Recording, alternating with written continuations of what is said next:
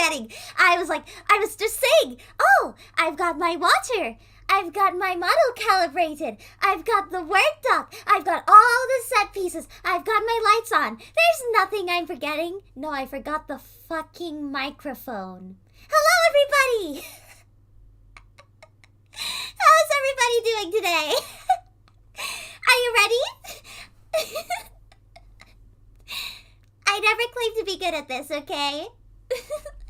I never claimed to be good. Hi, Domi. Hi, Melody. Hi, Devis. Hi, Giz. Hi, Eileen. Hello, Andre. Hello, Rachel. What the fuck, Mel? I cannot make you a mod like this. You're just going to have to cope for the time being. You know what? Before we start the stream, YouTube Studio. Yeah. You know what? We're going to make you a mod in real time, Mel. Ay, ay, ay. Great start. Anyway. Hi, Shu. Okay. So yes, today is a very special video where we go over the shitty steins project that your favorite Bezaliel, #1 fallen angel, was from. Okay. Well, shit, I made you a managing moderator. Hold on.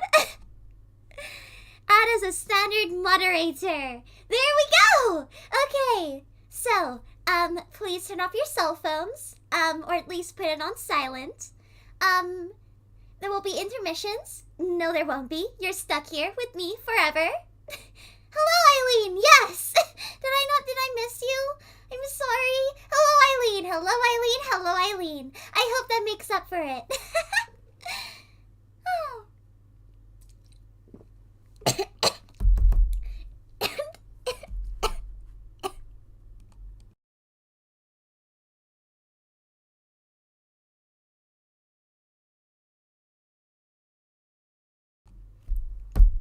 Not even 10 minutes in, and I've already choked on water. Okay. Yeah, I remember you. Okay, give me a bit to recover from choking on actual water. The world's out to kill me today. I might have not signed an NDA. I might not be able to be sued, but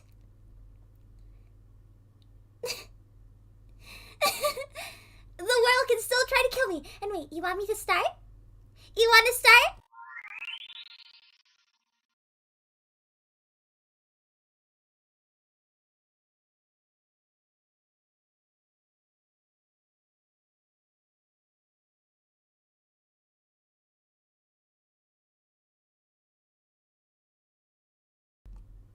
I forgot to put the snowball on this one too. Sorry. But you can hear me now. So, we are starting from episode 4. Why episode 4? Because I couldn't recover episode 1, 2, or 3. Big Chungus, very good, very good. I'm proud of you. So, episode 4 starts off, yes, I remember you. Starts off from a very weird place. I was reading this back a little bit because, you know, I had to get some assets. And, you know, I couldn't, I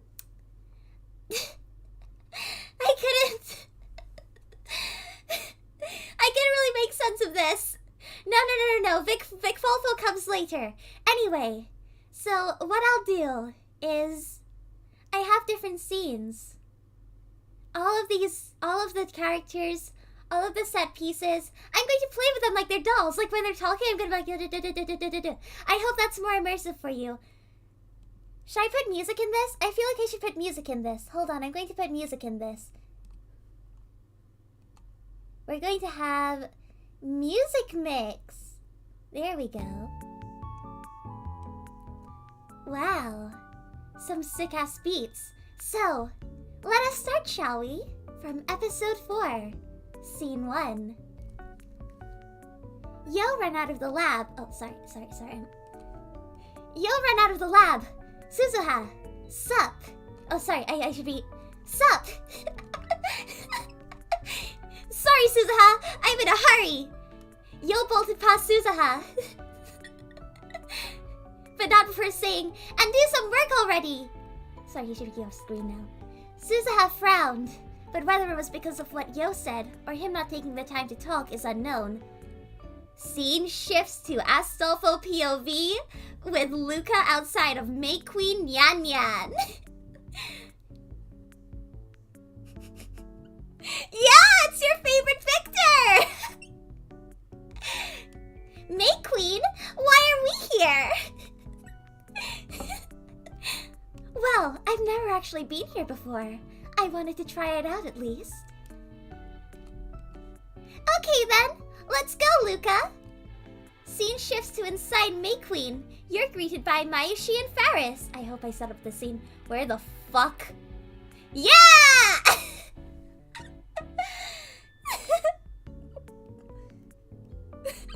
Yeah, no, the two greats of all time. Welcome back, Master. I actually don't know what happened in the last 3 episodes. I don't have them.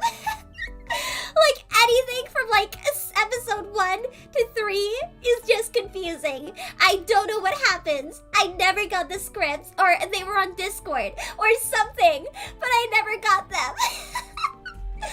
So I wish I could help you, but I cannot.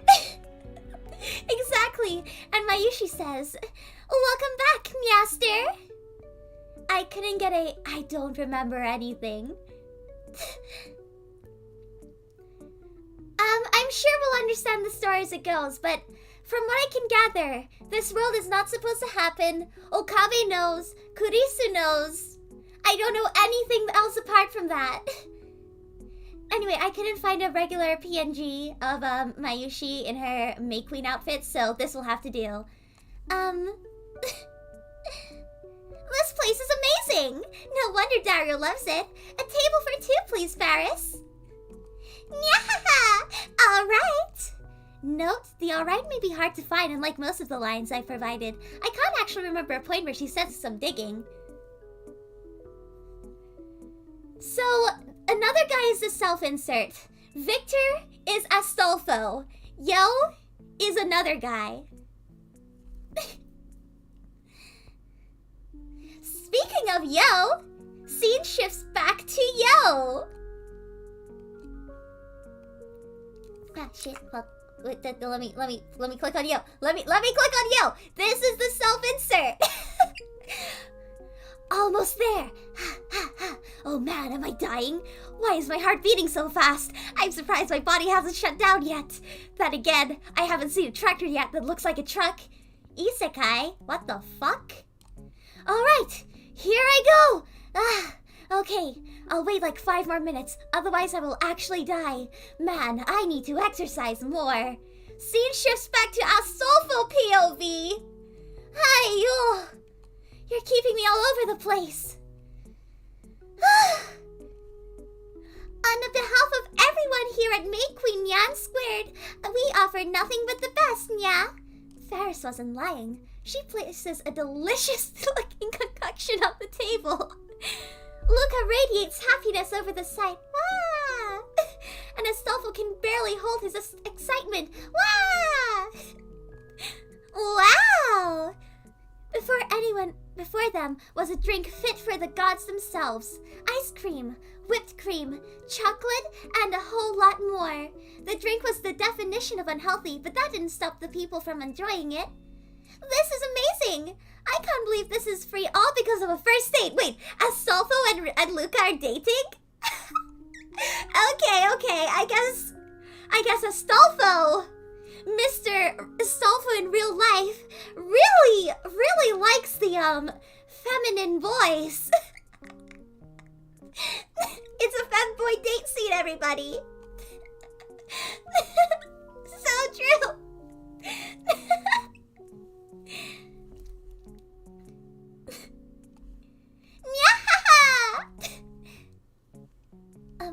Wow, it looks delicious. I'll come in soon. Don't you worry.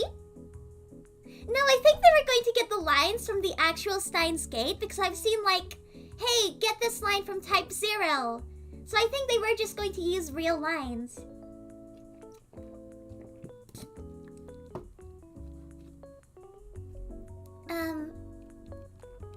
Please dig in, Nyan. But there's only one drink. Shit, fuck. Oh, goddammit. Wait, can I lock this? I think I can lock this somehow. Yeah, lock. Okay, I shouldn't be able to move that anymore. Okay, cool.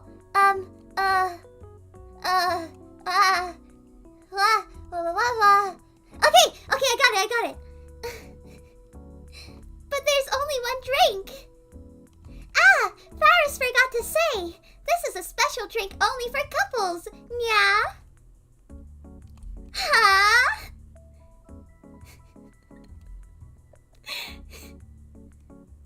Sorry, yeah, and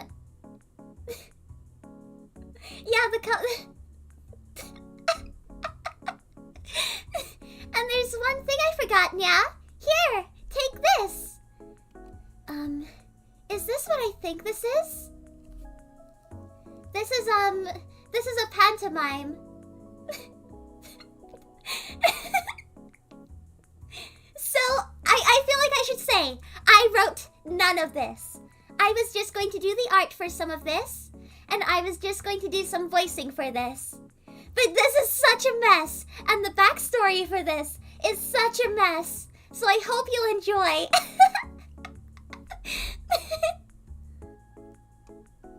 Yeah, they just really like the energy. Anyway, back to the story. Look, people need an explanation. Should I like write something on top? Hold on, I'm going to make like a little text. Context. This is a... How do I set the size of this? Is it in font? Yeah, size 26. Select font. That's too small. 72.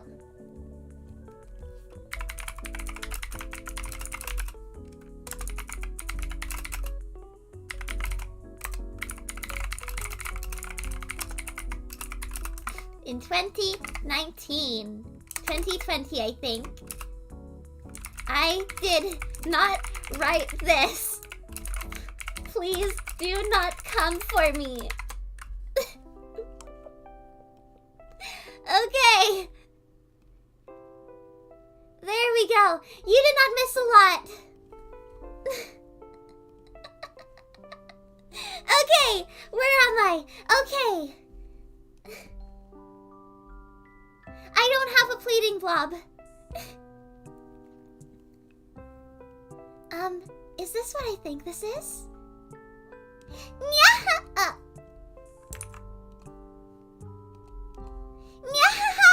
You got that right. That's a special straw just for this drink. The straw was in the shape of a love heart. This definitely looked like something out of a romance movie or manga. Oh, and one more thing. If you can't finish it, we're going to charge you 10,000 yen, nya! I fucking hate the nyas. I hate the nyas so much.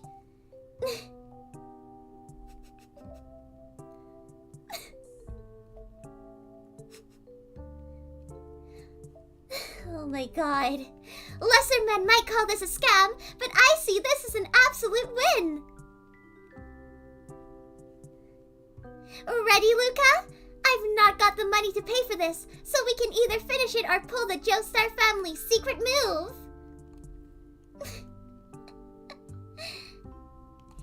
Yes! Both Luca and Astolfo start to drink. Nyahaha! You two are adorable! Switch to POV of Yo. Oh my god, he's got me on my toes.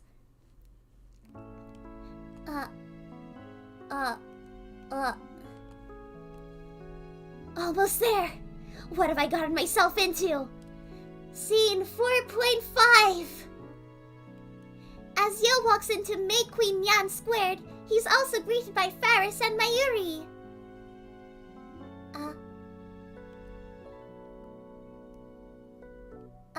Mayuri, welcome back, Master. Ferris, welcome back, Master.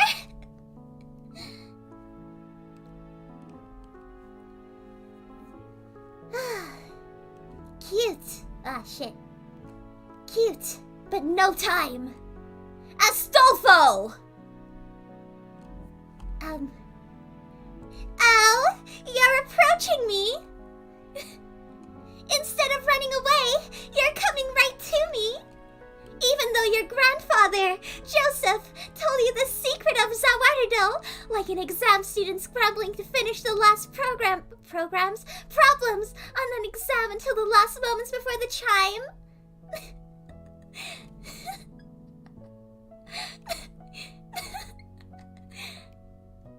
I can't beat the shit out of you without coming closer.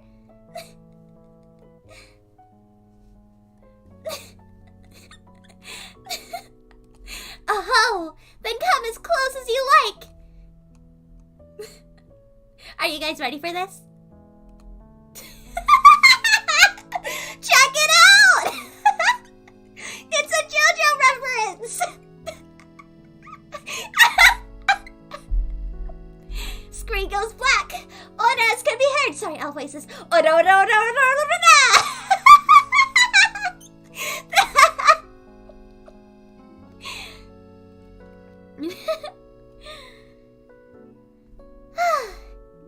I surrender!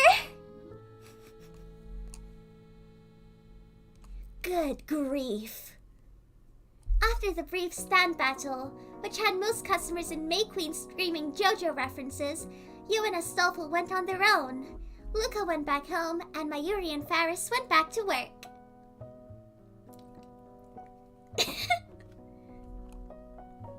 The two walked for a while until Yo proposed they go to Radio Kaikan building. Scene 4.6. I don't actually know what Radio Kaikan is. So, why here? Isn't it obvious? Oh, is this where you reveal that you've met your brother and you're going to leave us to fight and kill him and to avenge your family? I'm going to be honest with you, I am just like moving them around with my mouse.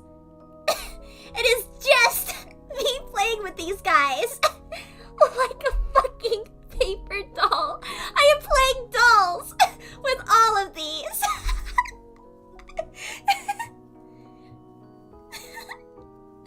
Ah, shit, I'm sorry, Devis. I'm sorry, kids. Yeah, I lied. I'm sorry. Just wanted to make you guys think I was funny. Yeah, this is completely pre-animated. You watch too much anime. Says you.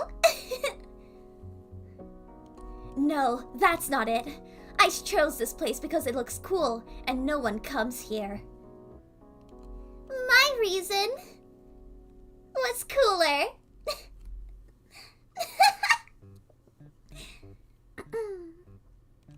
When was the last reason you...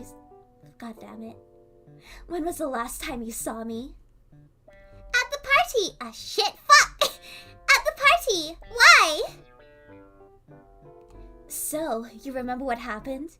Did you figure out the costume? What the fuck are they talking about? No. But I do remember what happened. It got harder to breathe, so I went out of the development room and found Luca.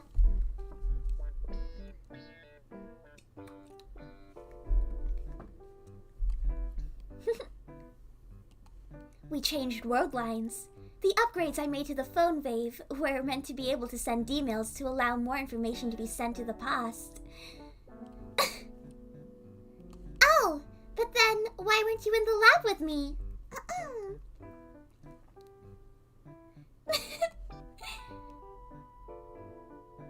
My hypothesis is that 2 emails were sent. However, one altered the world for you, and the other altered it for me. Oh my god, it's the cloak guy! It's the cool wizard guy!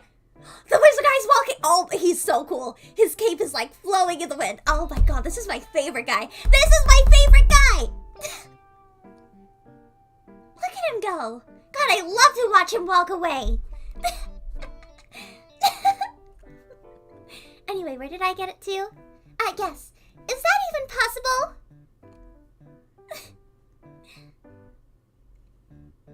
Hard to say. I never even saw the messages that changed the world for us, so I can't be sure. Wait! Fuck, that's you! Wait! How did you even get here?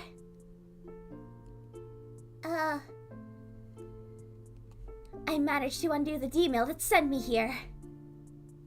How? I keep logs of my day in notes too. It didn't take long to figure out. The only problem was repairing the damaged gadgets. Damaged? In the world line, we finished installing the upgrade sooner. Unfortunately, the malfunction also happened. It damaged the phone wave and the time leap machine. So, what was it like? I don't want to talk about that.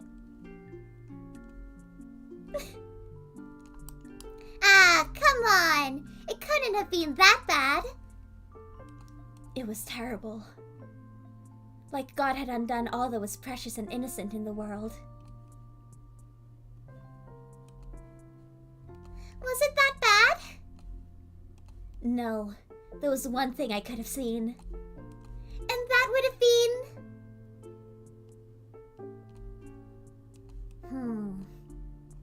Kurisu. In a swimsuit. I hate him!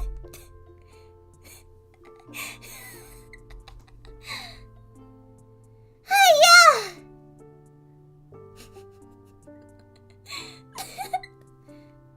Wait, do I have an image of the sky at dusk? Yeah, I do! This is an image of a sky at dusk.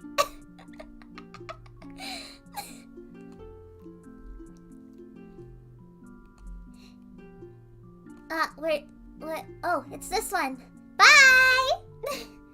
You suffered a lot, but it's okay now. Let's go home. It's not fair. It never is. It never is.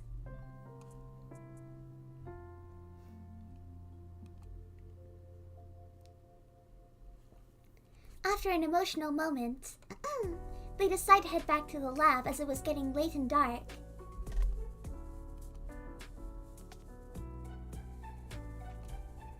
Okay, I need more water. Oh my god. Have I ever mentioned I hate the dark?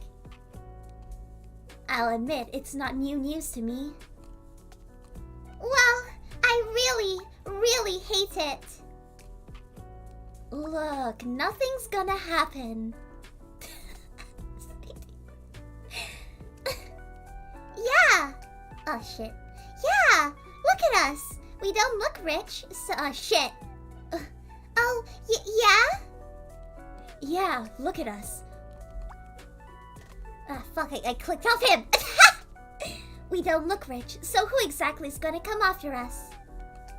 Someone's following us. Huh? Okay, are you guys ready for this? This is the best thing you're going to see all day.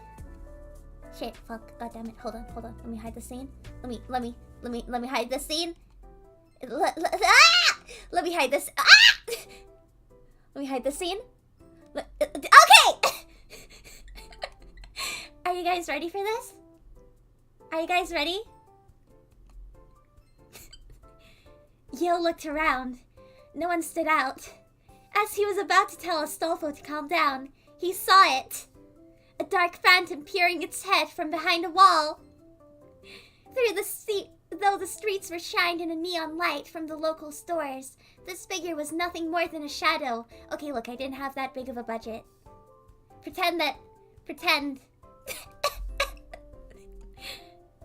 See? We should hurry. As they began to pick up speed. So did the phantom!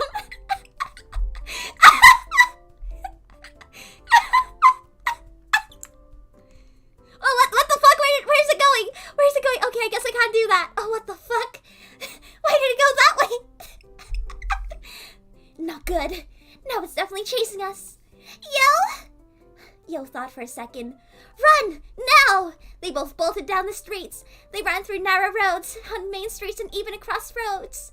The phantom gave chase, and it wouldn't yield.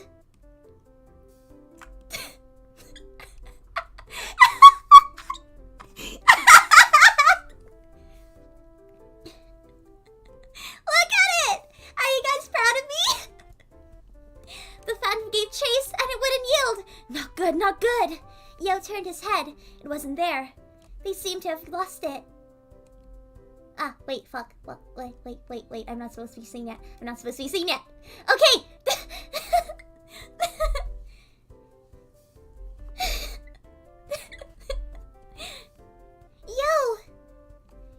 Yo turned to see a frozen Astolfo. Point down a dark street. Impossible!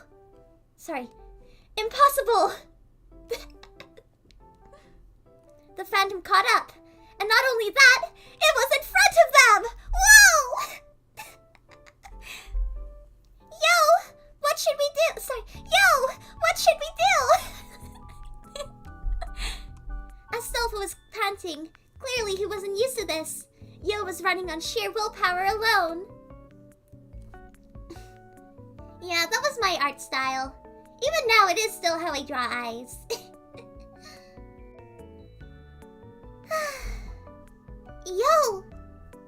Yo stepped forward. Alright.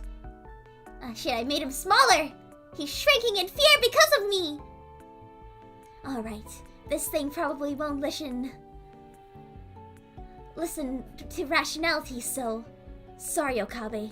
I'm going to have to take this one out of your textbook. Wahahaha! So you caught us, oh Phantom of the Night. Huh.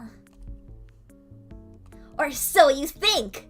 I have you right where I want you. There are 30 snipers with a clear shot on you. Oh, but you think that's the only danger. I am the real threat. My stand alone could end you, but I won't be that merciful. I have mastered the dark arts, and am the bane of the old gods. I am the perfect clone of Hoin Kyoma. Fear and tremble, Phantom. Tremble in fear, Phantom! Yo, what are you doing? Yo glances at Astolfo. He winks, and Astolfo joins and catches on. Yeah! Come one step closer, and we'll incinerate you! Huh. Fine! Ah, shit, what did I move? Fine! Have it your way! Yo charges the Phantom. Ora! Stop! Yo stops his charge. Jeez, can't you tell? I was trying to catch my breath. What's going on? I'd like to know too, Phantom. My name isn't Phantom, idiot. It's Cassia. And that's the end of episode 1! So, a lot happened there. Now, let me open episode 5. What do you guys think so far? Do you like my genius production value? It's okay. To be continued immediately. There is episode 4, episode 5, episode 6, 7, 8, 9, 10, 11, and 12. Only one season, right out of the next episode of Dragon Ball Z. The scene picks up from exactly where the last one ended. Yay. Okay, let's continue. Yeah, they wanted to make this into a full season of anime, apparently. Cassia. Doesn't that mean cinnamon? Good grief. So we were being chased by the cinnamon monster? Hell. Miss Cassia, Why were you chasing us? Shit, that's Yo. I thought you might be able to help me. How so? Yo, who had been pacing around until now, finally spoke.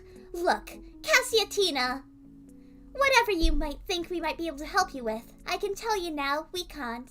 Sorry to cut this lovely chat short, but we need to go. Yo pulls Astolfo, and they begin to walk away. Hey, wait! Yo ignores her and keeps walking. Oh shit, I'm moving the moon!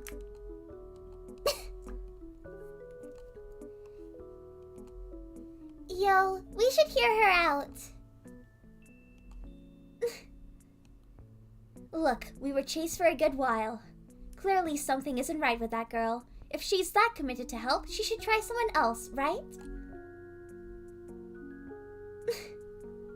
Cassiatina, yeah!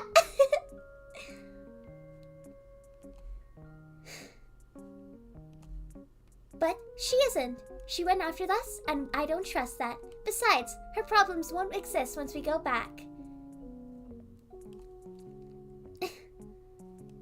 We should still help her. Do what you want. I'm going to steal the moon! Bezaliel. Do what you want. I'm going back to the lab. Try not to get stabbed. Yo began to walk the main roads alone. Astolfo turned back to Cassia, only to find she'd closed the distance between them. Someone had a bad day. Although Astolfo should have been shocked by her sudden appearance, he was too tired to react that way. Don't blame him. He's already blaming himself more than usual.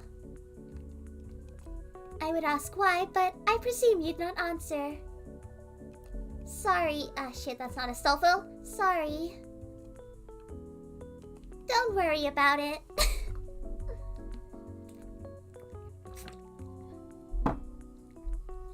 They both watched as Yo disappeared into the glow of neon lights from the main street. You said you needed help? Oh. Miss Cassia! Huh? Yeah, I could use help. Astolfo could have sworn he saw her tearing up, but he didn't say much. She must have realized as she stepped back into the shadows. Is she crying? I need something fixed. Something fixed? Cassia takes out what looks like a large ring, or donut, and shows Astolfo. He reaches out to try and touch the object, but she quickly pulls it back away. Okay, but... Oh shit, wait, I missed a line. I'm sorry, but please may I examine it closer to see if I can help fix it? I'm sorry, but... I can't read! Okay, but please, be gentle. Ha! She's asking me to be gentle! I hate this, I hate this, I hate this, I hate this, I hate this, I hate this, I hate this. Quit having perverted thoughts! Bonk! Astolfo's facial expressions had betrayed him. Sorry! With that being said, Astolfo examines the damaged ring. There's kind of a crack in it that he felt as he runs his fingers along it. The texture of the ring is abnormal. It feels soft, yet strong. Warm like the summer sun shining on the shade, yet dying and becoming colder.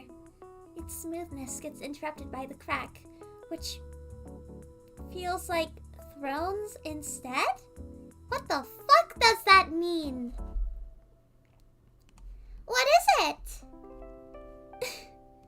I can't say. Astolfo wasn't about to pry.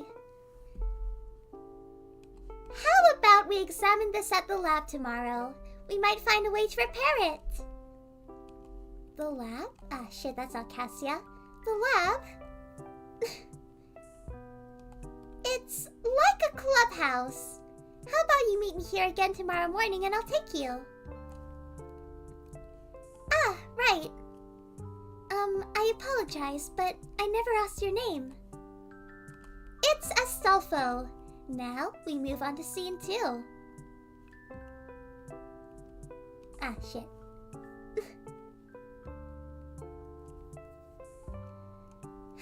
As promised, Astolfo met with Cassia the next day and took her to the lab. Astolfo had hoped he could avoid seeing Yo. Unfortunately, Mayuri told him he had stayed at the lab all night and that he's still there. Mayuri also left for work, so she wouldn't be there. This is going to be fun. As they walk past the empty CRT shop, an empty figure dashes out. I don't think I made a scene for this. Hold on! I can fix this! I can fix this! Where is it? Where's Suzuha? Suzuha! Yo! What's up? Astolfo and Cassia jump back, clearly terrified at the speed the part-timer ran out.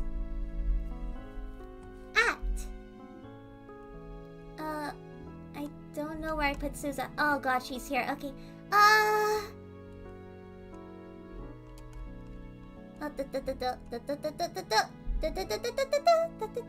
Where is it? Here! Geez, Suzuha, you nearly gave me a heart attack. Sorry. Line is in linear bound phonogram. It'll need snipping once I send it. Oh, that's an author's note. Suzuha, this is Cassia. And Cassia, this is... Amane Suzuha. Nice to meet you, Suzuha. Alright, now that the introductions are done, let's head up to the lab. See you later, Suzuha. Yeah, it's such a shame. Okay, let's talk again sometime, Suzuha. Okie dokie. There we go, I can put Suzuha down there. As the two make their way into the lab, they bump into Moeka. Oh, wait, they're here. Oh, Suzuha was here. I knew I did it! Okay, Suzuha can go off stage. And now they bump into Moeka! Where is Moeka? Moeka? Well... Oh, there's Moeka! Hello, Moeka! Hey, Moeka! Long time no see! Oh. Hello! Welcome to the stream! Hi, Oh, Moeka text. Hi, Astolfo! Good to see you again! Who's that girl with you? Don't tell me she's your girlfriend, squiggly eye cat face. Moeka, we do love Moeka. This is Cassia, and she's not my girlfriend. That's too bad. She looks cute. Tell her I said hi. She says hi. Hi.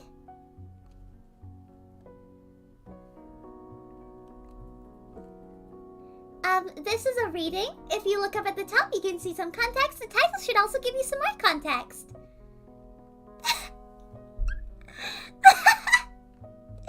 Oh my god. Stage. I'd have to use this text one. Ah, god. That's a really good idea. Why doesn't she speak? Moeka looks saddened over the question. Use text-to-speech! I don't have text-to-speech!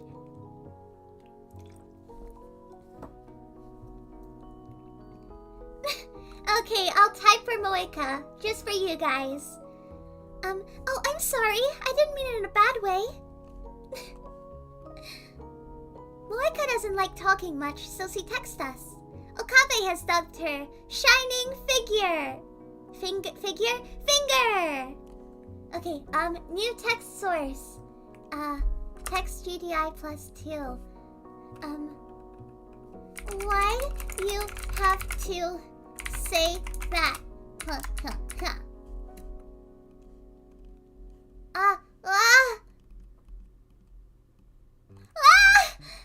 This is not a good idea. Text is not a good idea. Okay, why do you have to say that? Copy and paste the lines into Google. Oh my god, yes. Wait, translate.google.com. Okay. Detect language. Why do you have to say that?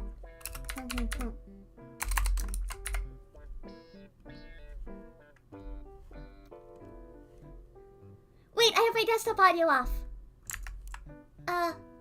Why do you have to say that underscore? Is that good? Is that good? I hope you like that. Yeah? Okay.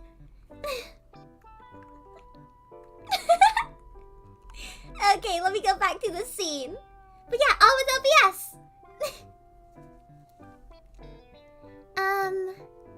Okay, Cassia. Okay. Oh, I see.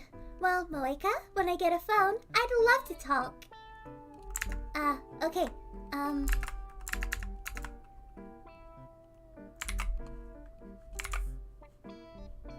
Give her my number when she gets a phone. Gotta run, see ya musical note.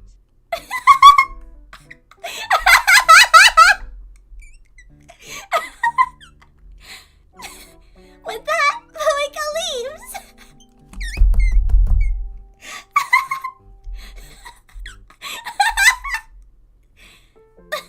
Astolfo and Cassia walk into the lab. Hello? Silence. He might have left. Let's go! With that being said, they both walk into the lab and open the curtain to the development room.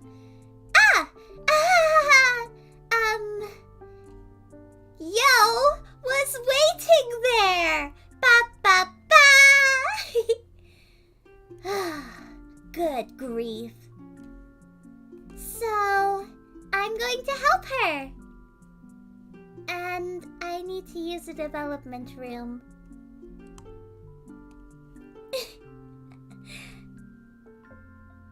Yo leaves the room and heads to the couch where he gets his phone and headphones out. Obviously, he's trying to block out the sound. Oh shit, I clicked on chat. God damn it, I'm terrible at this. There we go. A few hours pass and it's now later in the day. Yo is still zoning out. Astolfo is still working. Cassia is still waiting. Yo is the one who wrote this. So I don't think I can fix this. I looked it up online and I can't find anything like this. Other, more conventional means of repair don't work either. I see, but that's to be expected. Astolfo knew she was hiding something, but now there's no avoiding it. He had to ask. What is it, Cassia? What is this ring made of? Huh? Cassia was definitely thrown off by the question. Her composer! Not even composure! Composer! Like a music composer! Changed. I don't mean to pry, but I need to know. It's... She was obviously trying to avoid the question. Glug. It's made from a space rock.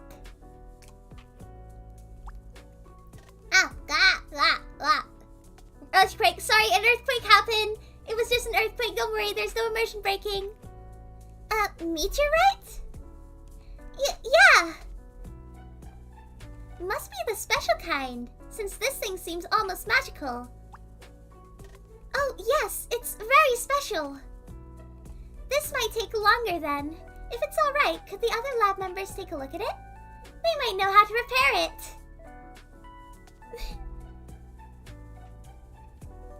Why not take the ring to a jeweler? We're obviously not equipped to deal with this. Everyone was caught off by Yo's sudden comment. Unless this ring has some special trait to it, I don't see how we can help.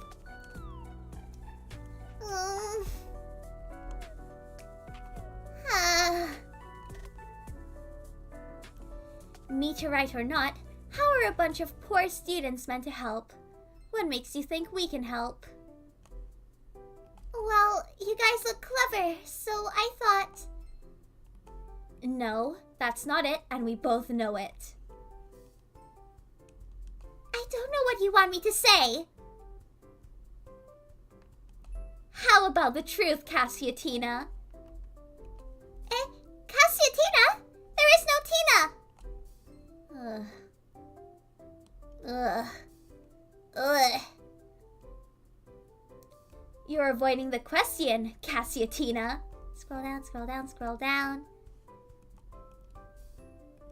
Drop the Tina part already!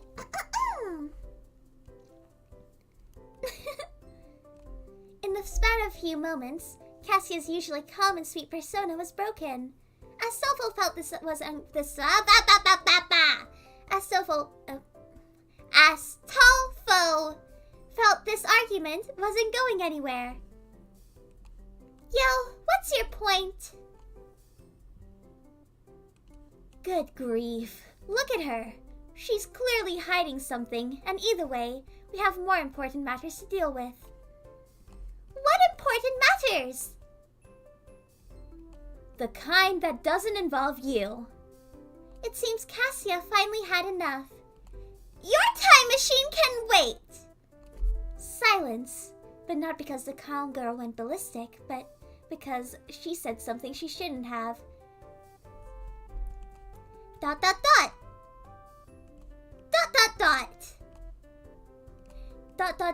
Question mark? ... Exclamation mark! Oh, Cassiatina, what a short temper you have! It's proved to be your undoing. It seems this Phantom of the Night was hiding more than was originally thought. That's the end of episode 5! Yay! What did you guys think about this one? Huh? Are you immersed? What do you think? How does Cassia know about their time machine when they didn't mention it? Huh? Ah, the mystery expands. God, I hate this writing so much. There's so many spelling mistakes. Like, I'm kind of like glazing over them, but let me read just so my legs don't hurt at the end of this. Scene 5.1. Oh, this is 5.1. Beach episode. Oh my god, I can't wait. Yeah, there's just no action. It's really dull, isn't it? What a mess. I messed up. I haven't told anyone. We can't trust that claim. If I wanted the time machine, I'd have gone after that. Instead, wouldn't I? But I don't want or need it. She makes a good point. You could have used that ring as a cover-up story. Come clean, Cassia. You have to. It's a bizarre story, and there's a good chance you won't believe me.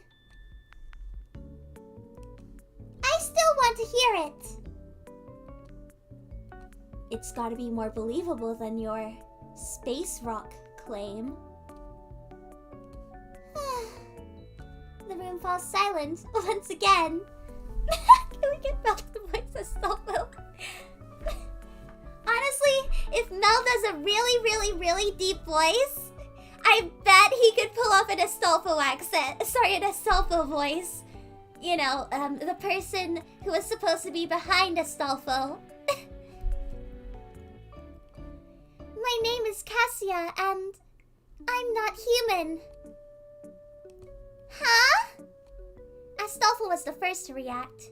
In fact, Yo hadn't moved an inch after she said that. But you look human! Please, let me explain. Astolfo went quiet and waited, like a child eager to hear the next part of his story. It's okay, you play League. I'm a one-woman band and I can do this. Yeah.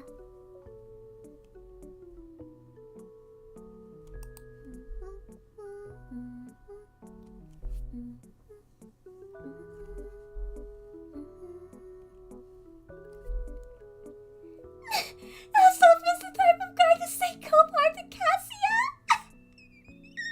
Copart.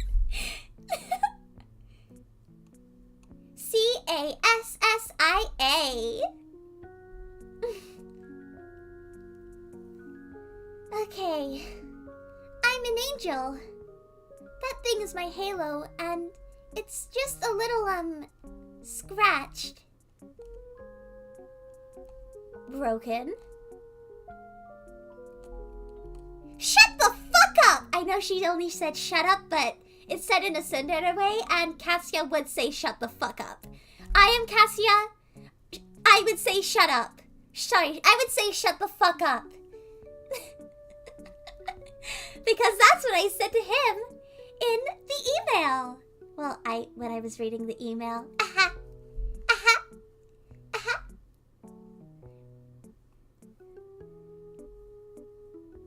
I'm a fallen angel. This bitch ain't Christian anymore. We're the opposite. Call me the Antichrist, bitch. Anyway, I come back to heaven. Well, it's in this state, so I need it fixed. I need so much water. No child zone, no boys. Astolfo was at a loss for words. Prove it. Huh? Prove you're an angel. Wait, I should move him forward.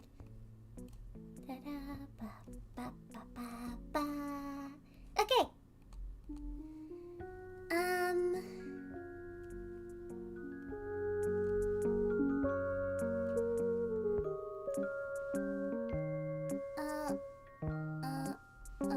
Okay, here we are. Yeah, I just realized that the music probably wasn't as audible as I wanted it to be. I hope it was not just silent this entire time.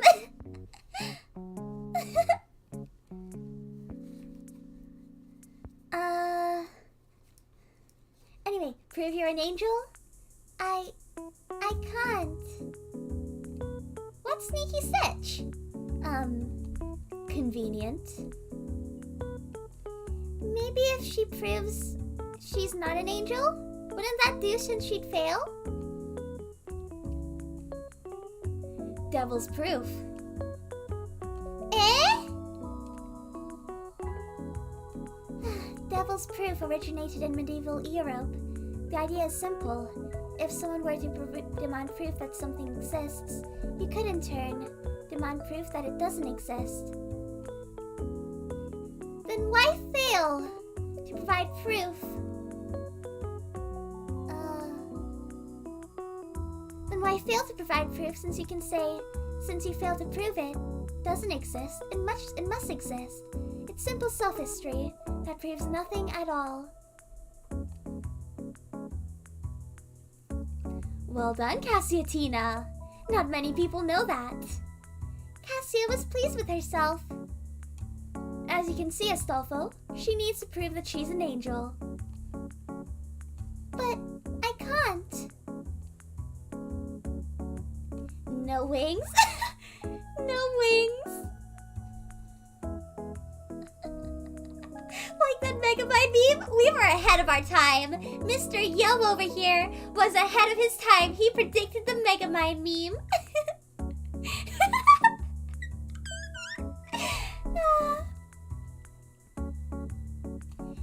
wings. I haven't reached that rank yet. Rank? Where does Cassie come genocide? Yeah, I'm still an angel in training. Not hard to tell with an attitude like yours. You say something? Is there anything you can do to prove you're an angel? Well, yes, but it would mean nothing to you humans, as you have a different depiction of us. Oh, she's got you there, yo!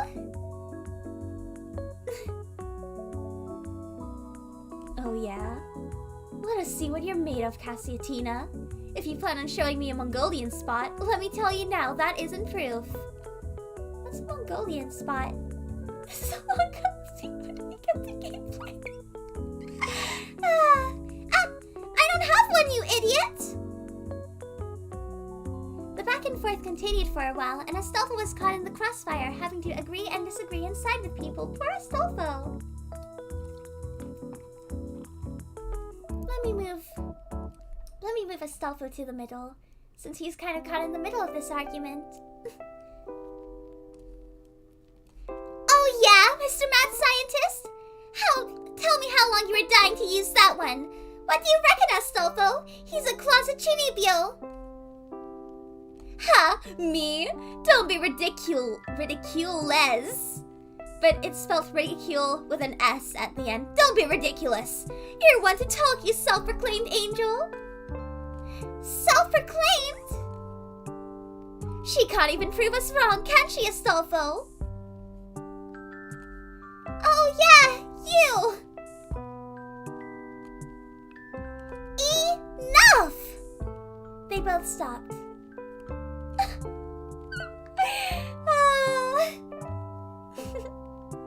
This has been going on for over an hour. He and she started it. This isn't getting us anywhere. We need to cool off. Agreed. Without him, though. Fine by me. Fine by me. The guy is called Yo. Y-O-H. POV of Yo. Okay. Let me move Cassie and Astolfo off stage. You know what? We can move like down there. Bring Suzuha here! Sup? Not now. It's a wreck or something? Suzuha seems saddened by the sudden snap of Yo. POV of Astolfo. Let me move Suzuha down. And Astolfo and Cassia up! Yeah! I've got some stuff to do, so can I ask you to leave and come back later? Yeah, sorry about the trouble. Don't worry about it. Cassia takes her halo and heads for the exit. Cassia, hold on! Here, take this. It's a spare, but I'm sure they won't mind if you use it for a while. My number's in there and so are the numbers of the other lab members. Thanks, Astolfo. Putting her new phone in the pocket, Cassia leaves the lab. Astolfo takes out his phone and prepares to send a text. 5.2.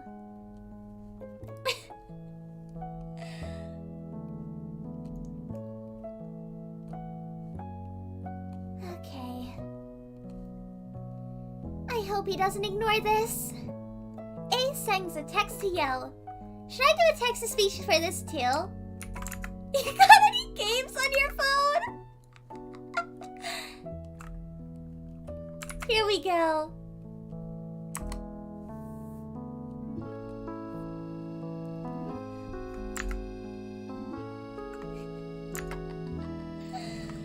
Oh my god. Which pic? Hold on. What is this? What have you guys done?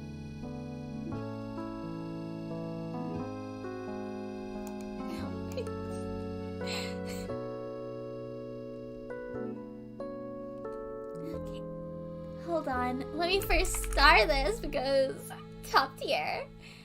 How do I save image? .png. .png. There we go. Okay, image. Okay. Browse the downloads.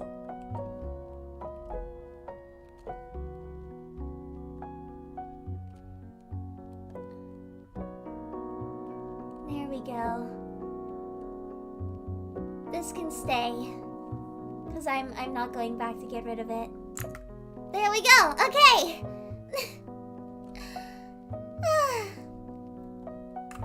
The message sends. Astolfo looks at his phone for a few minutes, waiting for a response. Nothing comes through. Fine! You want to play that game then? Let's see how you handle this!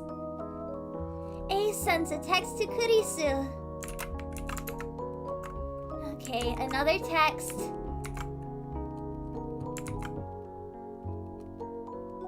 Oh boy, this is gonna be fun. Oh! I have desktop audio off! Wait, no. Okay. I hope you don't hear the music like weird. Hey Kurisu, can you do me a quick favor? Yo isn't responding to me, can you find out where he is for me?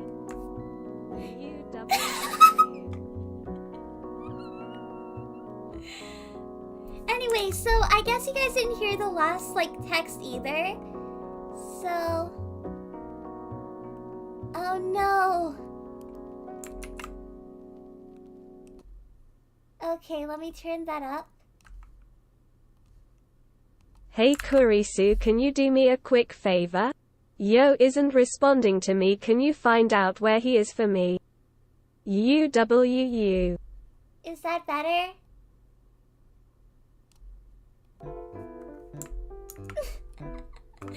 I'm sorry! I'm so sorry!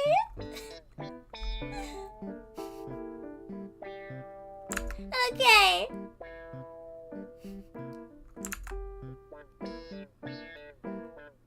Okay, let me get everything back up because doing it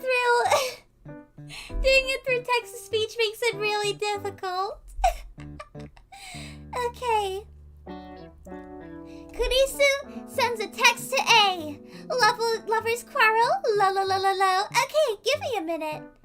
Kurisu texts to A. He's at Urushibara-san shrine. Knew he'd break. Astolfo leaves the lab to find Yo. Scene 5.2! Astolfo made it to the shrine where he found Yo. Try to have it be night or dusk? Get fucked! I don't have that! Okay, let's expand this.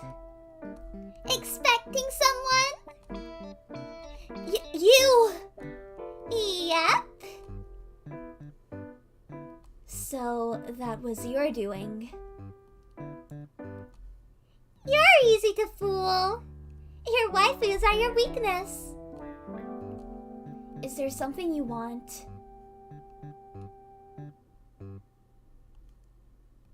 Yep. The answer is no. She needs our help. Says... I clicked on the wrong thing. Says who? You? Her? Yeah, that's a line in this. She's done nothing to gain my trust, and besides, this world line shouldn't exist. He really just said world line death. Even if that's the case, we should help her. Are you even listening to me? Her problem is that of this world line. Once we go, it won't exist. Aww. If that's all, I have to. This dude? Yo! Y-O-H.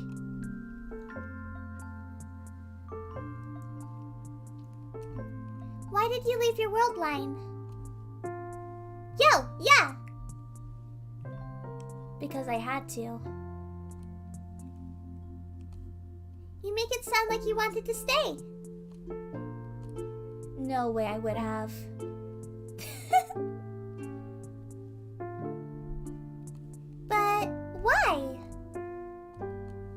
Because when world lines change, the world changes. People change. Look at Luca. He clearly likes you, but he didn't before. It shouldn't be this way. What if... where am I? Oh god, I just saw a terrible line coming up. What if Karisu liked you here with someone else? Would you stay? No.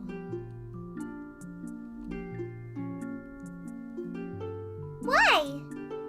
This could be the world. You get a harem. Why leave?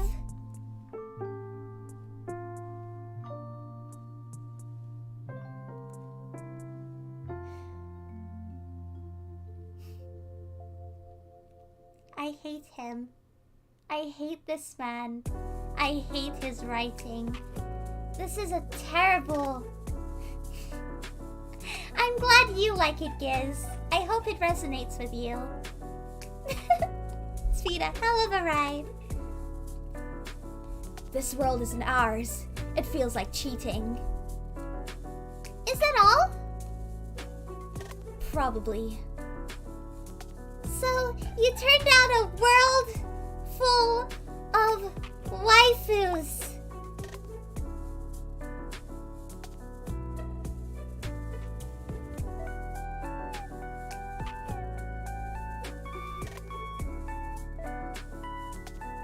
I don't get you at all. Yo, grind set. It's an Omega grind set right there. It's so Omega.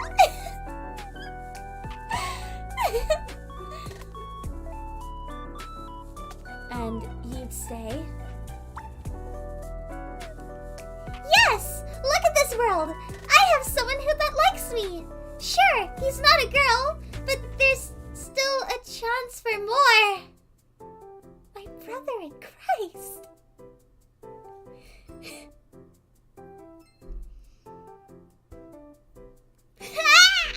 Okay. If what he said is true, then the other world might be one where I die alone. Oh wait, no, that's Astolfo! If what he said is true, then the other world might be one where I die alone! You're a fool. Maybe, but I like it here. Maybe there are other worlds out there, you know? Huh? Sorry. Huh? I mean, if she is an angel, imagine all the waifu material out there. Astolfo's eyes glowed as he looked up at the sky.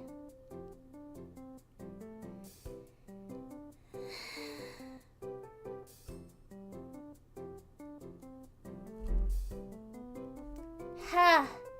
You're just as simple-minded as ever. You like that about me? I guess I do, you fool. So, we can stay?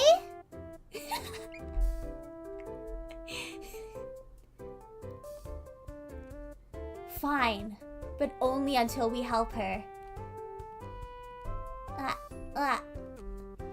Yes! Astolfo hugged Yo like a child. You know, that's pretty lewd. A hug is very, very lewd. Thank you, thank you, thank you! Alright, get off me. Scene 3, 6 points. The two head back to the lab together. A text to Cassia.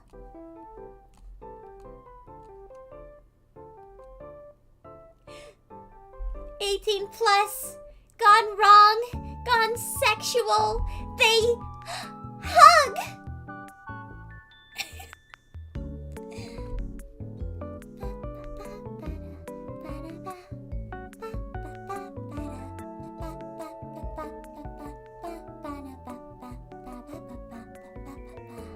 Okay, A text to Cassia. Hey, good news! Yo's going to help you. you texting? Cassia! Oh, I let her borrow the spare phone from the phone wave. Good grief. Yo pauses to look up at the sky. I guess I should apologize to Suzuha too. Yo takes out his phone. Sorry about before, Suzuha. I wasn't feeling myself. Feel free to hit me next time you see me. Suzuha texts to Y. Don't worry about it, though I'll gladly use you as a punching bag. Yo grows pale. Something wrong? I might have signed my own death warrant. That's rough, buddy. That's rough, buddy. He really just said cope with it. You guys heard wrong. Oh my god. My chat is the smartest chat. Suddenly, oh, just then, Astolfo got a text back. Cassia to A. That's good to hear. I'll be staying with Moeka tonight.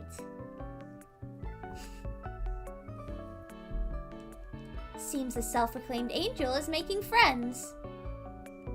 Suddenly, Astolfo's phone got a message. Moeka text to A. Help! A text to Moeka. What's wrong? Moeka texts to A. Come to my apartment quick. Needs help ASAP. Moeka needs help. Yo, let's go then.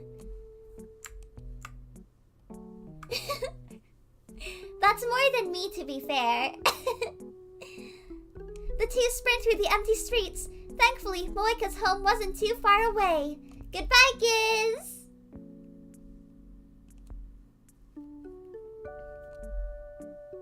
Let's open 6.2's folder. We're here! Let's go! The two run up the stairs and burst through the door. What they see is truly horrifying.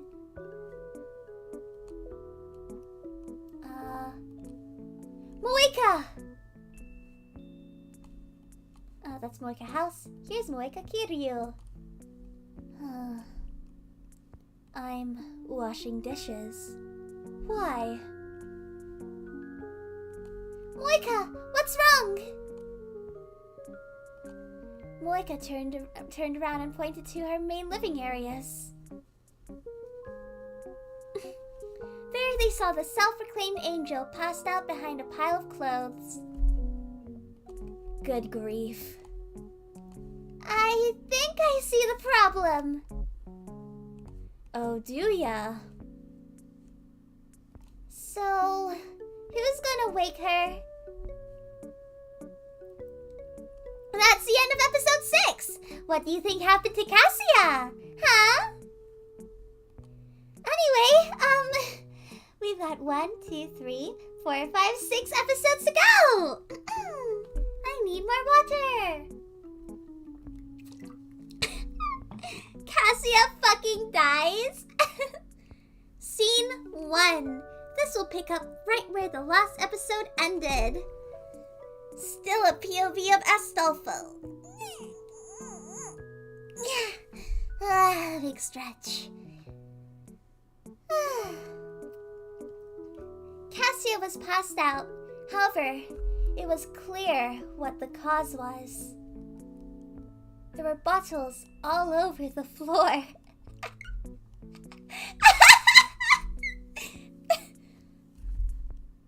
Okay. Well, you wanted to help her. Good luck.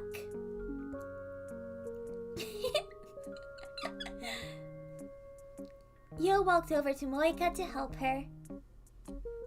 Astolfo let out a silent sigh. He knew this wasn't going to be fun. Cassia! No response. Astolfo gently nudged her to wake her up. Oy. Surprisingly, she opened up her eyes and looked at him. Ah! Finally! Back off or I'll report you for sexual harassment. I didn't even do anything except wake you up. up. Cassia sits up and takes a swig from a nearby bottle. Wow, this is some good shit. Bad language is a sin, Miss Angel. Oh no. Yo called out from the sink. Oh, shut up! And she took another swig. How can a small thing drink so much? Astolfo glanced around the room and saw a few empty cans of beer, an empty bottle of whiskey, and other bottles still waiting to be opened. But the real drink was the vodka she was downing.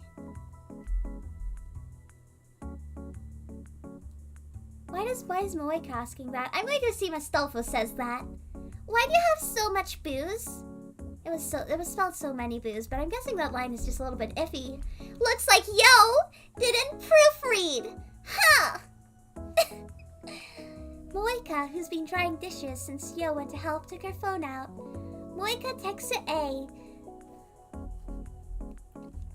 She made me buy them for girls' night. Well, that explains it. Got a problem with that? Alright, let's get you up. Astolfo helps pull Cassia to her feet. Is that the chug jug? Why? It's still dark out. Moeka didn't sign up for this. Let's get you sober, then you can rest here. I don't see why that matters.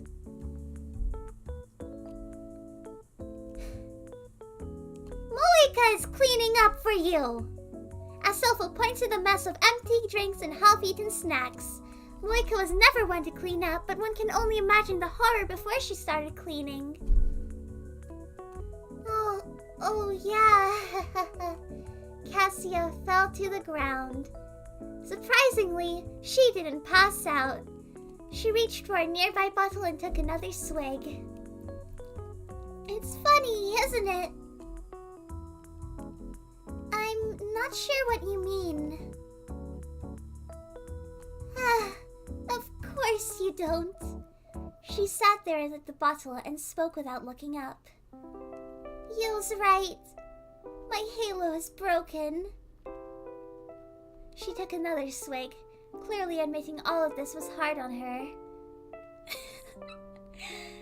I didn't want to admit it, but now he's right. We can try to fix it. Try to fix it? How? We'll run tests and waste time. She'd grown more serious. One could only imagine the emotional trauma she's enduring. You guys don't even believe me. No one's got my back. Go get some fresh air. You need it. That's not true. Why else would we be willing to help? Oh my god. I should just give up. Someone snatched out and snatched her wrist. Someone reached out and snatched her wrist.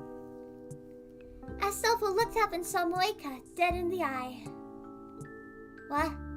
Isn't that supposed to be Cassia? Why is it Astolfo? Huh? Cassia went quiet. Moeka's face shifted into a more vulnerable look. In the past. The room went still.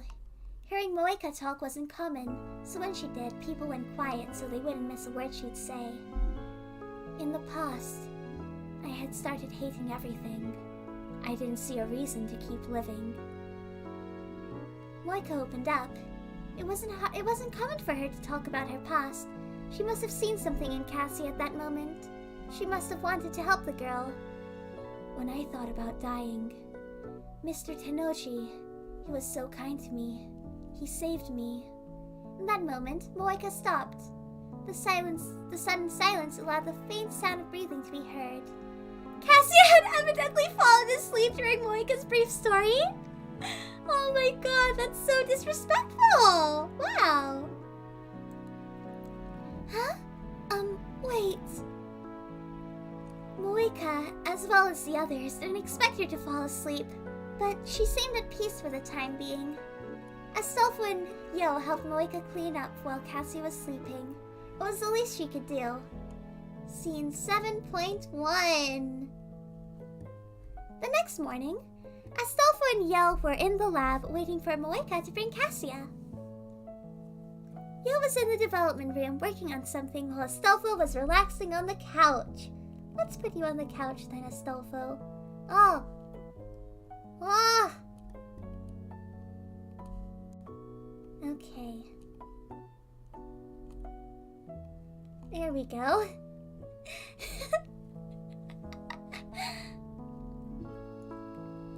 Hey, Yo! Come up with any ideas any ways she can prove herself as an angel? No. I've got a few ideas. Okay. Maybe if we make her cleanse an evil soul. Or we can make her perform miracles. What do you... Suddenly, the door to the lab opened. Good morning!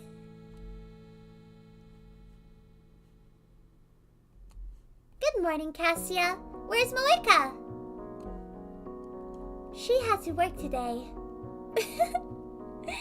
But she dropped me outside. Cassia was completely different from last night. The self-proclaimed angel was a lot kinder today. Not much. She hit the snark me button. And now we're here in the lab with Yo, Astolfo, and Cassia. No, she's sober now. It's the next day.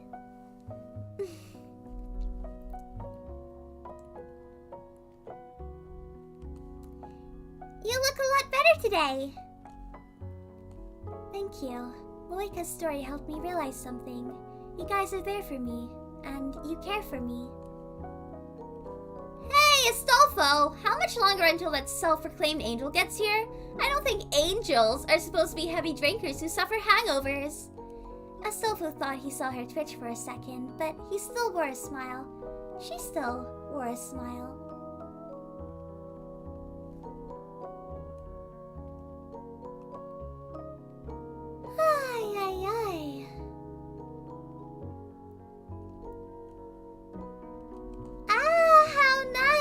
Yo's here too. One could only wonder what she was thinking inside her head. Maybe Astolfo's idea of Cassia's mind. Die! If I didn't need you, I'd end you.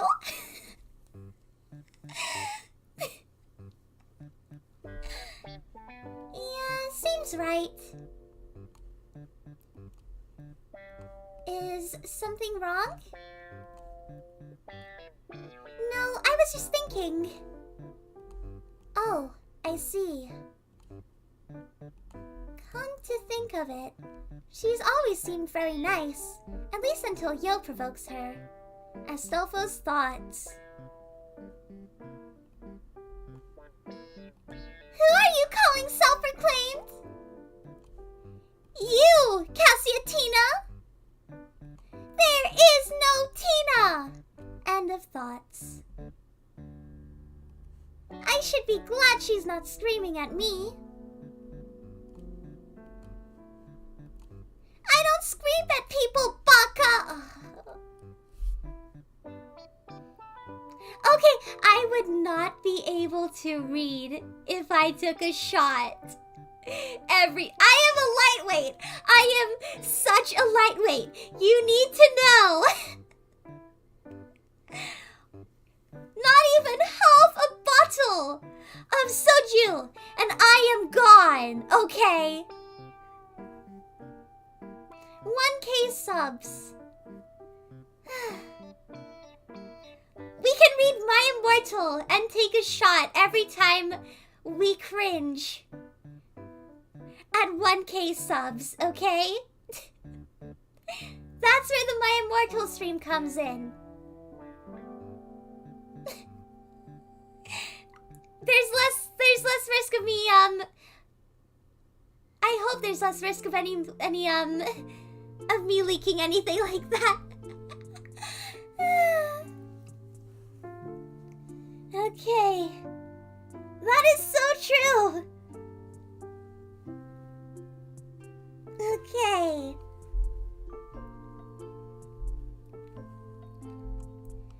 Ay, ay, ay. Okay.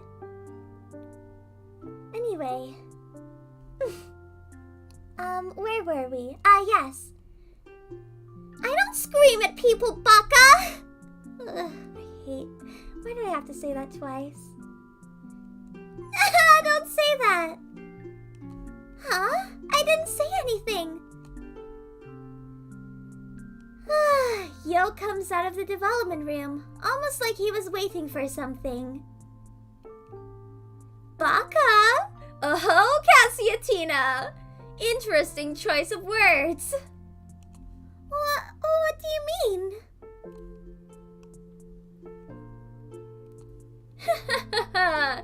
You could have said idiot, but you didn't. Could you be a weeb?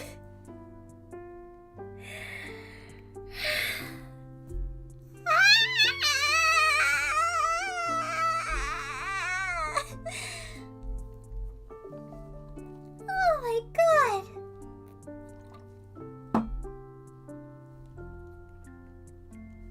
I can explain.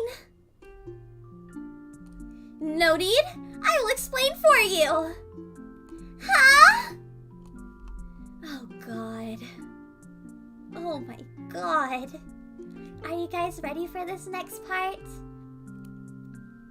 Long ago, you were sent on a mission that others refused. You were to save a shut-in NEET, but you were caught in the trap that is anime. You saw the cause of his suffering, but you did nothing. You also became ensnared in the anime and the otaku lifestyle. Then, tragedy struck. Your halo broke. God turned his back on you as you became the lowest of the low. A lolicon.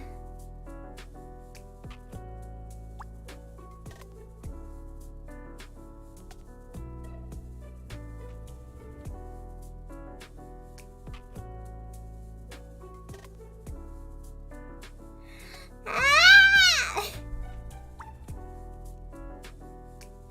Huh? Silence! As a lolicon.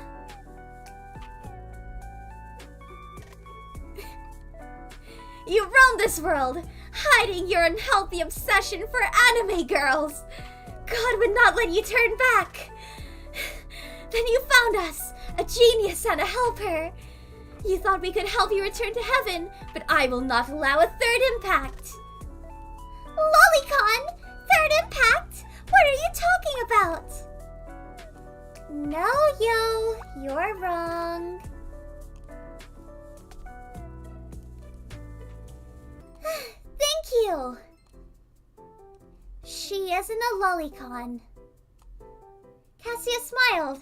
At least Astolfo was normal, she must have thought. But a fallen angel sent to kill a demon lord! She was sent to Earth to fight the battle, but her masochistic ways made her break her halo! Now she must prepare to fight the demon lord and not give in to temptation! That's even worse than before! Is it, Cassia? Is it? I feel like that's slightly better than being accused of being a fucking lolicon!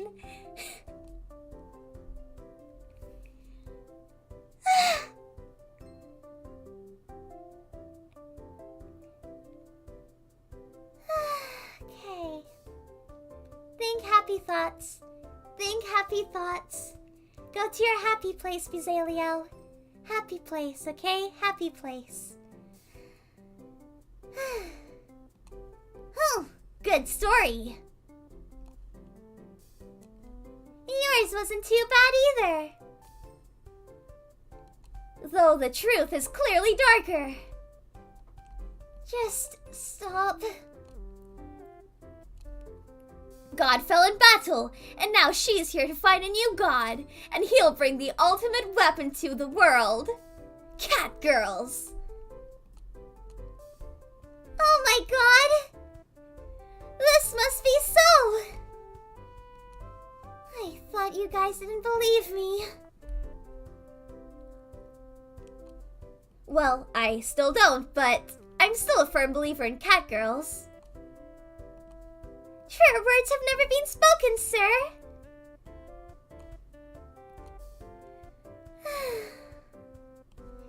Enough!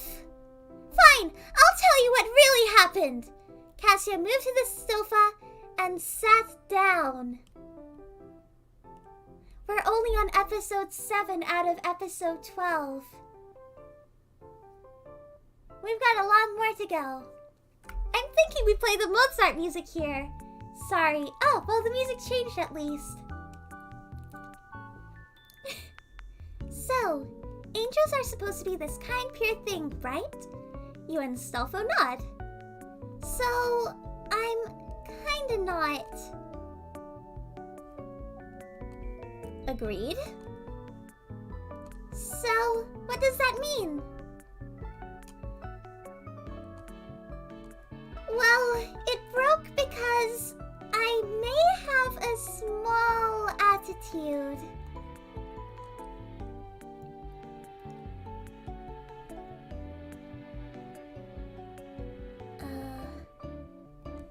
Big? But that's not why it's broken, you see? No. Not really. If it's just my attitude, then logically, I should fix it.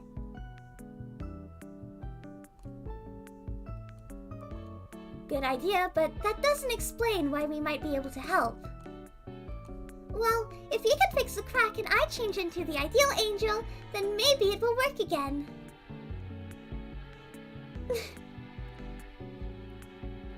Maybe, but that's still going off a hypothesis. Meaning there's a good chance it won't work. Well, we should try anyway, right? Yo was thinking about something, evidently. Bye! Take care! Something you want to share?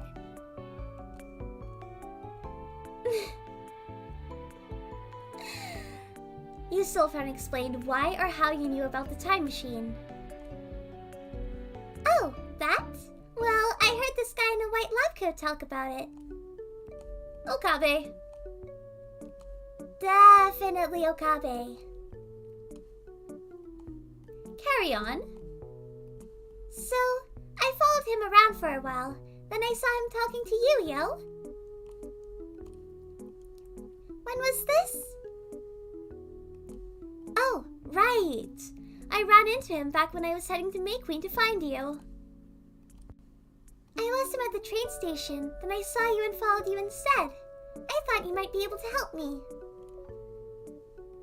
Makes sense. You don't need to worry. I have no interest in it unless it can help me fix my halo. Could it? I need more water.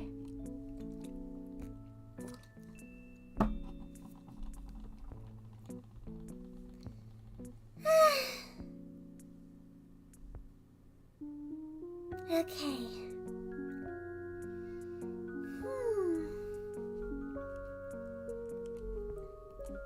Unlikely. You didn't have a phone before yesterday, so an email is out of the question. And unless you want a jelly halo, it won't do much for you. Jelly halo? Doesn't matter. What about the time? No. Why? 1, it might not work. 2, it's too dangerous, especially since she claims not to be human. Finally, she doesn't have a phone to receive her memories. Then, why don't we go back and help her before? That won't work since I wouldn't listen. Plus, I only got to Earth once my halo broke, and there's no way to get to me before then. Good grief. Seems we've only got one choice.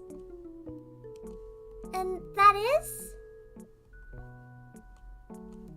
Do her plan. So, how do we go about doing it? I'll work on fixing the halo. You find a way for her to gain inner peace. I keep on clicking on the wrong things. How? Oh, I bet it will.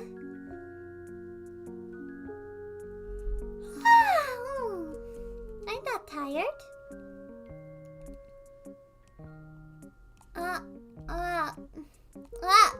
What am I clicking on?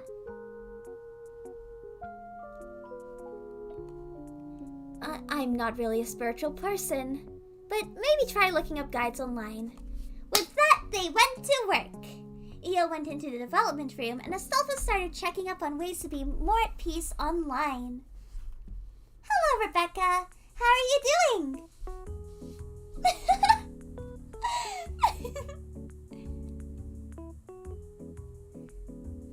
Oh, this looks promising. Oh wait, I should put Yo off screen. Hold on. He's walking to the development room.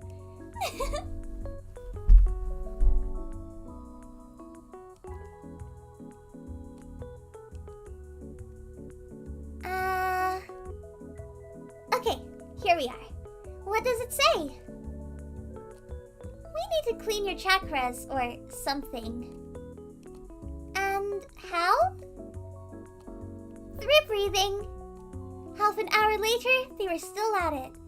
Breathe in. Now breathe out. Now say the line. I am above peace. I am above my feelings. They did this again repeatedly. Now say the line. I can't take this anymore. Be air. Be calm. I can't take this anymore. Cassia storms away and into the development room. I'm sorry. I mean, I would use this voice, but it's literally Astolfo. So, I don't know what you want me to do. Cope, I guess. Ay, ay, ay.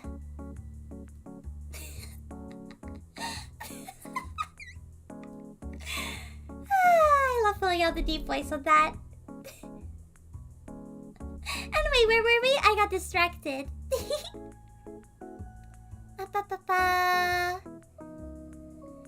Cassia storms away into the development room. Ah yes, let me make Cassia way bigger.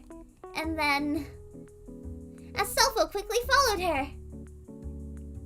Oh no, ayo. You know, we're going to sidetrack for a little bit. So I started out streaming Overwatch, okay? And I used to play competitive, and of course competitive, you know, you'd want to use your mic for the best results. And, you know, with this voice, and with the men that used to play Overwatch, they're like, huh, there's no way a real girl can play Overwatch. Ay, ay, ay. So, I, had a thing, a counter in the corner of my screen. And anytime they would, ask me, hey, is that a voice changer? I would put the counter up by 1. And I think it got to like maybe 37 before I like stopped streaming Overwatch. Hello, Riggs! Anyway. Yeah! That does look like a stroke. Cassia, wait! Be like the air! freezes as she catches sight of what is on Yo's monitor. Let me move Yo. Let me move Cassia. And let me move Astolfo. Yo looks at her in an expression. Wait. I also missed a lot. I skipped a lot of lines. Yo, I can't take this anymore. Is my halo fixed yet? She freezes as she catches sight of what's on Yo's monitor. Yo looks at her in an expression he isn't known to make. I can explain. Oh no. Oh, it's taking years off of my lifespan too. Yo looks at on the monitor was a picture of a cosplayer from Komima. Then, upon closer inspection, they saw it was none other than Suzuha. Mayushi told me about Suzuha's cosplay. She told me the pictures were online and that I should check them out, I swear.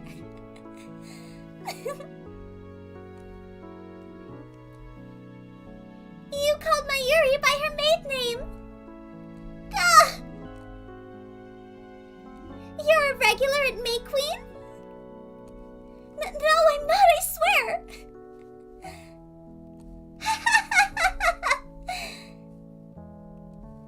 Shut up. Oh man, this is priceless. Melody, we're on episode 7. This goes up to 12.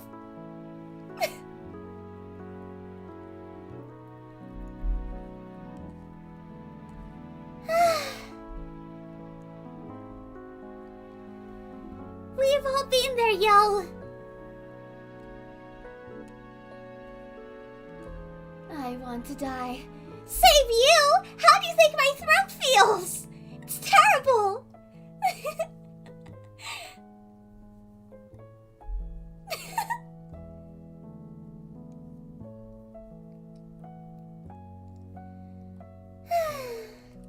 Guess you have more than an active imagination. This can't be happening. I wonder what Kurisu would think. God is punishing me for the fun of it. Maybe I should let Suzuha know she has a fan. Hold it! Let's not do anything crazy here. Also, that is definitely not true. Waifus are your weakness, Yo. I hate that line. I hate that line so much. I hate it anytime they say that. I hate it, I hate it, I hate it, I hate it, I hate it!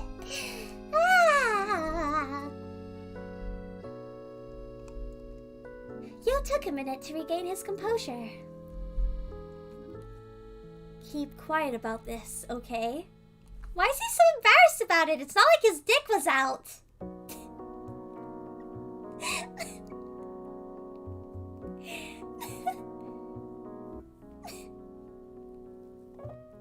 Oh my god, Melody's shilling for me. I love her.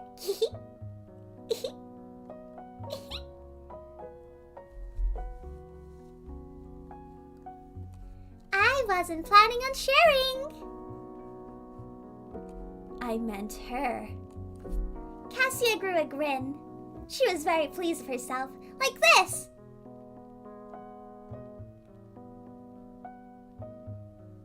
None of my mods will ask you for feet pics. Actually, maybe Mel will.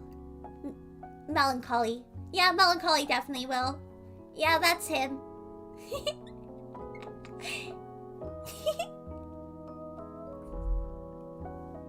Yeah. Our beloved Pope Barista will.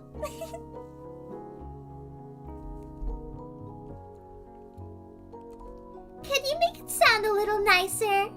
With a please, maybe? Cassia, keep quiet about this, or I'll make your halo into jelly. Melody, just go stream. This is going to take until like midnight. We're going to be here for a long, long while.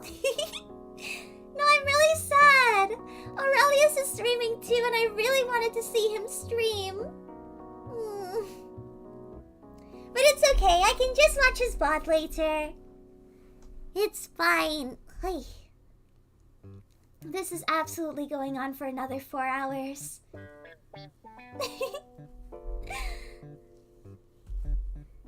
Cassiatina, keep quiet about this, or I'll make your halo into jelly. I'm off to see Suzuha then. Hold on a second. It was a joke. Oh? Can you please keep quiet about this?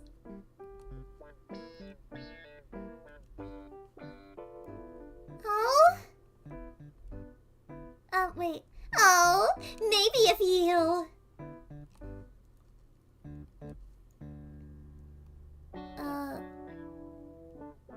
Cassia, the first path to kindness is humility. It's okay. Melody's Twitch is also going to be in Friends of Bezaliel.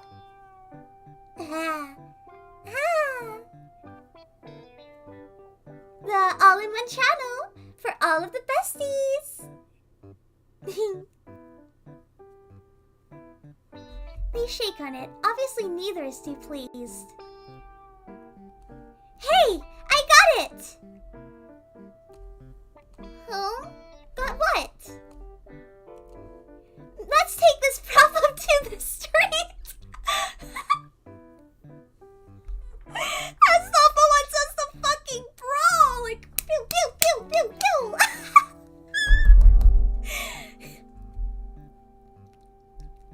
Maybe you'll learn something out there.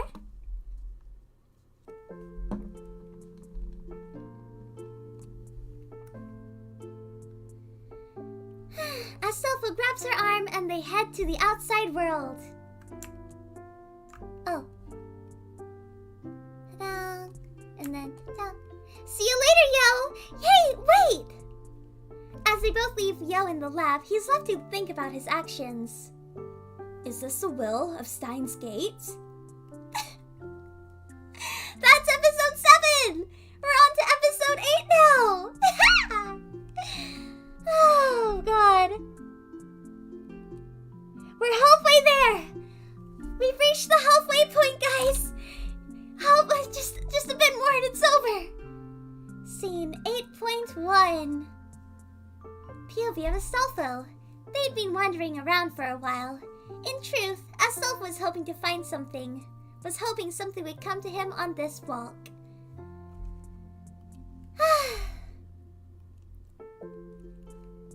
You don't have a destination in mind, do you? No.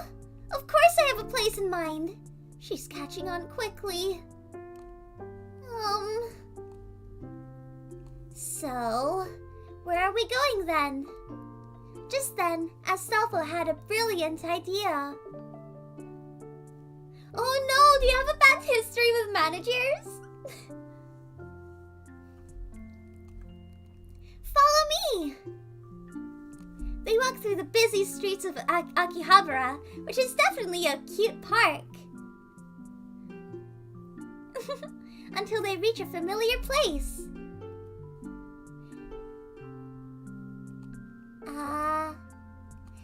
Behold! Astolfo points towards a shrine. If it's a spiritual problem, we can eliminate it here.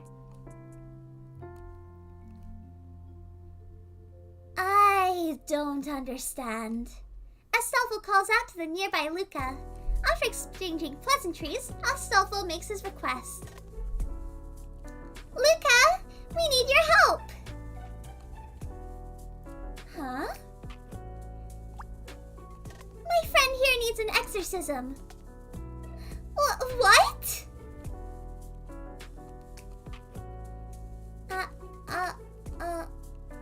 Okay. An exorcism? Then I'll go get my dad. Please, wait. No, it's nothing formal. So, you want me to get exercise, yet you won't let them do it properly? Cassia wasn't happy happy about this. Cassia wasn't happy about this decision either way. It seemed like a complete waste of time to her. Don't worry. Don't worry. The formal stuff is mostly the same thing we did before. Wonderful. It seemed more and more like Cassia thought the cleansing of spirit was a pure waste of time. Anyway, Luca can get you the usual thingy. The usual... That stick with the paper things on the end of it. You know, the things you use on Okabe. Astolfo grabbed Cassia's arm. What are you doing here?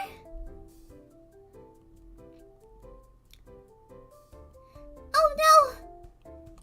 Oh no! Luca! I sense a demon! It's going to be set free any minute! Quick! Get the thingy! Okay! Luca ran to fetch the thingy.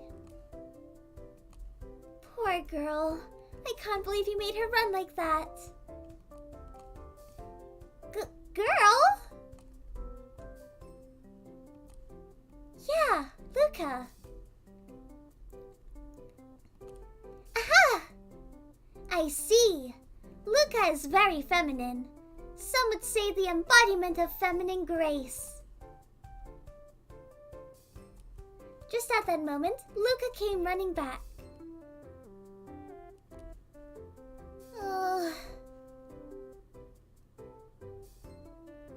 But he's a guy. Huh?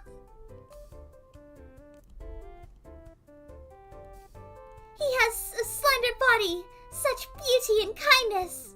But he's a guy. Luca got back to the others. Oh, wait, I missed some lines. Impossible! It's pretty warm out today. But he's a guy. Luca got back to the others and began the exorcism. It didn't take too long to finish. Cassia was very compliant. She was still visibly in shock over the news that someone so cute was a guy. What? A cute guy? No. Oh my god.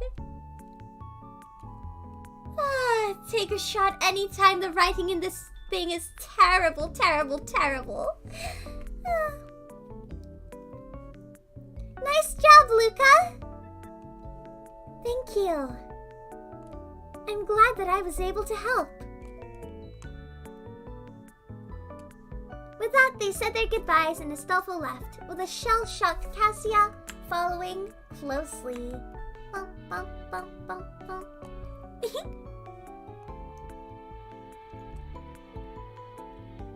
What the fuck, Okabe Rintaro?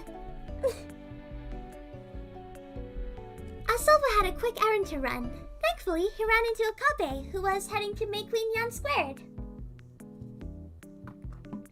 Is it supposed to be May Queen Yan Yan? Side character! Where Astolfo was going to meet her soon.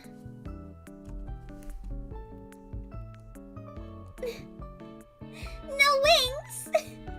Hello, Flitty. Yep, he did. Oh no. You missed some quality content, Giz. It's okay, we're on episode 8 now.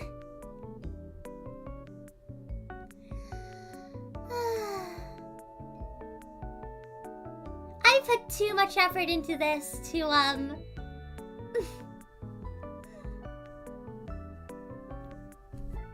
Yeah. Oh my god, we're almost done!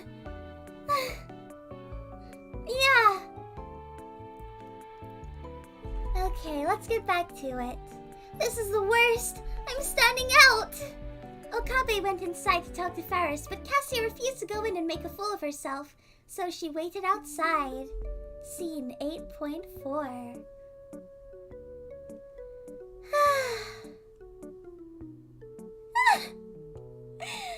It's fine! People play this game all the time, right? It is! No, the original jokes are so bad! I hate these guys so much. Welcome back, Kyoma! Daru called me. Is he here yet? Yep, at his usual spot. Oh, and I've got someone with me today. They've never been to a maid cafe before. Can you keep them company until I and Daru finish? Meow? Who could that be, Meow? Okabe looks towards the door. Faris following his gaze. His gaze? His gaze. Surprise, it's Cassia, my beloved. Meow! Okabe's with a cute girl, Meow! Wait, is that really surprising? And from her height, she's either in elementary school or middle school. How does Rintaro know me? It's never been explained how Rintaro knows me. Like, he's acting a lot more familiar with me than he should be. She is not. I can't believe it! You've already got Faris, but instead you went out and found a new lover! A lolly lover, Nyang! He's like 19, 20 at the time of writing this, I'm going to assume. Maybe 18?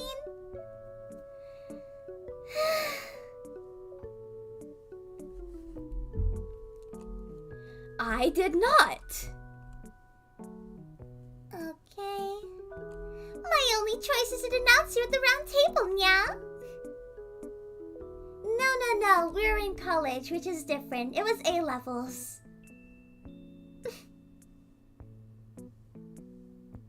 It's about age 16 to age 18, and this guy was a year above me. So at this point in time, he must have been like, I want to say 19.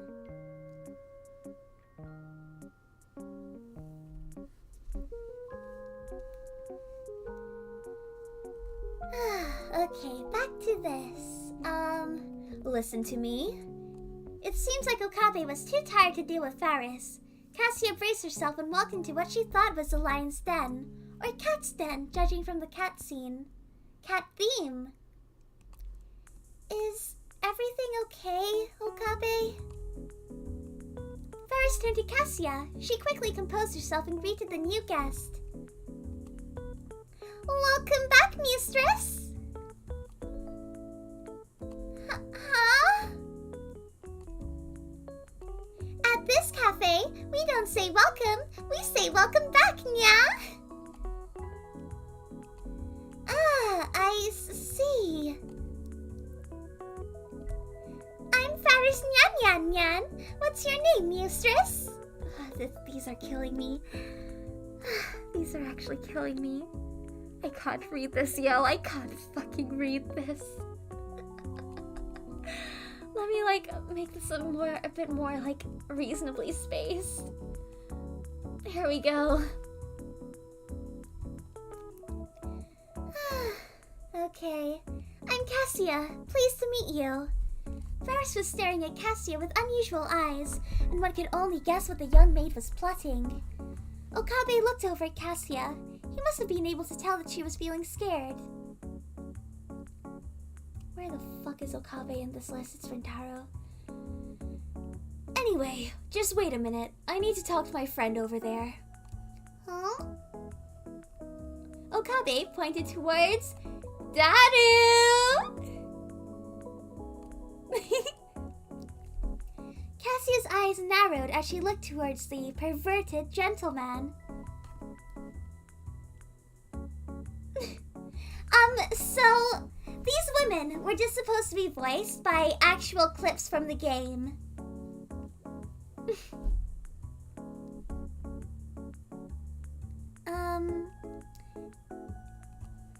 Is something wrong?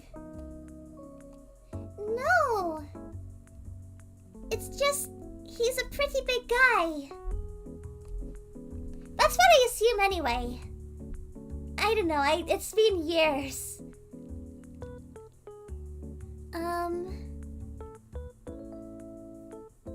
Honestly, yeah. Yo, I'm not fucking unlisting this offer. This takes too much effort. My throat is going to suffer after this. I'm going to have to, take several days to recuperate. I'm so lucky I pre-recorded some shit posts. Oh, God.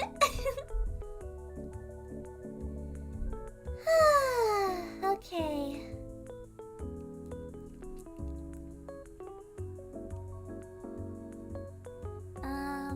Rintaro. I'll introduce you later. Tell him to lose some weight. Okay, I'll take you to your seat. Faris pulls Cassia to a nearby empty seat. She was a little worried.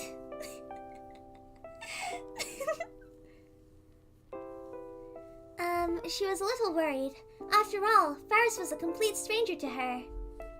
As Faris stood next to her preparing to take her order, Cassia examined her uniform, the uniform Faris wore. I've never seen an outfit like that before. Isn't it cute, Nya? I suppose it is, but wouldn't you prefer something a little less moe and more normal? This is moe, Nya. Faris presented Cassia with a menu. She asked her to choose something to eat and that it would be her treat. Cassia didn't want to abuse this generosity that Faris had given. She looked for something that wouldn't cost too much. Ah yes, the funny white pillow room! After a bit of searching, she finally found something. Pancakes!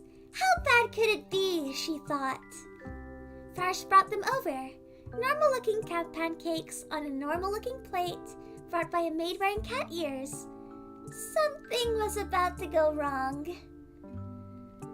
Faris placed them on the table, but before Cassia could eat them, Faris insisted on putting a magical spell on them to taste more magical. I'm glad you're enjoying my pain, everyone. I'm glad my chat enjoys me seeing me suffer. Enjoy seeing me suffer. The world is in danger, Nya! It's a conspiracy, Nya!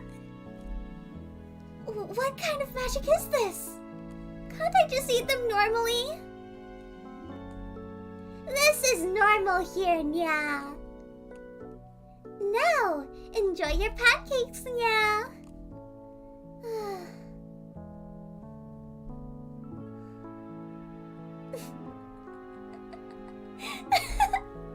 I'm glad I'm the exception. Thank you. Oh, it's dripping! The honey is dripping! Oh, it is? Oh, jeez. You're just like a little baby. A baby? What the fuck? You know, you're just on time, because this is an oh my god, what is this shit moment?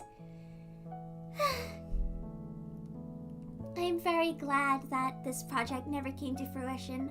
I am glad I decided to stop talking to these guys, because holy shit!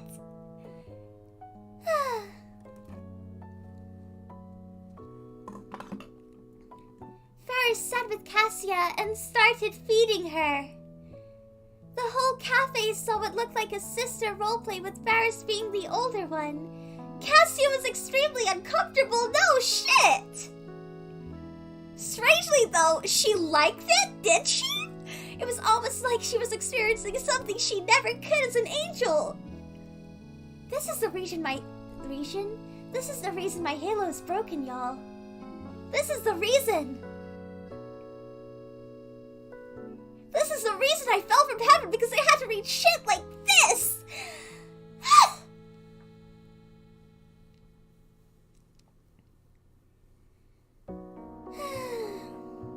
Although it might have seemed like Faris was doing it for the attention, she really wasn't.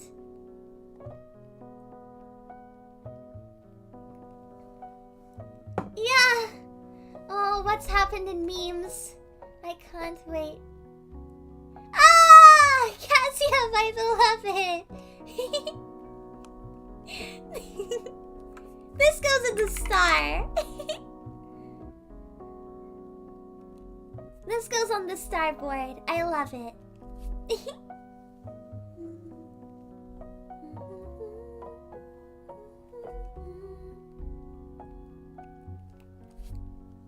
Okay. Anyway, the whole time she was focused on her and her alone. Cassia liked that. She felt loved. It's a strange feeling for an angel. Maybe this place isn't too bad. Faris is almost like a sister. Faris was enjoying this too. It was clear she was happy to bring a smile to Cassia's face. They began laughing and laughing, and before they knew it, Okabe was ready to go. Cassia decided to stay and wait for Astolfo. Faris didn't mind either. She began talking more and more to Cassia. For the first time in a long time, Cassia felt like everything was alright. Talking and making jokes with Faris was good. Before she knew it, she was enjoying Faris feeding her too. It truly looked like a wholesome family. Okay, you know what? That part started bad, but it ended up being kind of cute. It's not as bad? It could be worse. It could have ended worse. That's all I'm saying. Scene 3. After a while, and having a bit more free food, Cassia got a message from Astolfo. He apologized, but something came up, or so he said.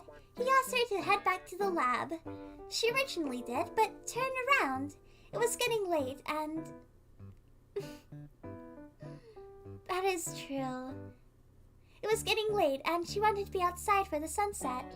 She headed to the top of the Radio Kaikan building, the same building she saw Yo and Astolfo emerge from. Switch the scene! Solo Cassia scene? Oh.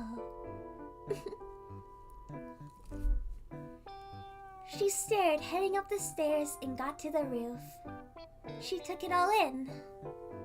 If I close my eyes, it feels like I'm back on the clouds, looking down and watching life go by. The silence made her think more and more. Why haven't the others come to help me yet? Do they even care? Am I alone? Where is Yo? Here's Yo! You wanted him! He's here! Did you miss him? Did you miss Yogas?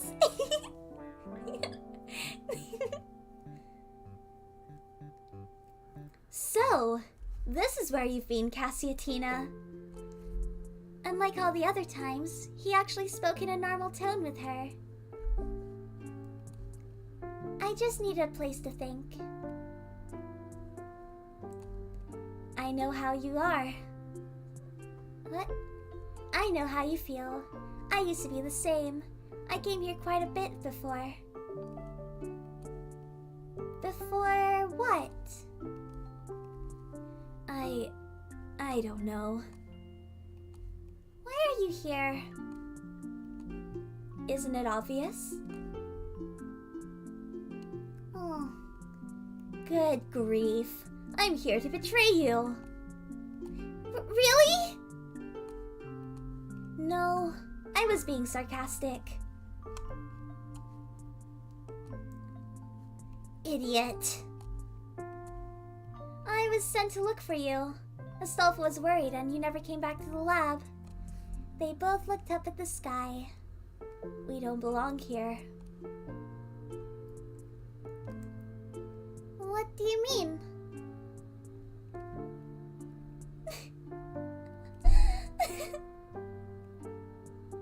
Don't think I believe you're anything, but if you are an angel, then this place isn't for you. As for me, well, this whole world isn't meant to be real. But this world seems fine.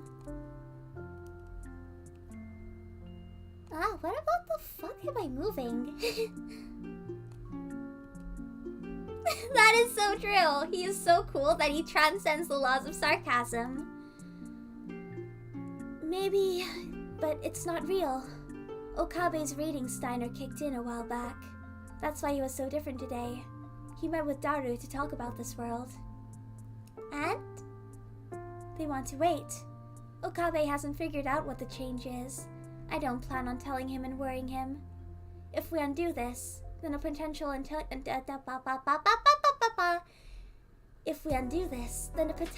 unchangeable death can be avoided. Is that why you want to go back? I belong somewhere else. You should relate after all. You want to go back too. This guy does not use commas correctly, by the way. Like, it's really throwing me off. What? Have you developed a change of heart? Today was nice. I experienced new things. Maybe things aren't so bad if I stay a while. Yo scoffs and looks up again. You shouldn't push fate. It's a formidable god. You shouldn't push fate. It's a formidable goddess. They both stopped talking for a while. Eyes focused on the setting sun skyline.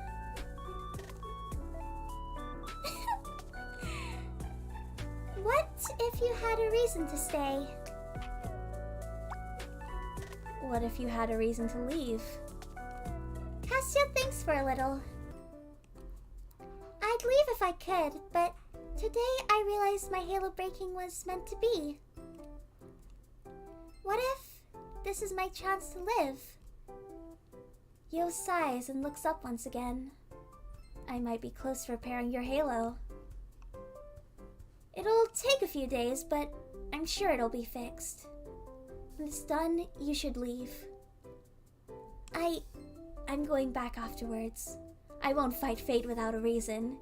You guys might have your reasons, but I don't, nor do I need one. I won't risk my life for a maybe. He pauses. Cassia looks back up and smiles.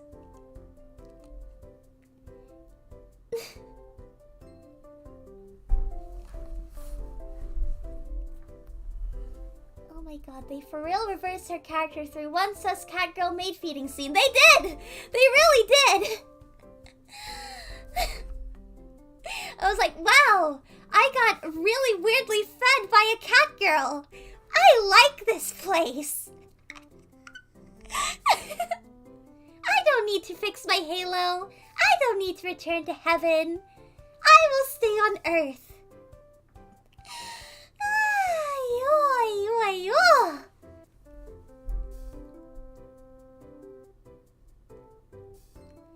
You know, what happened doesn't have to happen again.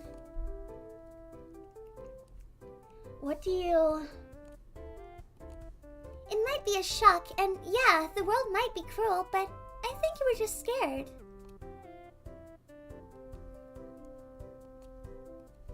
Astolfo wasn't, and still isn't sure about Luca, and yet he's still willing to try. I found that even those who don't know me can still be like a family. Ferris showed me what it means to be loved by others, even if it was just a simple gesture. It made me feel like I had friends and a family. She looked at Yo and smiled. Who knows? You and Suzuha might... Yo blushed a little. The teasing had an effect. Then he smiled. You're alright, Cassiatina. You're still a lousy angel, though. With that, he left her. Wait! Okay, sorry, another earthquake happened. Angel! You finally believe me? And so the girl ran after him. They walked back to the lab together. The Phantom of the Night and the Chinipiel. A strange pair of friends, no?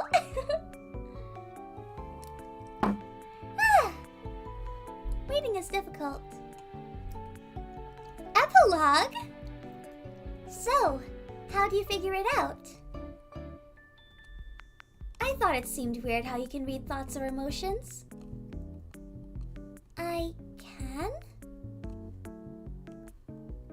Maybe only a little, but I never told anyone what I saw. I see. You better keep your mouth shut, Cassiatina. We'll see about that. She starts running. Good grief. Hey, wait, I'm serious. Exit stage left. That's the end of episode 8. Ah! She started to...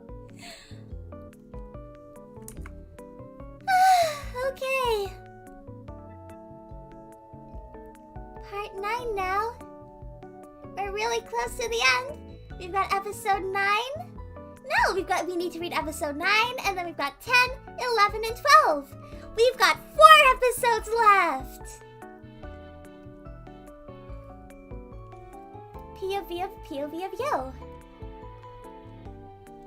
I feel like my scenes are kind of lagging. Hold on, I'm going to hide a few to hope that it doesn't feel as slow and laggish.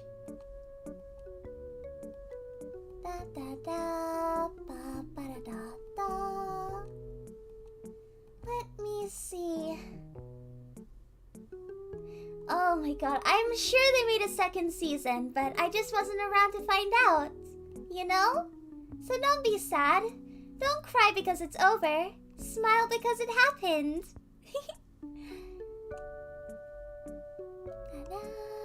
There we go. View of clouds in the sky. Foreshadowing scene. Let me grab you real quick. There we go. He's going to monologue for a bit. Things change. Holding on to what I was. Holding on to what was is just deluding myself. There are things I have to tell myself. A few days went by. Cassia became happier, and so did Astolfo. Cassia became good friends with Faris and the other lab members. She even at one point referred to Mayuri as the ideal angel. Astolfo was happy and fine with where he was. He enjoyed life like always. Things were good. In fact, they were better than good. So when I finished preparing the halo, I never told Cassia until it was too late. Instead, I ran tests. How could I tell her? How could I, tell her? I saw them all in the lab. One happy family. I thought I was in the right in doing what I did, but I wasn't. So what went wrong? It began a few days ago. Scene picks up in the lab.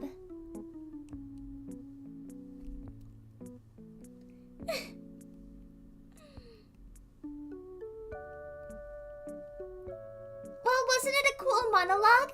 Don't you think he's so cool, like a discount Okabe Rintaro? Huh?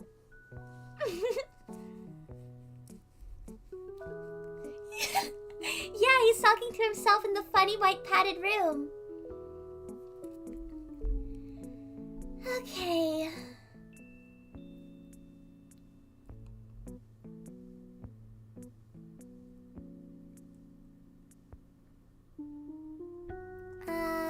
Okay. Hey, yo! What are you doing?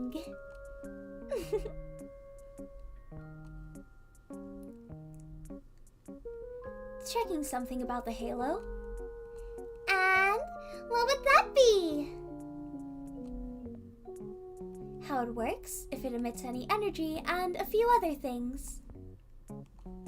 Why? Even if we can't keep it, we might learn something that can prove what the fuck? Invaluable. Why is that so hard to say for me? The halo was mostly fixed, however, there was no glow. Not that anyone aside from Cassie would know if it would. Yo ran a few tests to determine how it worked, but all proved to fail.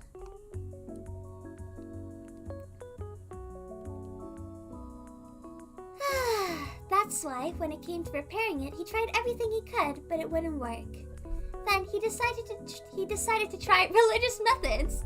He tried to baptize it. Incredibly enough, it yielded results. He baptized my halo? Did he dunk it in a bath or something? He ran a bath and then he said some baptism speech. It was by the name of Christ, you are clean. The halo!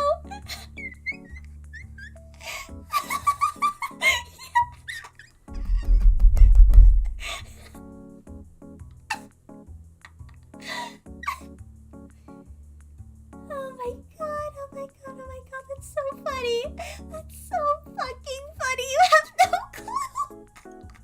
That's the funniest thing in this. It took 9 episodes. Well, technically it took 5. But I bet it stands even if it's 9. But still. This is the only funny joke we've written. Oh my god. Okay, let me have a drink first. Holy shit. Okay.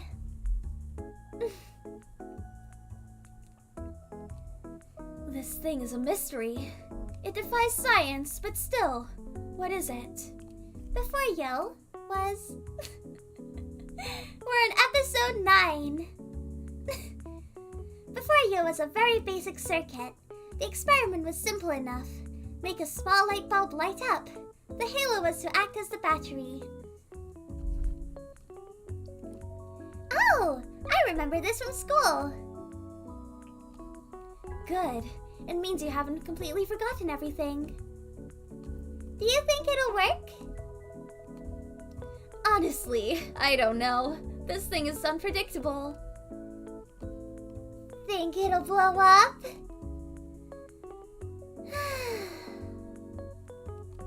Probably not. Actually, just get the fire extinguisher, just in case. You'll finish hooking up the halo to the circuit, and then it glowed. God said, let there be light. Holy shit, my throat hurts. I cannot head on with this.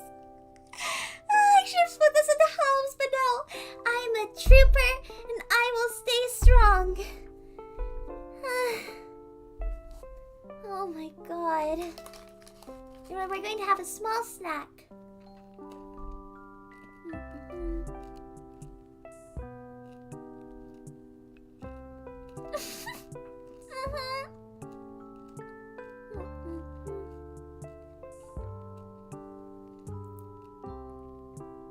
Some energy to keep me going.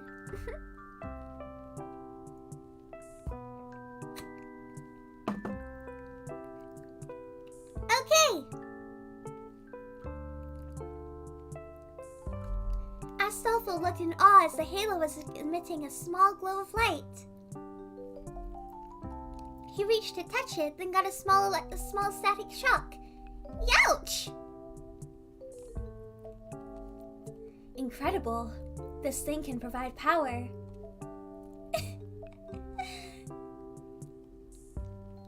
Astolfo looked up at the clock. It was already 12 p.m. I need to get going. Try not to do anything crazy, Yo. Yo didn't respond. Instead, he looked at the halo in awe. Could this be the key to the future? Scene 2, POVs of Astolfo. Astolfo rushed out of the lab and ran to the UPX center. So I don't know what a UPX center is. So I just used the park again.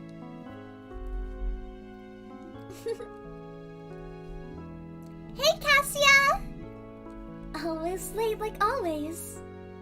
I read that really badly. I read that back as always? I'm going insane. These scripts are actually making me go insane. The shitty Steins fanfiction is actually making me go insane. There, he met up with Cassia.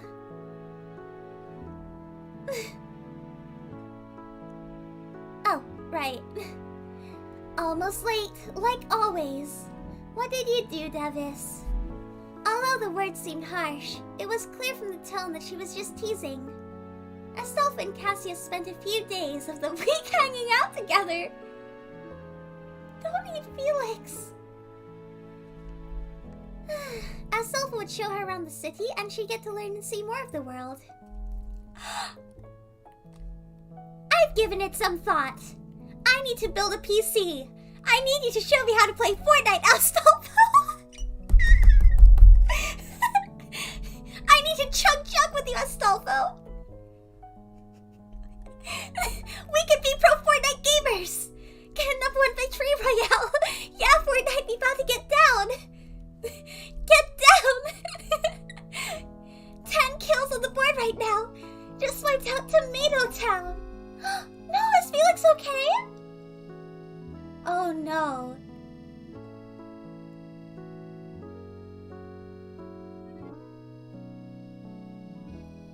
Oh no. Good luck. Well, I only hear things about the online world. There's so much I could learn and see.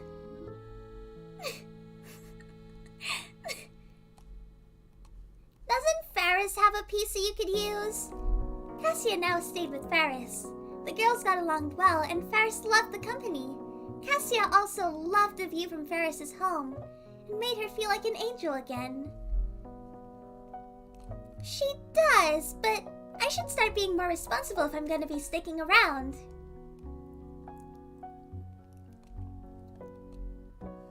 Astolfo was... What the fuck? Earthquake?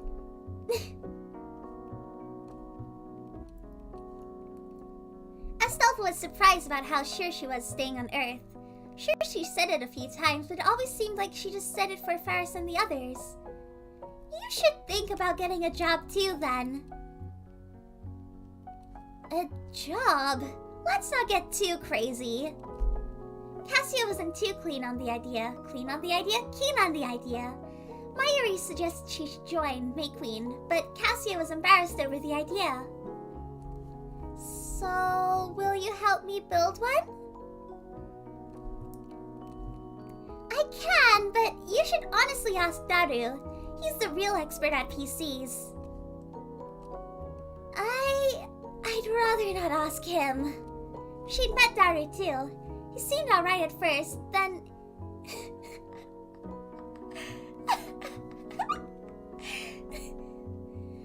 But then he showed his infamous side. The perverted gentleman made his presence known to Cassia. In that case, I shall try my best to help. Thank you. Cassia looked at the small thing. It had a simple enough design, but it had a few phone etchings on it.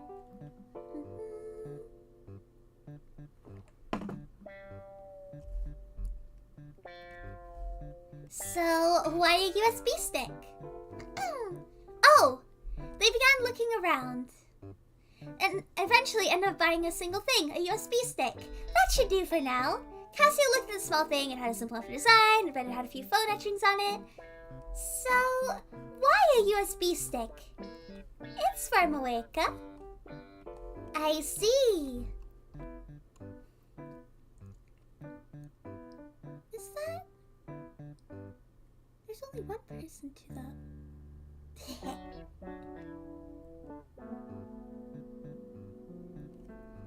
Okay. I still feel bad for that day. So I want to make it up to her. You really are on your way to becoming an angel. I already am an angel. few people around them began looking at Cassia. The girl wasn't used to standing out, so she quickly urged Astolfo to leave. No action yet. Me too. No fights. There was only the at the start. I'm glad my training worked for you, but you still have quite the temper. Oh, I'll show you a temper. Before heading to Moika, they have some food at the nearby curry shop. Cassia never had some and found out the hard way that food can also burn. She began screaming and downing as much water as she could. It was very amusing for the customers as she just had mild spice. This is canon. I am getting better, but at the time, I was a little bitch when it came to spicy food. By the time they got to Moika's house, it was already dark. Moika let them in after they knocked on her door.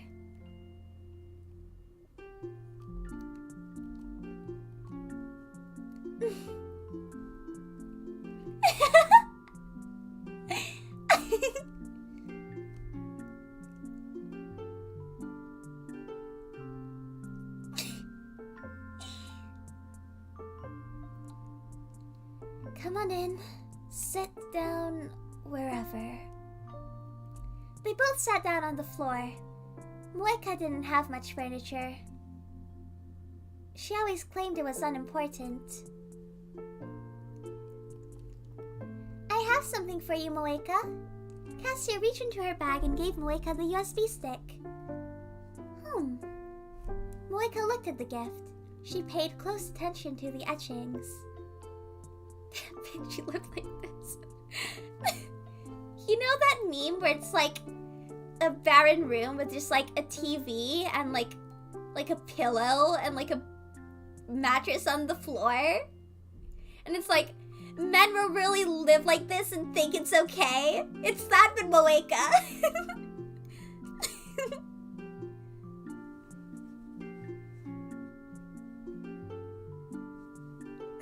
That's her. Damn bitch, you'll live like this? Someone make that for me, please. Peak mail room. Wow, Moika male brain for real, for real. It's a thank you gift and a sorry for the time you let me stay here. I hope you like it.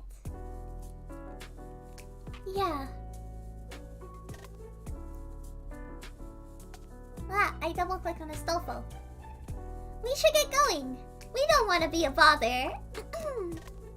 As they both prepared to leave, Moika spoke. Hungry? Thanks, Moika, but we had something a while ago. Yes! I could use some food. Didn't you have something a while ago? That doesn't count. It was pure torture. It was mild spice. I felt like my mouth was carrying the fires of hell. So you have an abnormal appetite. Listen here, you. I've not got some abnormal appetite. And besides, it would be rude to turn her down. Sometimes I think it's Yo the victim. Sometimes I think Yo's the victim of the treatment he gets. Victim? Huh? Yeah, that is true. I bit my tongue, Ah, hurts. I can make something. Both stopped talking and Cassia regained her posture. Thank you, Cassia. Thank you, Cassia. Thank you, Moika. We'll gladly appreciate your offer. Moika headed into the kitchen and began preparing a meal. We should get back to doing the breathing exercises.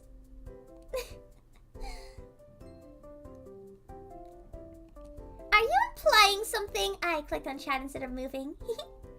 POV of Yo, 9.4. A whole day has gone by. Yo spent it running test after test. There! It's possible! Yo finished his work. Before him lay a plan.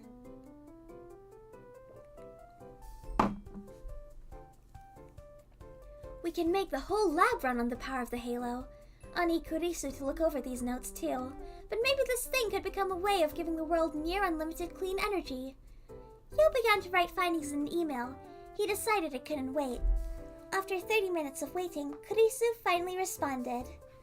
I've looked over your findings briefly. First of all, you should have told me in Okabe. We could have helped. But I understand sometimes a scientist wants to do things alone. This halo does seem to have a lot of promise. I'm a little busy for the next days. However, when I get back from my trip, we should experiment more. Good job, Yo.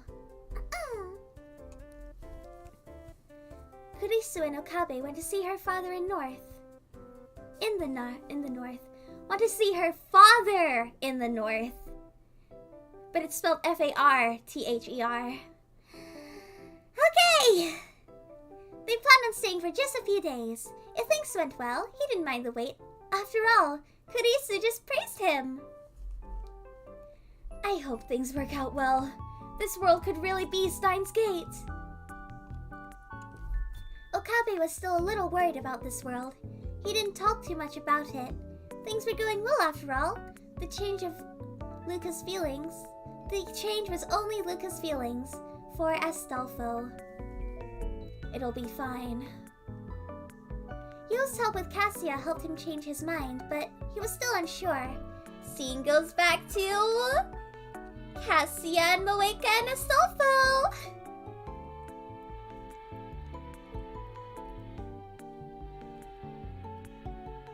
Thanks for the food, Moeka. That wasn't too bad. I was half expecting instant ramen. My angel powers allow me to know where good food can be found, unlike you and that curry place. They both started to head down the old wooden stairs that would seem like they'd give out at any moment. So I couldn't find a good picture of what they wanted. Because, like, look at this.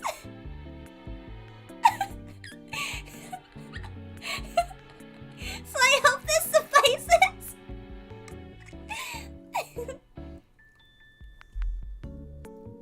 I hope this is fine. And to think you call Yo a Chinibyo. He is, though. In an instant, Cassia fell down the last flight of stairs. There was a car coming down the road. It wouldn't notice her quick enough. The stairs were covered in a shadow. The landing wouldn't kill her, but the car was too close to react. It could... Cassia! Astolfo caught her shirt, but it wasn't enough. She felt him falling too. Now they were both falling. No, it can't end like this. The world around them moved so slow. It's almost like death was toying with them. What a cruel fate. Just then, the world went quiet. Cassia saw a girl run out in front of them, waving in the direction of the car like a child saying goodbye. The speed they were going at was too much. The child might save them, but she'd... Yeah, this doesn't really fit. Sadly, I don't actually have any intense music to, at hand. I can't let this happen! Suddenly, a burst of light came and engulfed her and Astolfo. Did he finally save us? God? Did he? The white began to fade away. She was back in the lab. In front of her, Yo. Behind him was Astolfo, wearing a worried face. She couldn't hear them. Where? How?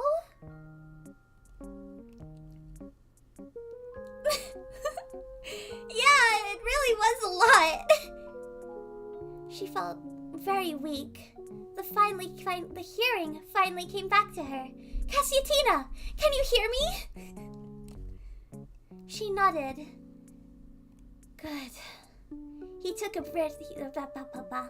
He took a breath and looked at her again. Good grief. You're just full of surprises, aren't you? Cassia, are you okay? She nodded. They fell on the sofa and passed out. Writer's note. I don't plan on making any crazy powers, but this thing that Cassiatina had will help us. I don't want to spoil too much, but the idea is that... Guys.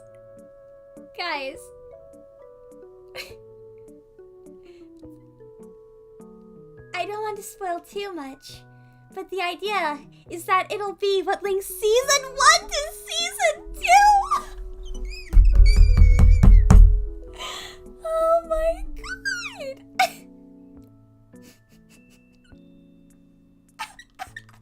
Season 2 confirmed! Season 2 confirmed!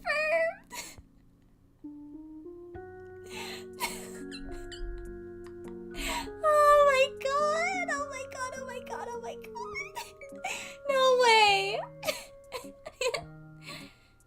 Also, my bad for not doing too much with waifus. I'll try to maybe do something, but honestly, if I focused on that, this story would seem too much like a weird fanfiction. Yo, my friend, it already does. This is already weird fanfiction. This is just weird fanfiction. No way he thinks this isn't, bro. No fucking way. Holy shit. Anyway, this episode is technically a bit of a filler, but I hope you guys still think it's okay. Be sure to share thoughts like that always. El Sai Congril. That's the end of episode 9. We have 3 left.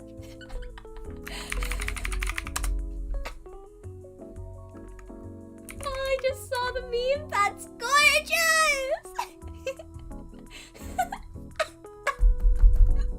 Good job, good job, good job.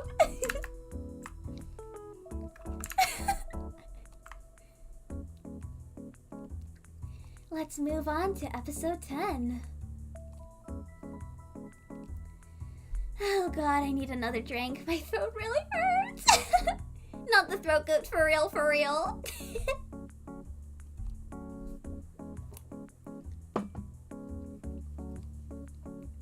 POV of Astolfo. Astolfo was still shaking. What just happened? He wondered.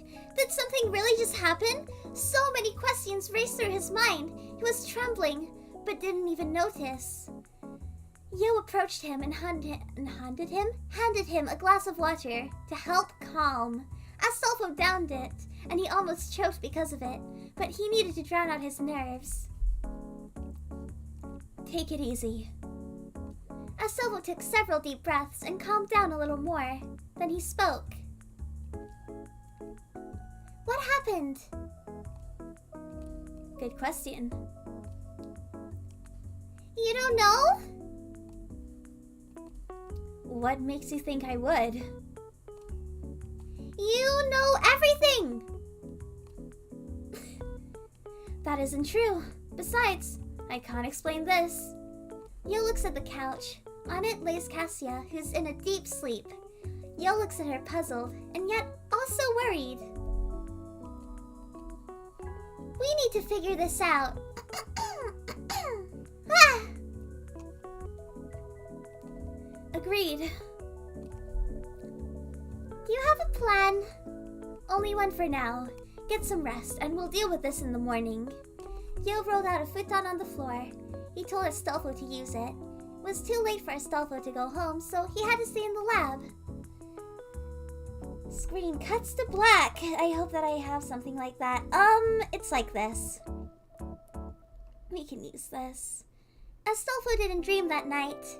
His mind was too broken to do any more than just rest. He woke around midday.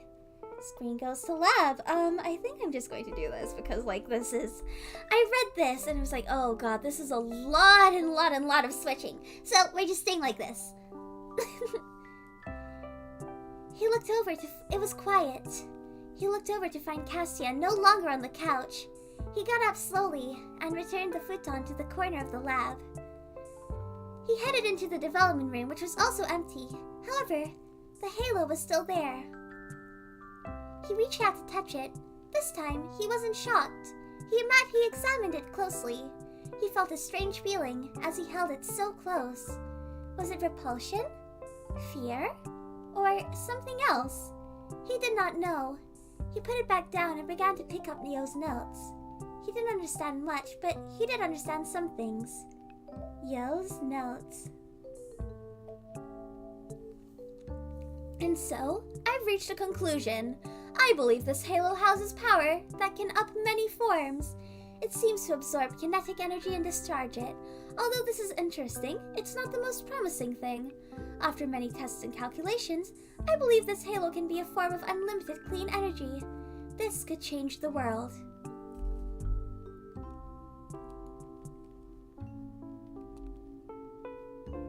What's this? Astolfo began reading more and more. He didn't understand it, but then he found Yo's personal notes. Yo's personal notes. This thing is beyond all science. It defies the laws of physics. This thing creates energy out of nothing. Cassiatina might not understand this herself, but she might have a cheat code to the laws of the universe. If angels are divine beings that serve God, it makes sense that they have abnormal abilities. That's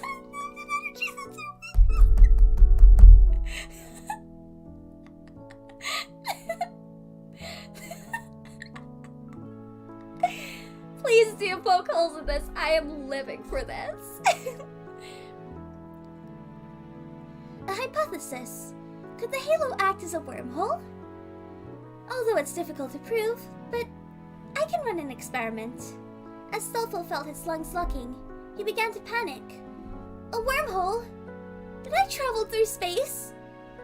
Astolfo might have arrived in this world blind via D-mail, but that didn't include physically traveling through space. He recalled hearing about the jellymen, and images flashed through his mind. Could I have died? Astolfo felt sick, so he went there to sit on the couch. He closed his eyes and tried to sleep again.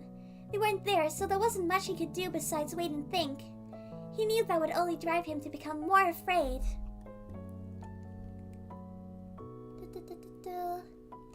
He slept through dusk, to find he was alone. He decided to leave the lab for a bit. Astolfo began walking the streets with no particular destination in mind. He was simply thinking, was Yo right? Are we pushing our luck? Should we not have helped Cassia? Astolfo knew he was alive, as he was fine, but he felt like he was on the verge of breaking. Were his cells slowly turning into jelly? Was he doomed to die? He wondered too much, and he knew it was harming him mentally. It didn't happen, right? I didn't travel through space. His thoughts were eating away at him. He couldn't handle it. He needed answers. Just then, as if fate answered his call for help, he saw Yo and Cassia, and he knew they would answer his question. He followed them through crowds of people. He was practically swimming through the waves to catch up with them. Just then, he lost sight of them. He panicked. For a split second, he thought it happened again. Then she and Yo disappeared. He pushed harder and faster, but in the end, he'd lost them. He wandered around, going to any place he thought they might have gone. He kept thinking and questioning if it happened again. Should I call them? Should I lose the time meet machine? The time meet? Should I call them? Should I use the time leap machine? What should I do? Astolfo could feel his rational thoughts slipping. His fears made him more brash than ever. Than usual, he ran all over. To the lab. They aren't here. To Mayqueen. Not here either. To the shrine. Please be alright. By the time he got to UPX, it was already dark. I can't find them. Dark thoughts started creeping in. You failed, one said. They're dead, another howled. Howled. No! I reject that idea! I must have missed something! He ran back, making sure he didn't miss them, but he couldn't find anything. He decided to check their last known location once again. Nothing was there, but then he decided to wander the area until he finally stood out of the Radio Kaikan building. It was already past closing time, but that didn't stop him. He got into the building and checked each floor until he decided to go straight up to the roof. It made the most sense that they'd go there if they were in here. He reached to the top and saw them. He reached the top. They're really trying to mind freak Astolfo. That really takes a lot out of it, doesn't it?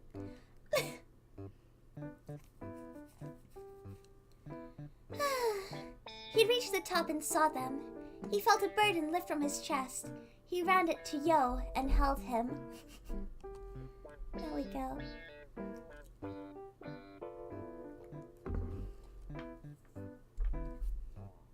Yo had his back turned, so he was a little startled.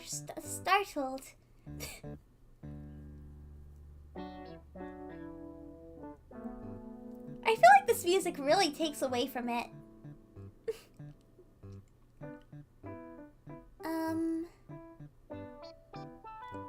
Cassia came to check on him, and he leapt to hug her. Oh. He said nothing, but all he did was let his emotions flare.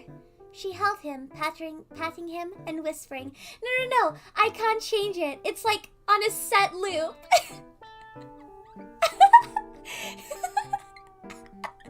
It picked the silliest one for this. Fate decided to put this one on here.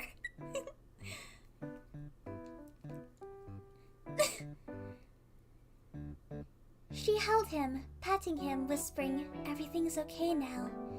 Hearing those words made him feel safe. He stopped embracing them, and then simply saw them smiling. I looked everywhere for you guys! Sorry about that. We didn't mean to trouble you. Astolfo wiped away the tears that covers his face, then put on his usual happy face. So, how about some food, guys? Where the fuck are... Okay, here it is. God, I'm going to be so hydrated by the end of this stream.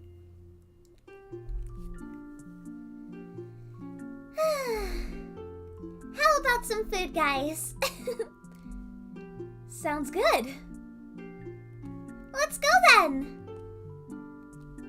But first, we have to finish what we started. Sure. Can I help? What? Sure. Hold this. Yo handed him a rope.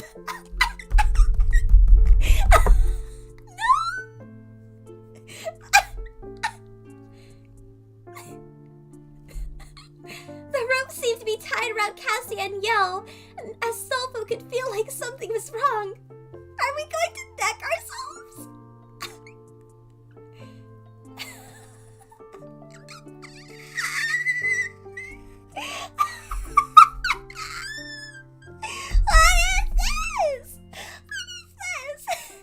Okay, you know what? I'm sure there's an explanation. We're not going to deck ourselves.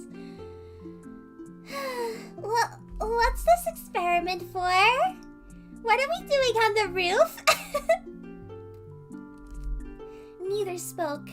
They both made sure their ropes were fastened correctly. He noticed the rope was linked to both of them.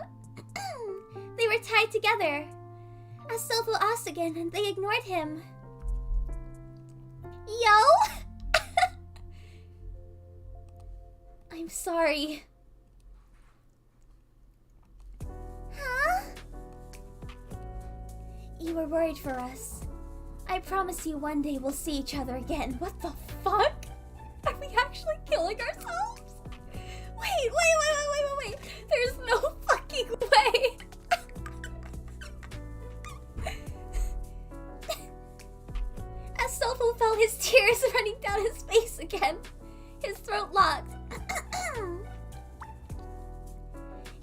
to cry, to scream, to plead with his friend, but nothing came out. He was silent, trembling again.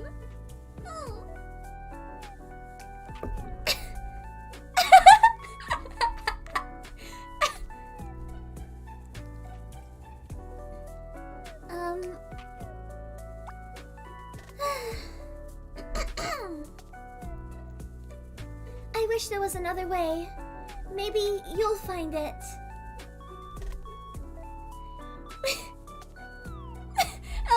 Okay, close the music.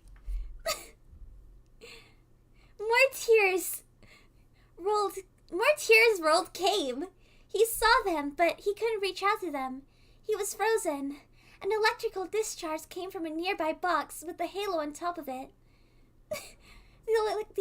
The electricity sparked all over, like a concentrated thunderstorm or a D-mail. Cassia, no! Alright, hold on to that rope, Astolfo. He held it tight. His friends' lives were in his hands. I won't let go, ever! A bright light emerged from Cassia and the halo. It was pulling. The force was incomprehensible. I won't let go! It was pulling Astolfo to it. He planted his feet on the ground and gave a silent cry, tears running down, but his will was stronger than ever. Yo, Cassia, I'll protect you guys! What the fuck?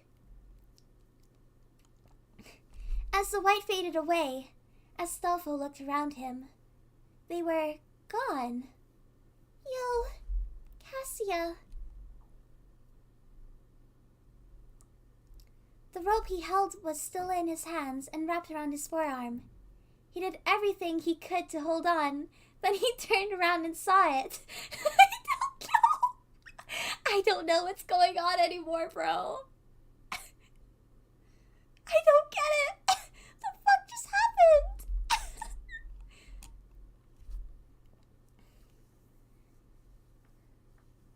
The rope he held was still in his hands and wrapped around his forearms. He did everything he could to hold on. Then he turned around and saw it. The rope was attached to the satellite and was completely safe. He threw the rope to the ground and ran to where they were. The ground had a large circle on it. It was scorched onto there. No clip out of existence.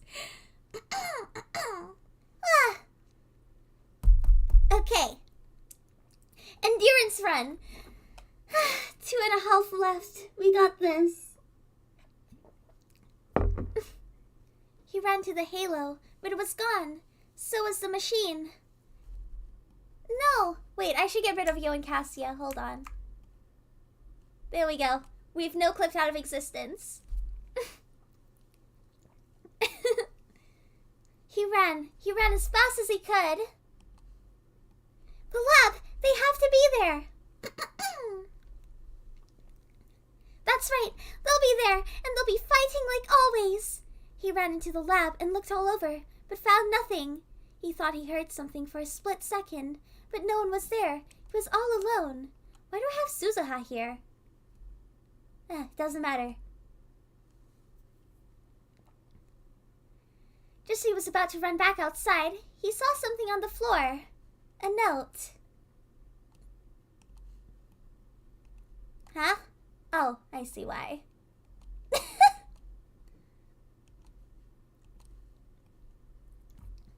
This is Sheet's story. I trolled the VOD.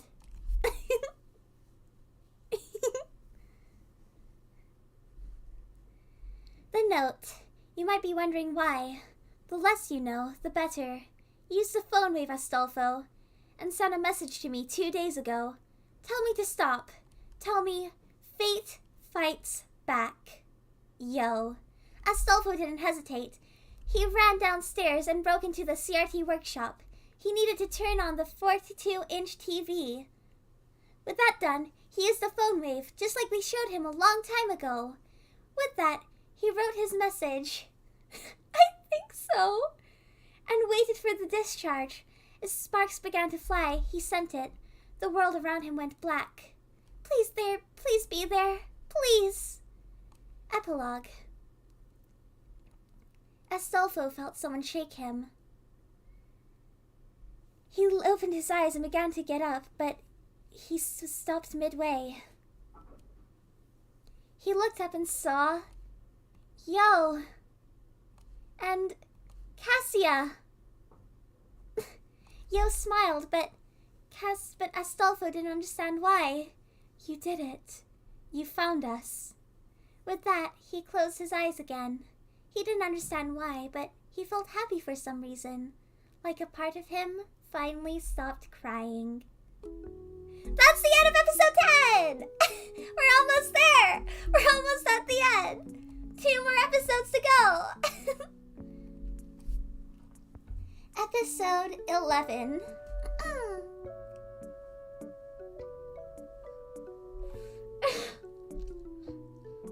Yippee! Okay, so this scene will take place before the last episode's epilogue.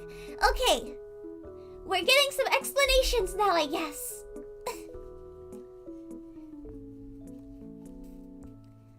Okay. Both Cassia and Astolfo were asleep in the lab. Do you like the sleeping? I have, and it's almost over. It's to celebrate 500 subscribers, Connor.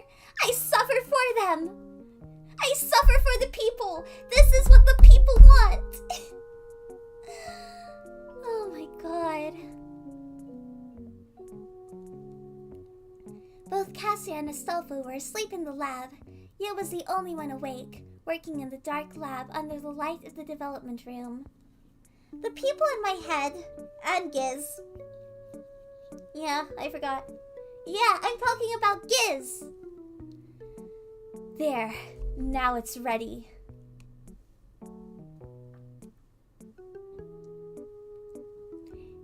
Yo spent the past 2 hours coming up with a theory of how the halo worked.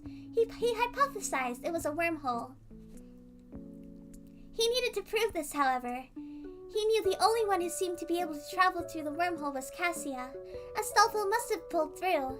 At a loss, he began to think what he should do. Should he contact Kurisu or Okabe? He decided against it.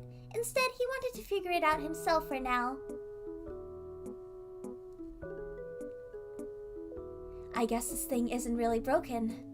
It's more dormant than anything. What do you mean? I'm a grown woman. What do you mean, not an adult? Is there a problem? Oh my god. Someone made their way into the development room. He looked over to see Cassia. Oh, let me turn Cassia. Rotate the Cassia. Guys, you're not helping my case. Not when there's someone new, please. I mean, they absolutely deserve to be fucked with, but oops, that's Astolfo.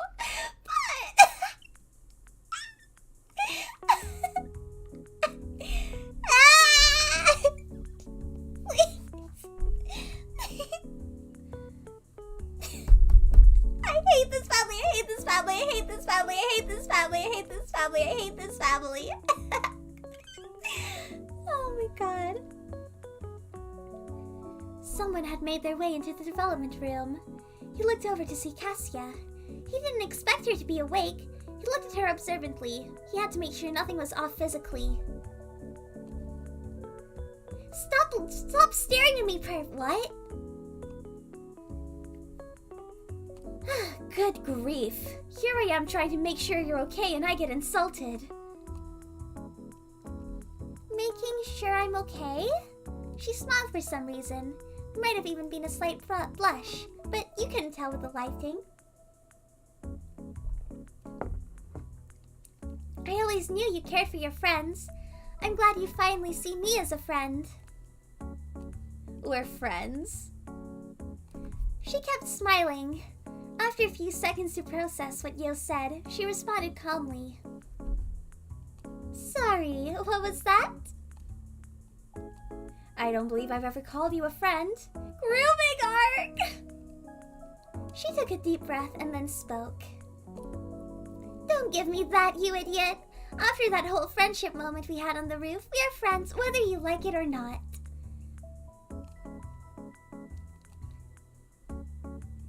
You should... What the fuck am I clicking on? Ah! You should stop... Let's try again.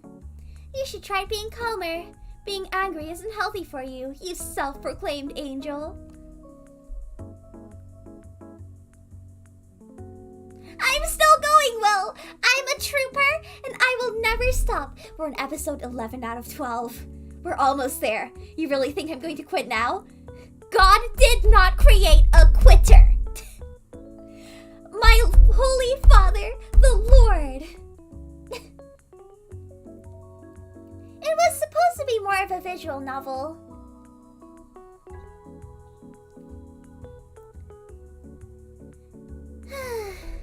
You should try being calmer. Being angry isn't healthy, you self-proclaimed angel. She pouted for a moment, then walked over to Yo's notebook. He let her read it, and after a moment, she began to ask questions. A wormhole! An interesting theory. How do you aim to prove it's true? By using you.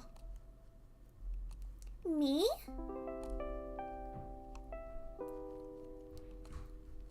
You're the only one who can go through them.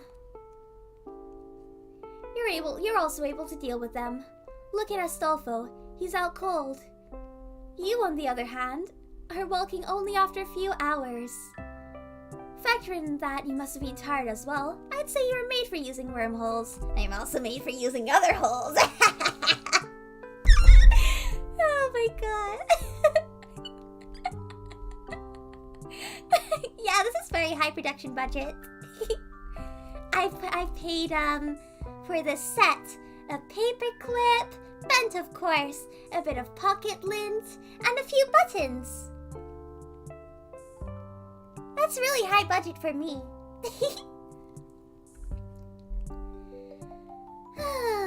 Plus, it's your halo, so whatever affects it shouldn't be harmful to you at all.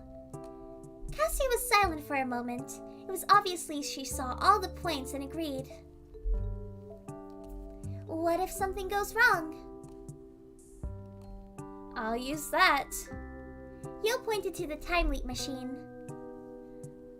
I'll travel back to this point in time and prevent the experiment from happening. Okay, what's the plan? It was still dark. In the very early hours of the day, history would be made again. No! She was going to open a wormhole using her halo. They needed to prepare for the experiment. They acquired some basic equipment for the test. They also went to the site of where Cassia traveled from. She showed him where it happened and explained the various factors. Yo listened, and afterwards they decided to head to the top of Radio Kaikon building for the experiment. 10.2. Get that back. Oh, hi to Astolfo. Oh no, where's Yo and Cassia? Huh. Oh, I see why. Okay. Astolfo. What? What? Okay. There we go. Move Astolfo down. Yo and Cassia up.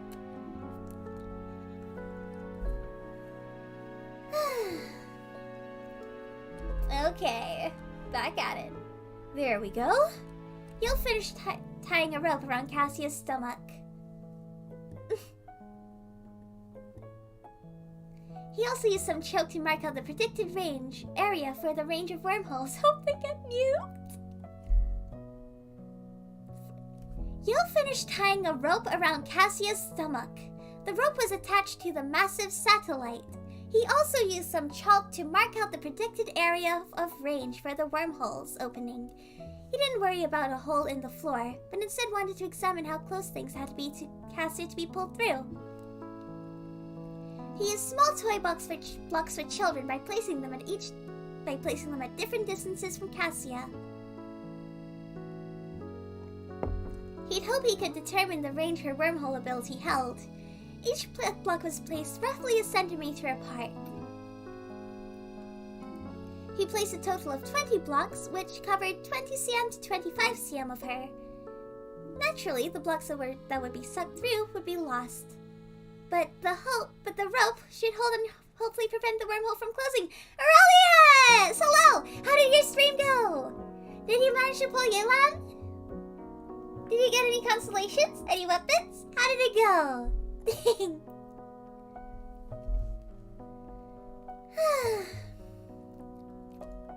Remember, Cassiatina, if it goes wrong, I'll use the time leap machine. Okay. She was nervous, but she believed her friend. She began to calm herself and then nodded at Yo. This is true! You missed No! That's so sad! At least you got her, though. She's a very good unit.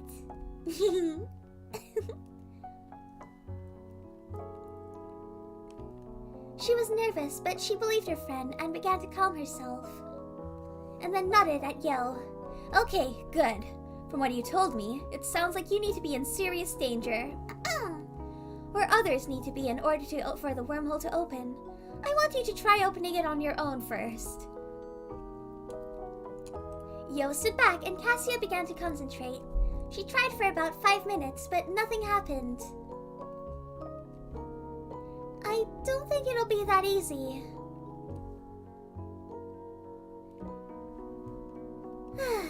Keep trying. Maybe you should think of a place you want to go. She tried again and again, but the halo remained dead and inactive. Nothing. Want to hear something funny? Huh? Something funny? Now? Yeah. So, do you wanna? Sure.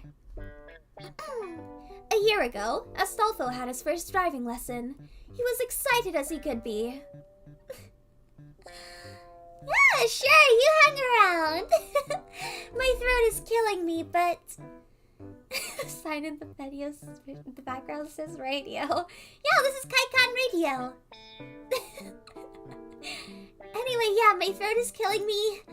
I'm extremely hungry, but we keep going. We're almost at the end. We're at episode 11 out of 12. Okay. A year ago, Astolfo had his first driving lesson. He was as excited as he could be. He would boast about being a professional driver. When he finally got in the car, he was cocky and sure he wouldn't mess up. Me and Okabe went to see him off. Then later, we head back to class. When on our way, we see a car driving towards us on the footpath. We jump out of the way and so do other pedestrians. As the car comes past, we see that Astolfo was driving. As it races past, we look down the street to see a car hit a few streetlights, which caused a truck to flip over. After the chaos ended, Astolfo was running as fast as he could. That idiot. Why tell me that? That's why. Yo pointed at the halo, which started glowing ever so slightly. Wow! I knew it wasn't broken! Yo smiled.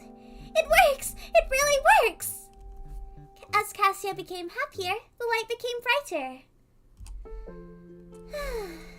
When you told me about the kid you saved, my mind began to wonder. You were focused on saving her. Maybe that's the key. Maybe every part of you wants to be focused on one goal. But it's just a hypothesis, of course. But if your heart and mind and will are all focused on saving, let's say, saving a girl.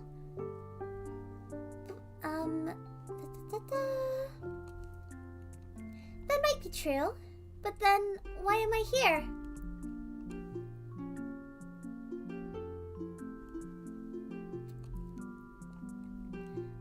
Maybe that's right, but why did it break then?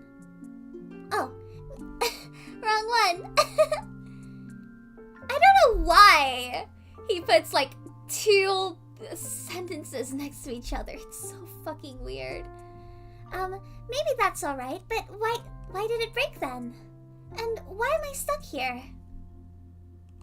You never really told me how you got here, did you? You're right. Well, why didn't you? Well, because because you can't remember. Could it be your time with the wild hunt remains a mystery because they erase your memories? More water. I'm slowly giving out, but it's almost over!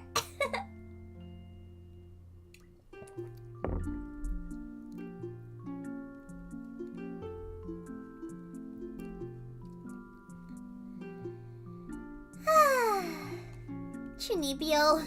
No, it wasn't anything like that. I just remember getting angry and waking up here. So, you don't remember anything? I remember some things, but not all of them. I remember the wonders of heaven, its architecture, its magic, and its people. It was pure bliss. Your next line will be, but it had problems. But it had problems. Wait, what just happened?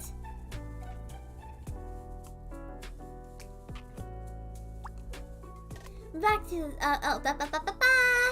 Hey, don't question my powers, Cassiatina. You wouldn't understand how I came to possess them. Chinibio. Back to the story. Heaven was paradise, but everyone was so stuck up. They always preached about the old ways and how tradition is important. So one day, I thought I'd prove them wrong. I stole my halo before I underwent a tranquility ritual. Wait, you stole it? And what's a tranquility ritual? Oh yeah, I stole it. See, I was done with my training, so I was going to get my halo that day, but only after the ritual. The ritual was meant as a pledge and a way to calm our minds, hearts, and spirit. See, the idea is the idea is that way. The halo works better.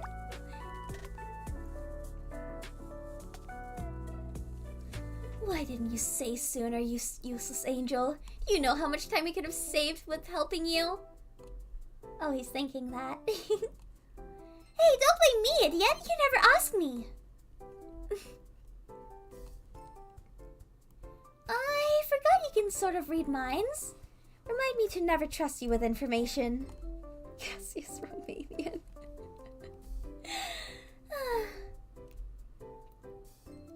Yu was holding in the urge to scream. These past few days of determining the Halo's origins and how it worked could have been avoided, though he knew he was also at fault for not asking.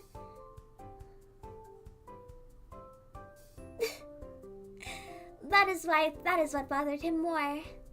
So, back to the story. I stole it to prove that tradition is absolutely pointless. Idiot. Then, I stole some training wings. I never used them before, so it was a new experience. Fool. So it went well enough, but when I tried turning, it wouldn't work. Then I got a little mad. Liar. So I kinda crashed into a building or two. It wasn't anything serious. I don't believe you. Eventually, I crashed a ritual, so they started scolding me, and I politely and respectfully told them that nothing serious happened. Politely, respectfully. If I didn't spend the past few days with you, I might have believed that. So somehow, I ended up here after that discussion and my halo was broken. Am I missing something? Nope, that's the 100% genuine story. Yu stood staring at her. His face was a shame of combination, shame, frustration, and pain. Wait. Because I stole a halo and wings, apparently. Any questions? Staying here was a mistake.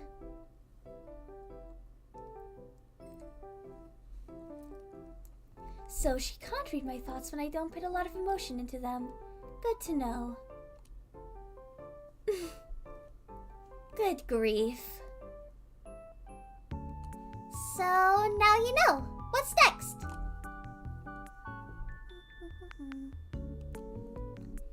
My hypothesis is that you broke your halo with your negative emotions and tantrum. Cassia smiled. I'm going to pretend I didn't hear that. It seems that your inner peace of some kind is required to make them work. Also, you need to be absolute in your want and will. So? Yo pondered for a moment. Yo's phone began to ring. He quickly walked away to answer it. POV of Cassia. Strange. Who would call it this time? No, they already did the death fake out, remember?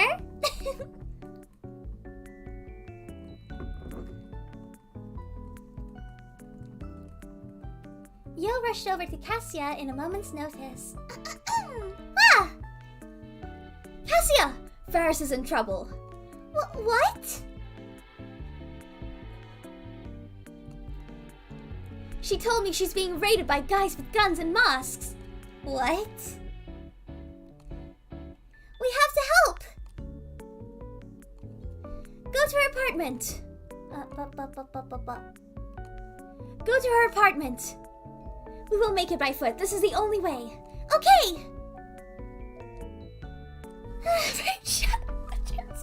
Oh, I wish they'd sponsor me. Yo stepped back and Cassia focused. The wormhole opened and everything went white. She then realized she still had the rope on her and she felt it pulling her back. In an instant, the white around her vanished and she was back on the roof. Yo, what did you do? Successfully ended the experiment.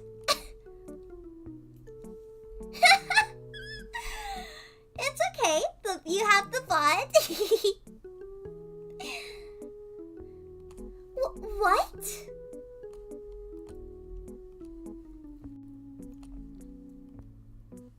I fooled you, Cassiatina. There was no attack.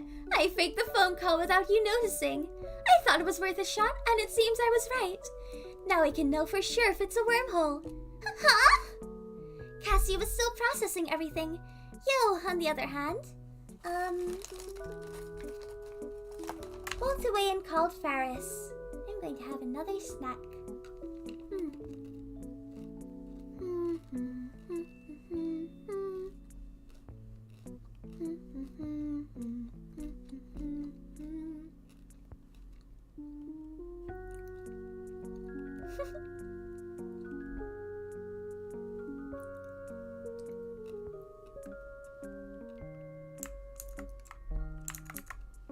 Okay.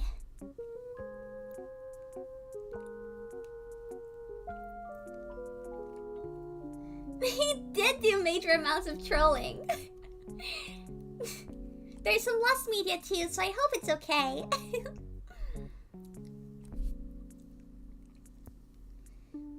Yo, on the other hand, walked away and called Faris.